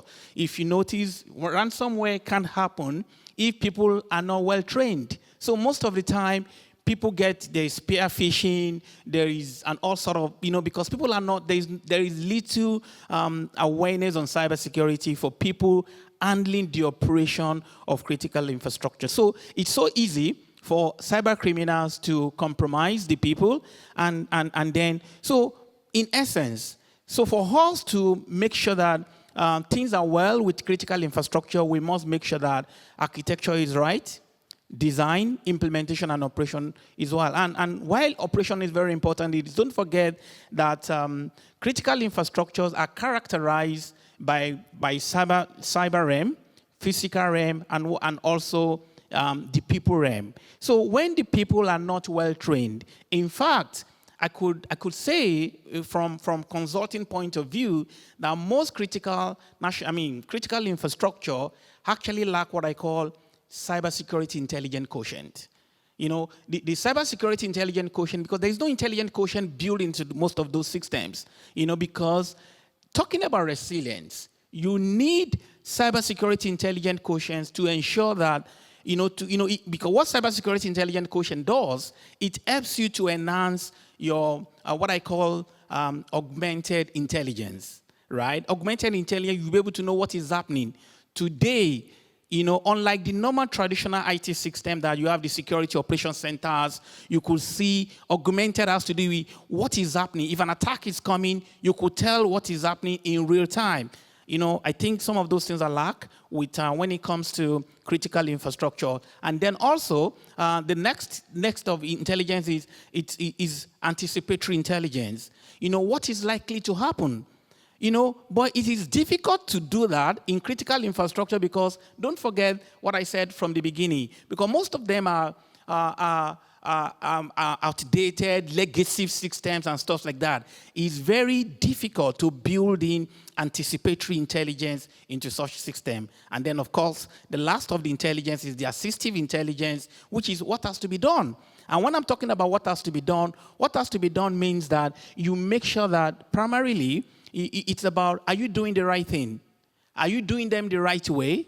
And are you getting them done well?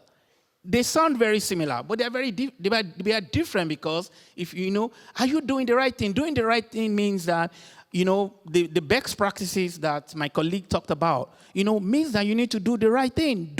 But doing the right thing is not enough. You need to do them the right way and get them done well. But what do you see in most countries today? It is difficult to achieve those three, doing the right thing, do them the right way, and get them done because guess what? Most countries today, what we have in our countries is we have national critical policies and strategies. Believe me, those, I call them, they are what to do documents. Your policy, your strategy, they just tell you what to do. But what we need, I think the offshoot of this conversation should be a communique, from the government of South Korea to say, we need document on how to do. What do we need to do? How do we secure critical infrastructure? I have so many other things to say, but I think I will stop now. Thank you. Marvelous. Well, we can certainly pick up on that in the Q&A as well. I mean, just one of the important comments I've picked up on is third-party risk and how supply chains are complex and quite frankly, unknowable. So pretty much organizations don't really know the risk they're holding, governments don't, and that's a very scary thought, really. So thank you for your remarks. I'm going to now take you from Lagos, Nigeria, and I'm going to fly you to Europe, my home. This is Joanna Kuletsa. She's Assistant Professor of International Law and the Director of the Łódź Cyber Hub at the University of Łódź. She has contributed to the UN Convention on Cybercrime and directs the European Security and Defence College's expert training course on cybersecurity and international law. She's a contributor to the Oxford process for cyber norms declarations and also participates in the Sino-European Working Group on International Law in Cyberspace. So here we have an international law expert, cybersecurity and human rights, and you're going to tell us about responsible state behavior, the UN's open-ended working group, and some of the legal implications from cyber incidents. Joanna, over to you. Thank you. Thank you very much, James. And please let me start with sincere thanks to our hosts. It is my first time in Korea. It's my first time Seoul, and I know I'll be coming back. So thank you very much for having me and also for the insightful discussions this morning. I think it only makes sense for me to start with cautioning our audience and colleagues against dismissing international law. That might be a very dangerous thing to do. Since 1945 at least, and we could go further in history, we have developed a system that has kept us as safe as we could be. Now, indeed, I am aware of my own bias. I'm European, I'm Polish. We have benefited from international law. We have built international organizations that have kept this small, conflicted continent safe from conflict for almost 80 years. So when I look at the European Union, when I look at the Council of Europe, and of course, when I look at the North Atlantic Treaty Organization, I see international law in practice. I'm thrilled to be on a panel with colleagues that work on cyber, whatever that might mean. We have looked at the application of international law in cyberspace for roughly 2 decades now. The latest development is the final report of the open-ended working group.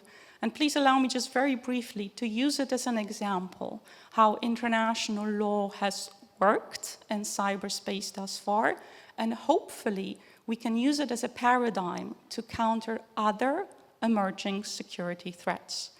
Now, the open-ended working group work concluded in July this year, and not coincidentally, it was exactly at the same time that Korea published their official position on the application of international law in cyberspace. This is the 33rd document published by a sovereign state to express how they understand international law applies to cyber operations. This is the perfect example of all the issues that we have been talking about and hopefully will remain relevant for further dialogue. These 33 declarations from individual states, Korea included, and 2 declarations from international organizations. The African Union was the first one to publish such a declaration last year, and then the European Union followed suit. They reiterate how we understand principles of international law when it comes to assessing, for example, malicious cyber operations. They speak about fundamental principles, and you will find them in that freely available document online published by the Korean Foreign Ministry. They speak about state responsibility, a very detailed system developed by states, reiterated in a document, the draft articles on state responsibility, and facilitated by years of judicial and dogmatic practice, also from the International Law Commission. They speak about state responsibility in the context of attributing cyber operations. I will come back to the concept of attribution in a moment.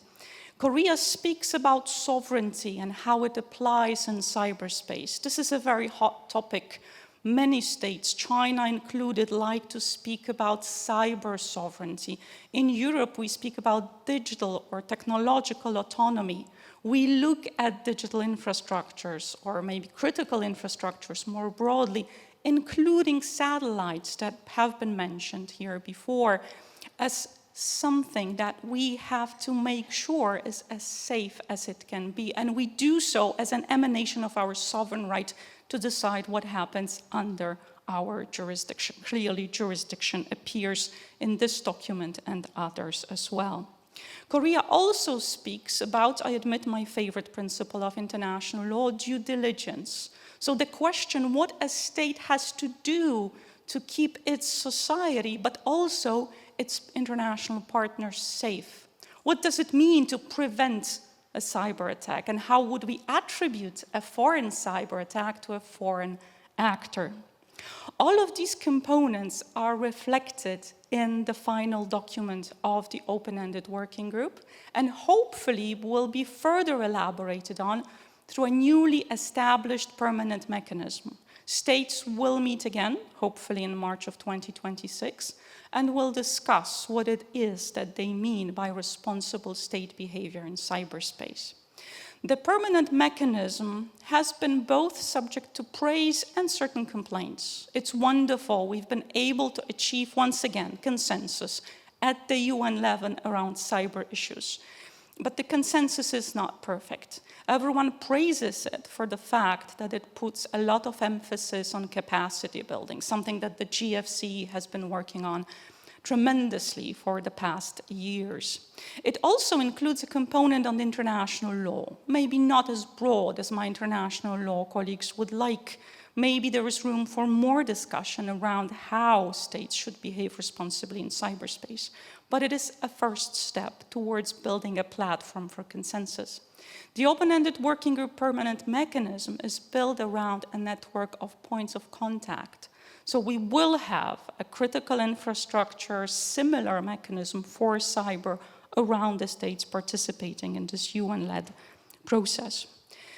Both the open-ended working group, its report, and those national positions help us understand not if, but how we can use the international law toolbox to stay safer and to stay peaceful.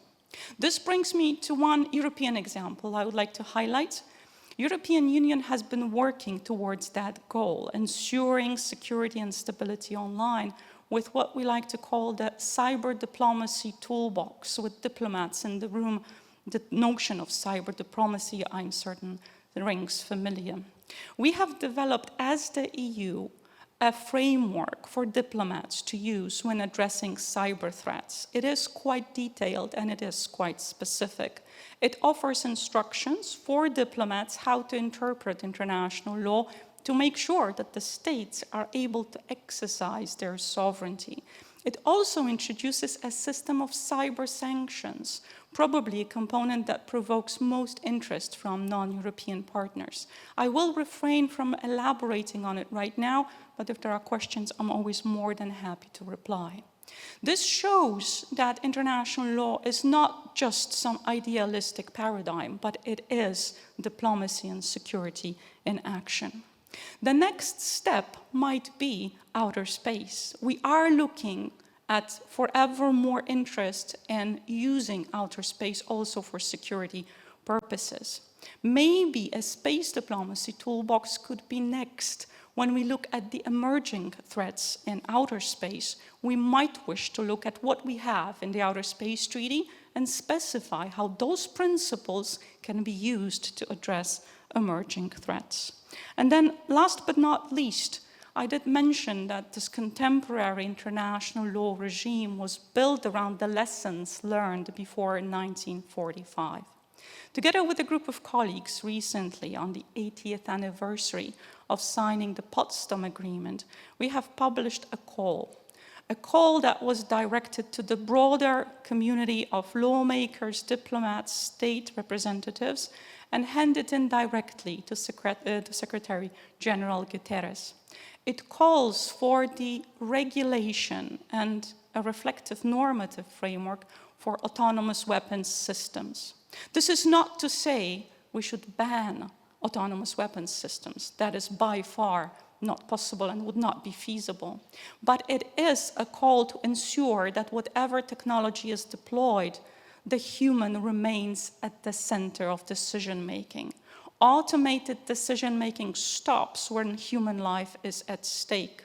So this call, hopefully, will provoke a broader debate, similarly to a call issued by Einstein and Russell in 1955, calling for non-proliferation of nuclear weapons. Maybe we can duplicate the success around non-proliferation treaties for newer threats, including automated weapons systems. And if not, maybe a modification thereof, or at least a conversation around how to tackle these emerging threats could happen. I'm going to stop here with these few examples. I do understand that however we might wish to proceed further needs to be built on trust. That was already mentioned here. And I'm a strong believer, working with kids in academia, in capacity building. So with these two components and good practice examples from cyber, I hope we can target effectively new and emerging threats discussed here throughout today. Thank you. Back to you, James. Thank you. Very comprehensive remarks. I mean, I feel your powerful response on the importance of international law. That comes through very clearly. And responsibility as well, and how we define responsibility, and maybe we can unpack that a bit more in Q&A. So let's go for a round two of questions, and I'm going to come back here to Gillian. Now, you presented a Canada that was very much, reaching out to other countries, working with other countries in international fora, but also bilaterally. Could you tell us why, bilateral cooperation is essential to enhance cyber resilience in critical infrastructure? Well, I think we've heard today and in this session, but throughout today, is that these threats don't respect borders and that they transcend boundaries. And when we talk about the complexity of global supply chains as an example, so the vulnerabilities are not isolated. I think we were talking at the last session or one of the previous sessions about sabotage of cables and internet lines, and how that can completely take down not just networks in one country, but a region and multiple countries, and have additional knock-on effects. So really, collaboration and information sharing, both at a bilateral, regional, and multilateral perspective, is really important for Canada, given sort of the vulnerabilities that we face. Exchanges can vary, everything from sharing threat intelligence, best practices, incident response. How do we structure ourselves as a government in terms of doing incident response? How do we engage with the private sector? How do we engage with other stakeholders? I take, for example, our role within the G7, and for example, G7 just being one example, but others as well, and Salt Typhoon and other cyber incidents. As we work multilaterally, we work with a number of countries where these threat actors are playing out to look at how we can coordinate our responses. The responses is less about changing those behaviors, because it's unlikely we will be able to change those behaviors. It is unlikely that we will be able to stop the sophistication and development of technology. But it is as much to call out those actions and those activities to make our other actors aware that they are unacceptable from a national security, from a domestic sovereignty perspective, but it is also to raise attention to our publics in terms of what governments are doing, how we are responding, and how we are trying to build greater resilience, because we have to build that resilience together and not just in isolation. Thank you very much. I do want to pick up one question with you, if I may. Sorry, pick up your microphone again. Attribution. You talked about attribution as a lever, but then you also sort of referred to how adversaries don't really change their behavior. So how effective is attribution alone? Why do we do it, and what impact is it having? Well, I think there's a couple on attribution, and I think Salt Typhoon is just being one example where you have seen a number of actors and countries come together in terms of issuing coordinated advisories through our respective agencies around Salt Typhoon. I would say twofold. It's a coordinating and leveraging, shall we say, our like-minded countries, allies across the world and globally in terms of these threats that are facing our countries, and how can we build better strategies to defend against these threats. And letting state actors know, and other actors, state or non-state, like I said, is sending a signal and sending, shall we say, from a diplomatic perspective, sending a stronger message that we are aware, that we are ready to stand strong as allies, as countries together to combat these threats. I think a second part of it that's very much important, and we talk about trust, and I mentioned sort of the trust with publics as well around these issues, and it's raising awareness to Canadians, to our citizens. What happened with Salt Typhoon, the advisories that we've issued was a response to our industry sectors, was a response to our citizens that we are aware of what is happening, that we are taking the necessary actions and responsible actions as a government to coordinate within ourselves and with domestic stakeholders and work with domestic stakeholders to increase our resiliency around critical infrastructure. But we're also working globally with other partners to increase resiliency where it may impact in other places in the world and may affect Canada. Thank you very much. I'll come to you, Alan, and a similar question on just bilateral cooperation and general cooperation. Can you tell us how the GFCE works and the power of that cooperation? Like, what sort of outcomes and impacts do you see from it? Yes, thank you, James. So GFC works. We work with the member states. Actually, we also work with other stakeholders because we are a multi-stakeholder platform. But generally, we work together with. Just like myself, I work with Southeast Asia. So I work with different sectors, levels within the government. Just like, for example, the central bank, when they need some assistance or capacity in terms of securing or sharing the information within the banks on how they could protect the infrastructure. So the GFCE scans our network for expertise and share that expertise to this specific CII that would need advice or any technical assistance for that matter. The GFC only facilitates, but we consult our network, our stakeholders in order to assist our our partners for that matter.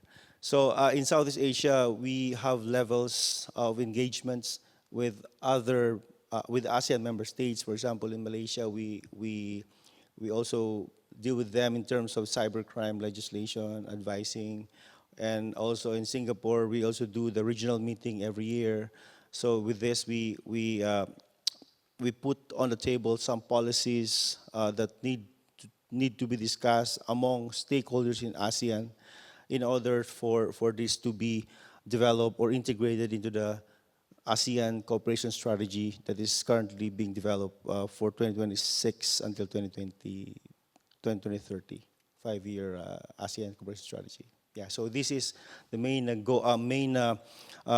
mandate of the GFC, because we want to avoid duplication of efforts. For example, if one donor country is doing this for the one member of the ASEAN, then why other member country or donor country will do this again? So with that, for example, in Canada, we are working together with your cyber attaché there, cyber ambassador. So we are streamlining efforts of these donors so that the efforts that these donors will do to the ASEAN member states are streamlined and thus saving cost also to do that. So this is the main objective of the GFC. Very good. I'm just going to pick you up on something else you mentioned in your remarks. You mentioned cloud infrastructure, and I think this is interesting how cloud is essentially a part of critical infrastructure.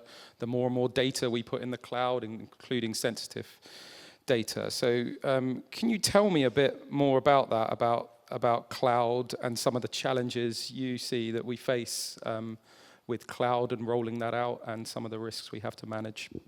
Yes, so first the cloud infrastructure, normally we should know where it is stored, right? But normally the vendor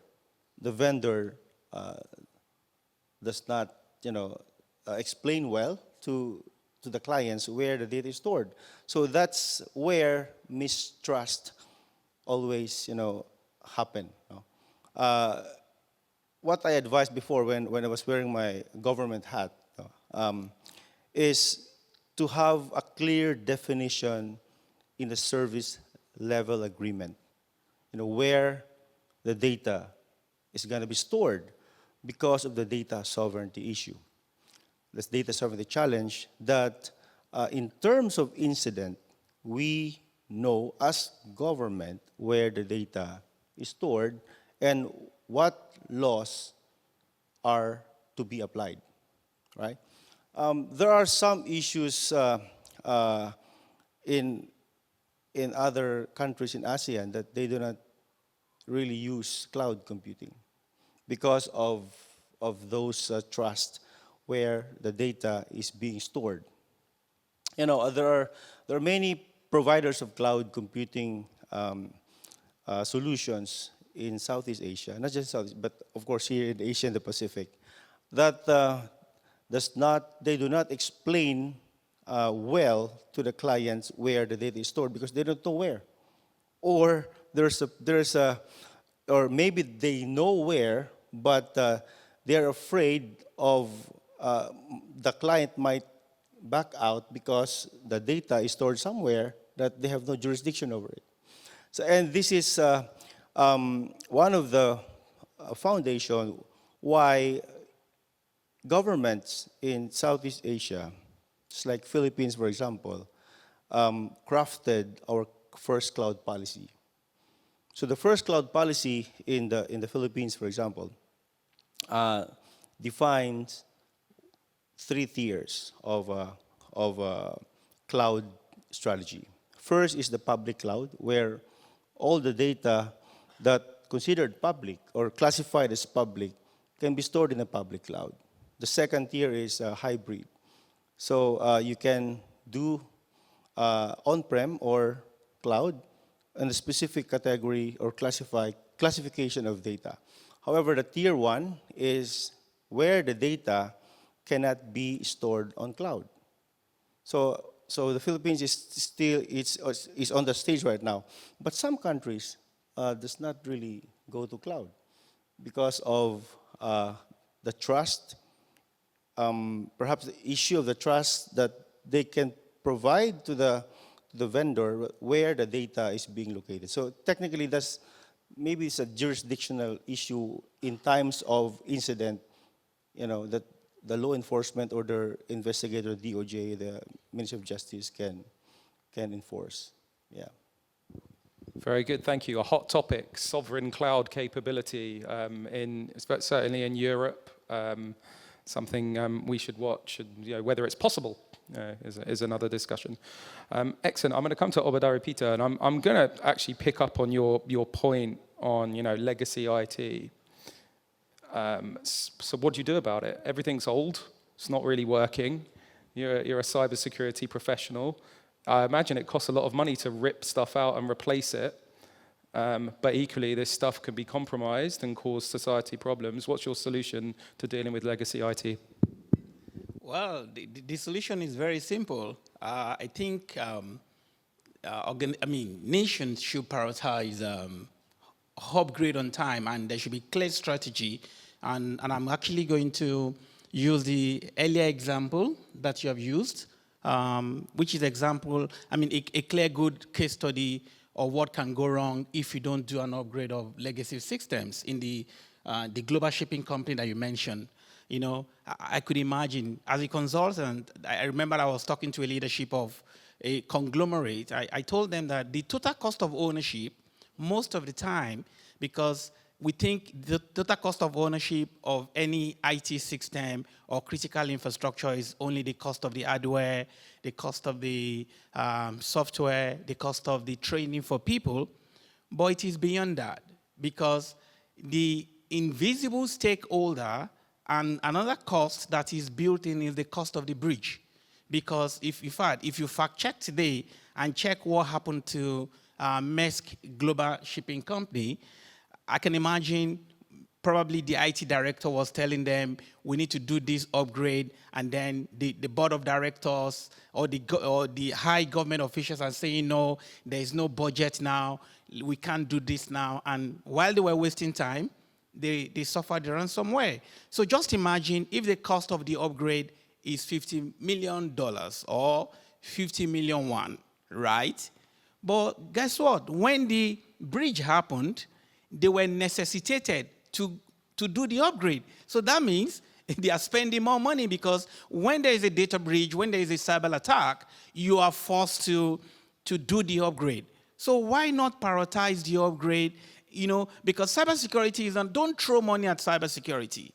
I am not encouraging rogue spending, right? I'm not saying, oh, everything you must do upgrade, but I'm saying that, you know, from risk management point of view, you must know, do proper classification to know what is critical, what is high. Of course, there will always be medium risk and low risk. But anything that is critical, you know, you need to prioritize, and that helps you, you know, for your cost-benefit analysis.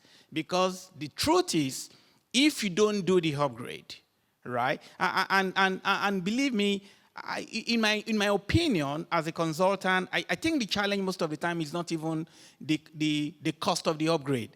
You know, in risk management, there's what I call malicious ignorance.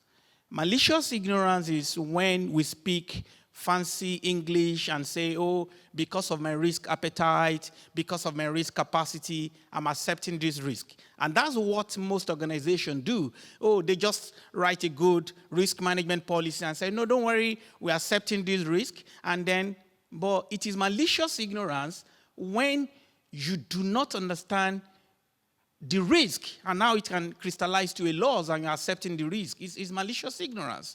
You know, it's only when, you know, in fact, in most of the standard that talked about risk management, example, it's ISO 31000, it states that before you could accept a risk, in fact, the English word is you must knowingly and objectively understand that risk.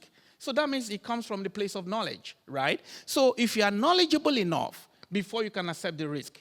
But what you see is, like in the case of Maersk, probably they accepted the risk, oh, what can go wrong? Because they have never experienced ransomware before. And they will tell themselves, don't worry, it cannot happen to us. It cannot happen to us is a general statement in cybersecurity. But the question is, what is if it happens to you? Which is why we're talking about resilience, right? Because resilience is not just about having the controls. The resilience is about when it happens to you, how do you recover on time? How do you stay even connected? How do you continue business and stuff like that? So even if you're not doing the upgrade, there are other, you know, compensating controls that you can put in place to ensure that when there is an attack launched on you, you'll be able to withstand such attack. So my point is, make sure you understand the risk before you accept the risk so that it doesn't lead to malicious ignorance. Great, and a very quick follow-up. So let's say African Union countries, but we'll keep that fairly loose. I mean, well, I think we live in a world where regulation is a bad word now because people think that inhibits growth. But if you're saying people aren't fixing things and they're accepting risk, I mean, how much regulation goes on in your region? Believe me, yes. In fact, it's so interesting. In my lens as a cybersecurity professional, I see regulation more as an enabler than more than a witch hunt process, because I stand to be corrected. In my 22 years of doing cybersecurity, I find out that the people don't want to really do so much to secure the system. And what regulation has done is it has pushed people, to do the right thing and do them the right way. And a case in point is, I'll give Nigeria example. In Nigeria, some decades ago, I think about around 2010, 2009, we had huge magnetic stripe infrastructure in our banking system, right? In fact, it was so easy to clone the Nigerian cards. It was so easy because it was magnetic stripe card. But guess what? The Central Bank of Nigeria came out with a regulation to say, everybody, you have to move to EMV. And immediately that was done, that huge vulnerability within the ATM infrastructure in the banking system moved from 100% to almost like zero. Believe me sincerely. And that's the power of regulation. And another case in point also, it's the same Central Bank of Nigeria. When that was done, there were so many other issues, vulnerability, cyber attack coming to the financial space in Nigeria. In fact, today, if you go to the Central Bank of Nigeria portal website, they have a document called IT Standard Framework. In that IT Standard Framework, it mandated everyone within the ecosystem, if you're a bank, if you're a fintech, and if you're within the financial space, you must get certified to those standards. And one of such standards is ISO 27001. There is ISO 27001 for information security management system. There is ISO 22003 for business continuity management system. There is ISO 20000 for service management system. So, and these also has helped everyone within the financial space, honestly, to move from level 0 to where they are today. But don't get me wrong. I'm not saying these standards or these regulations are silver bullet. That's not what I'm saying. But but what this regulation and standards are doing is propelling people, right, to make sure that you can't be irresponsible, right? You need to even do the baselines, because what you see in most environments is they're not even doing the baseline. So these regulations, this standard is an enabler that help people to even do the baseline. And guess what? From my experience, practical experience, if you even do the baseline, just like I said in my earlier remark, that those baseline, if you do the right thing, you do them the right way, and you get them done. Most of these cyber criminals, guess what? They don't have time. They don't have time. But what we have done is, when we're not doing the baseline, we make ourselves a low-hanging fruit. And that's why when you see the colonial pipeline, you see all the issues around critical infrastructures, there are basic stuffs. Honestly, sometimes password mismanagement, there's no two-factor authentication and stuff like that. So my point is, regulation is an enabler. It's not a silver bullet, but it helps you to do the baseline and do them right. Thank you. Thank you very much. Joanna, coming to you. In your remarks, you talked a lot about responsibility. And I wonder, where do you think the responsibility of government ends and the responsibility of private sector companies begins with this? So a lot of critical infrastructure, certainly, in my country, the United Kingdom, is in the hands of the private sector. Maybe it's different in some other countries. How do we define that responsibility? Because that's very difficult, because citizens vote for governments, not private companies. Absolutely. I feel like it's a loaded question, James. I think you know where the answer might lie. These two are closely interconnected. So the international regime of state responsibility obliges states to ensure that the national law provides for, in our case, a relevant, sufficient level of cybersecurity. If we were to make this more specific, if we look at the European Union, so as mentioned already, we have the NIS2, now Directive, Network Information Security Directive, and the directive is a perfect tool to try and do that. What the directive does as an instrument of international law, which it is it obliges states to achieve a certain level of regulation, in this case, a certain level of cybersecurity. So we are pointing states at a specific direction and telling them, now you regulate in a way that will ensure that everyone remains safe. Because critical infrastructure is so vital, we have targeted that tool against or onto critical infrastructures. It does come down to national operators, it does come down to national instructions, it does come down to good practice examples, and at the end of the day, it comes down to practitioners like Peter here, who will come into a company and assess the level of cybersecurity. If a state fails to introduce appropriate laws, or if it fails to enforce them, and there is a critical cybersecurity incident that spills over, that spills across borders, that state, theoretically, according to international law, could be held responsible. So I feel like it's a very close tie between those two elements. I think attribution is also a part of that puzzle. It has been mentioned here before. Now let me reiterate, attribution means three things. It's technical attribution that I think you're alluding to here. What's the role of the private sector? It would probably be helping us understand what happened and what the trajectory of the attack was. It is a legal attribution that I personally have a soft spot for, because it means we go through that regime and we try to understand which norm, binding norm of international law was violated. It's probably somewhere in the United Nations Charter, I'm going to guess around sovereignty, Article 2, paragraph 4. But then there's also political attribution that Gillian was alluding to. And that political attribution right now has most weight, because it points a finger at an actor and says, we know you are behind this. The European Union, for the first time, used that heavy political weapon in the Viasat case, pointing fingers at Russia and saying, we know you are behind that incident that was initially a cause for war, or contributed to the war actually erupting. So that link from my perspective is very close and very clear. We expect states to act with due diligence to ensure that the private parties within their jurisdiction or control act according to their international obligations. Very good. And you talked about the toolbox. So what role does governance play in all of this? Like, how important is good governance? And what is governance? Is quite a general term. Can you sort of unpack that? What is governance? I'm not sure it's a perfect question for an international lawyer. We don't really have a legal definition of governance.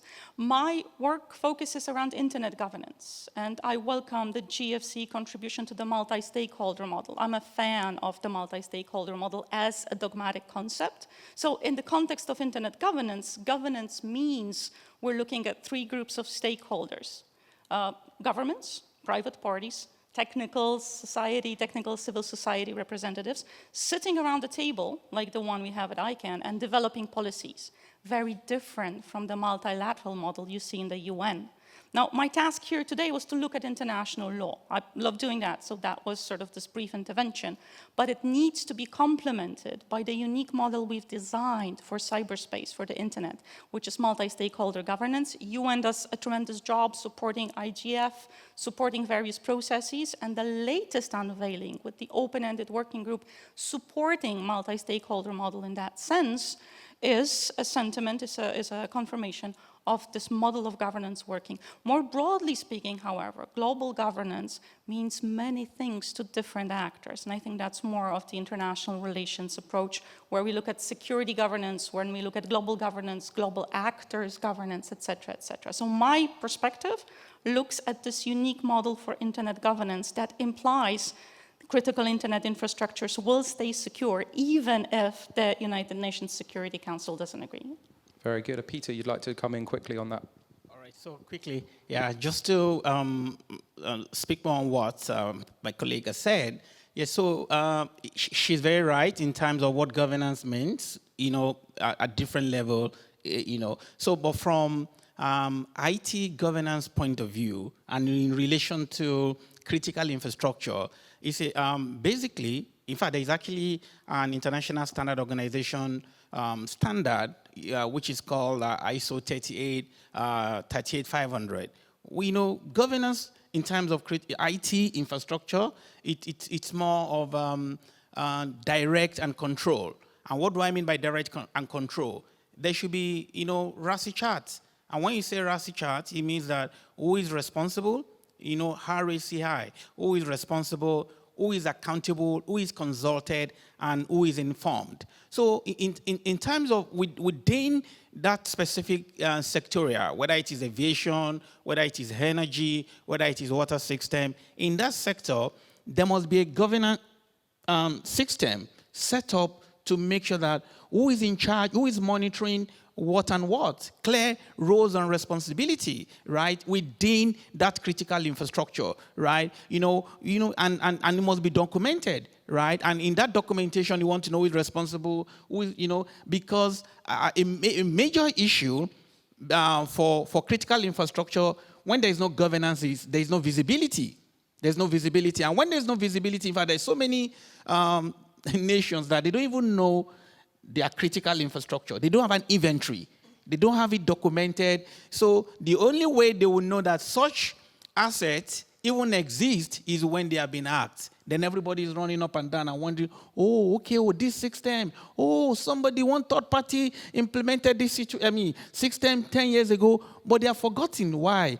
Because there is no governance. Because governance comes with clear roles and responsibility, which is direct and control. Thank you. Thank you. And Gillian, you can come in on governance too from a Canadian perspective. Thank you. I mean, I won't touch on, I think governance, as was first mentioned, there's sort of different angles of it, and there's the governance that we also focus on from an international multilateral perspective. I think Adwali just pointed out on clear roles and responsibilities. And when we talk about governance and from a government perspective, it's how are we structured as a whole of government in order to respond to these threats. It's working across, it's not just the foreign ministry that has a role, but defense, and happening this week, our defense conversations on cyber, how we work with our partner agencies, how do we work with our interior public safety ministries. And I think the point that was made is about clear roles and responsibilities, and how do we come together in terms of identifying not just what are the policy frameworks that will guide those roles and responsibilities, but also what are the response frameworks, not just for government, but for multi-layered stakeholders. And for Canada, for example, we have provinces, territories, and the private sector. So I think setting those out very clearly is really important, and making sure that there are sort of the clear structures in place for response and for engagement at multiple levels and multiple layers. Thank you so much. I'm gonna come into you, Alan, with another question. So we talked about like supply chains, and when let's say 5G, we're building out a 5G network, we need to consider our suppliers. How important is the national origin of a supplier in your risk management? And can you talk through some of your experience in that selection process? Yeah. So the origin of a supply chain is very important, because trust emanates from the origin. There are ISO standards for that. There are vetting process for that. In the critical information infrastructure domain, the suppliers of infrastructure should be vetted, especially if it involves or affects national security. Like, for example, in the telecommunication industry, in the energy sector, in the defense sector. So it depends on country, and every country, what are the critical infrastructure. So, for example, in Maldives, they might treat tourism as critical infrastructure, but in a country where there's no tourism, it's not critical infrastructure. But I'm talking about here is the energy sector, the telecom sector. That's common, right? It's common to every country. They have energy, they have telecoms, and these are basic critical infrastructure of a country, health, for example. So when selecting solutions, technology, to be embedded in the supply chain, you are right. The origin must be vetted, right? Standards must be carefully reviewed, right? Because of some adversary embed vulnerabilities to those systems. That is why technical vetting or technical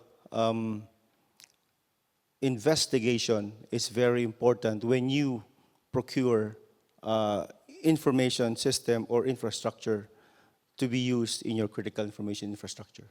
And that's, this is a very long discussion, but that's a summary of what I would like to discuss. That's very good, and that's going to bring me to one of the audience questions. So obviously we talk about choosing suppliers, and we talked about we're living in a world where you have to fasten your seatbelts, as one said. So I'll go to Joanna on this. I mean, we've seen this kind of ups and downs with US policy. I mean, how reliable a partner is the US in terms of cyber and technology from a European perspective? That's an easy question to answer, I think, and completely not political. These are times of global changes. And as you said, we are in for turmoil. We need to fasten the seatbelts. I'm going to look at the safeguards we have in international law and international relations as those seatbelts. So unless one was to make this critical decision to say everything we've developed thus far to frame our international cooperation should go out the window and we're going to start anew, the seatbelts will not help us if we fly straight into a wall. They will not save us. But if we try to manage the disruptions as they appear, and these disruptions might be of different nature, they might be political. US is facing a political challenge, but let's be very fair. These political challenges come up in different regions. When we look at Europe, both you and I have our own experiences with unpredictable political decisions or political changes. I'm going to argue that the regime we have in place, these safeguards that we've developed over the past 80 years, should help us stay safe.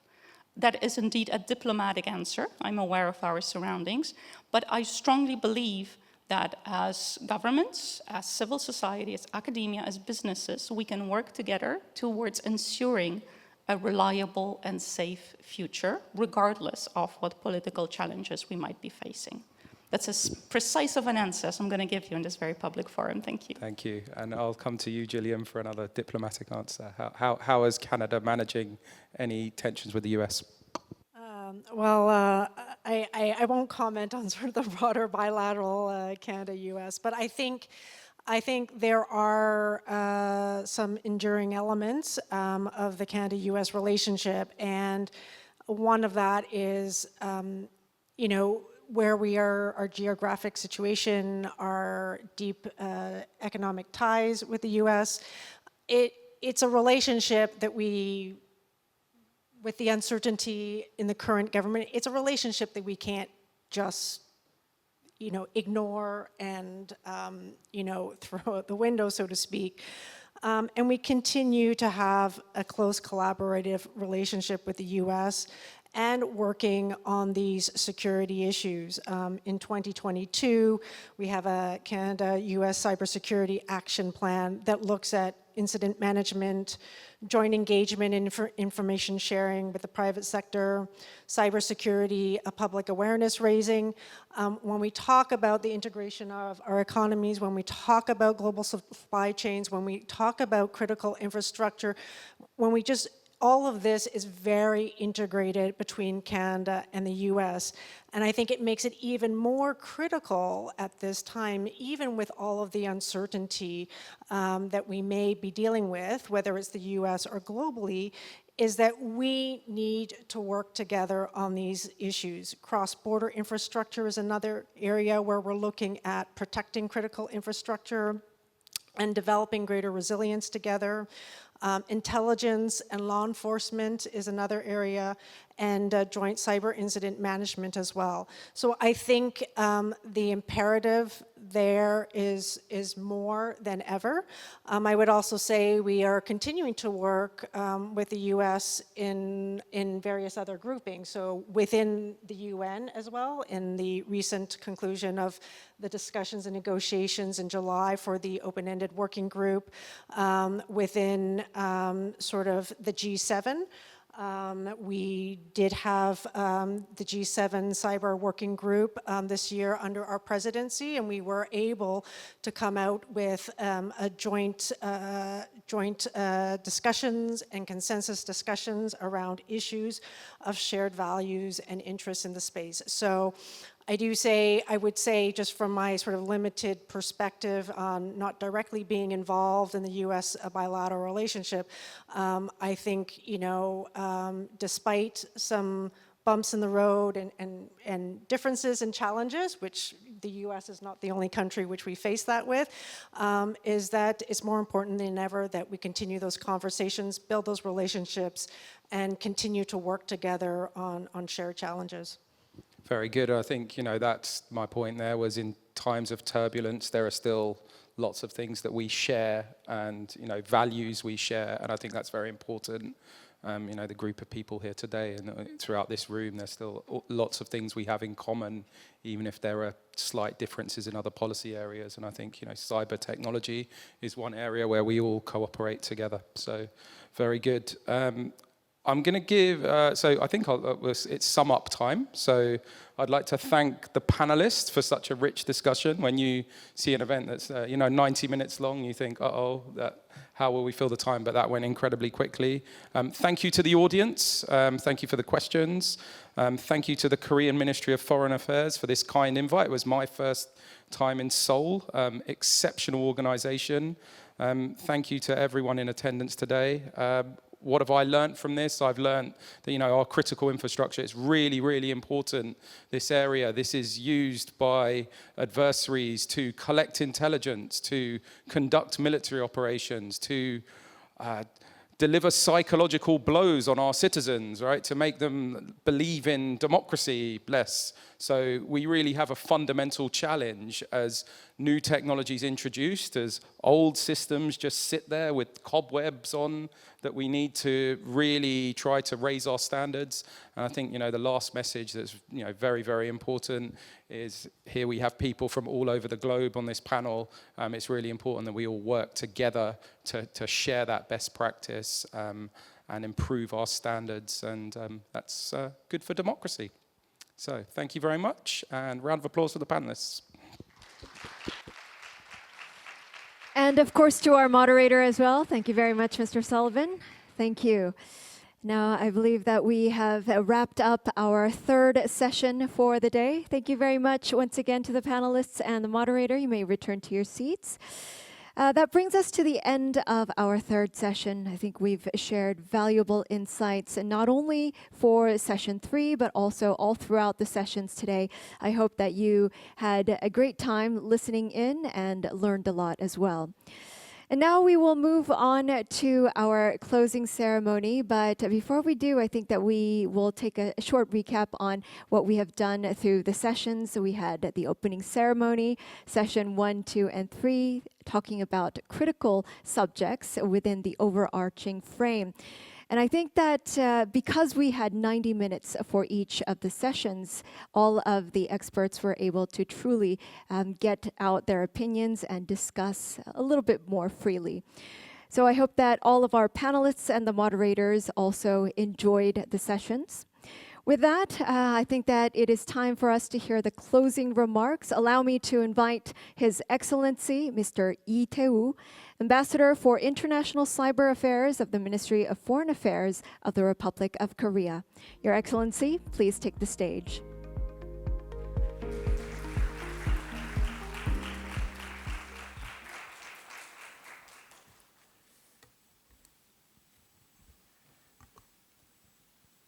Distinguished guests, ladies and gentlemen, as we conclude the 2025 World Emerging Security Forum, I wish to extend my deepest gratitude to all our speakers, panelists, moderators, and participants from across the globe. Your insight and contributions have made this gathering both rich in substance and meaningful in spirit.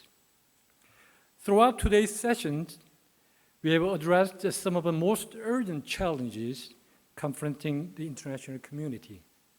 First, we examined the growing complexity of cognitive warfare and urgent need to safeguard truth and trust in an age of disinformation.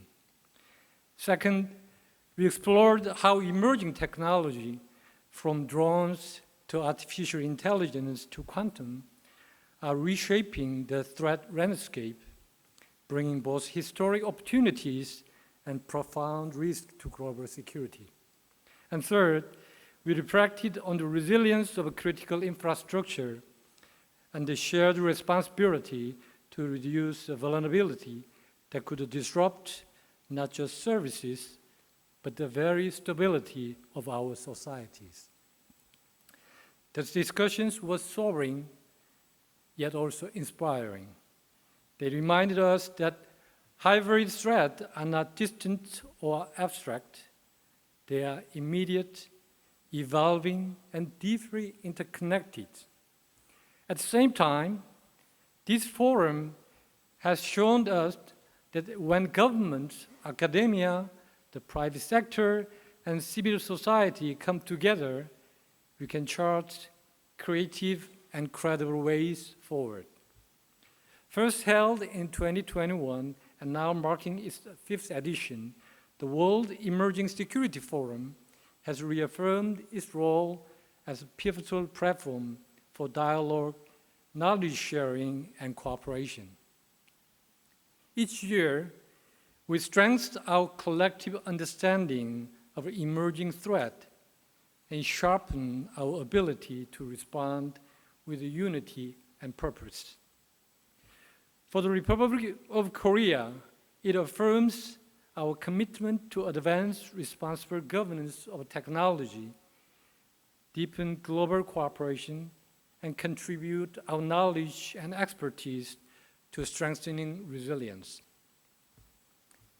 Ladies and gentlemen, as we close, I encourage you to carry forward the spirit of collaboration that has defined this forum. Let us continue to exchange ideas, build trust, and strengthen partnership. For hybrid threats cannot be confronted in isolation. They demand sustained cooperation, enduring solidarity, and a shared vision for peace and stability. I thank you all once again for your active participation and dedication. We look forward to your continued engagement and support in the future discussion under the framework of the World Emerging Security Forum. Thank you very much.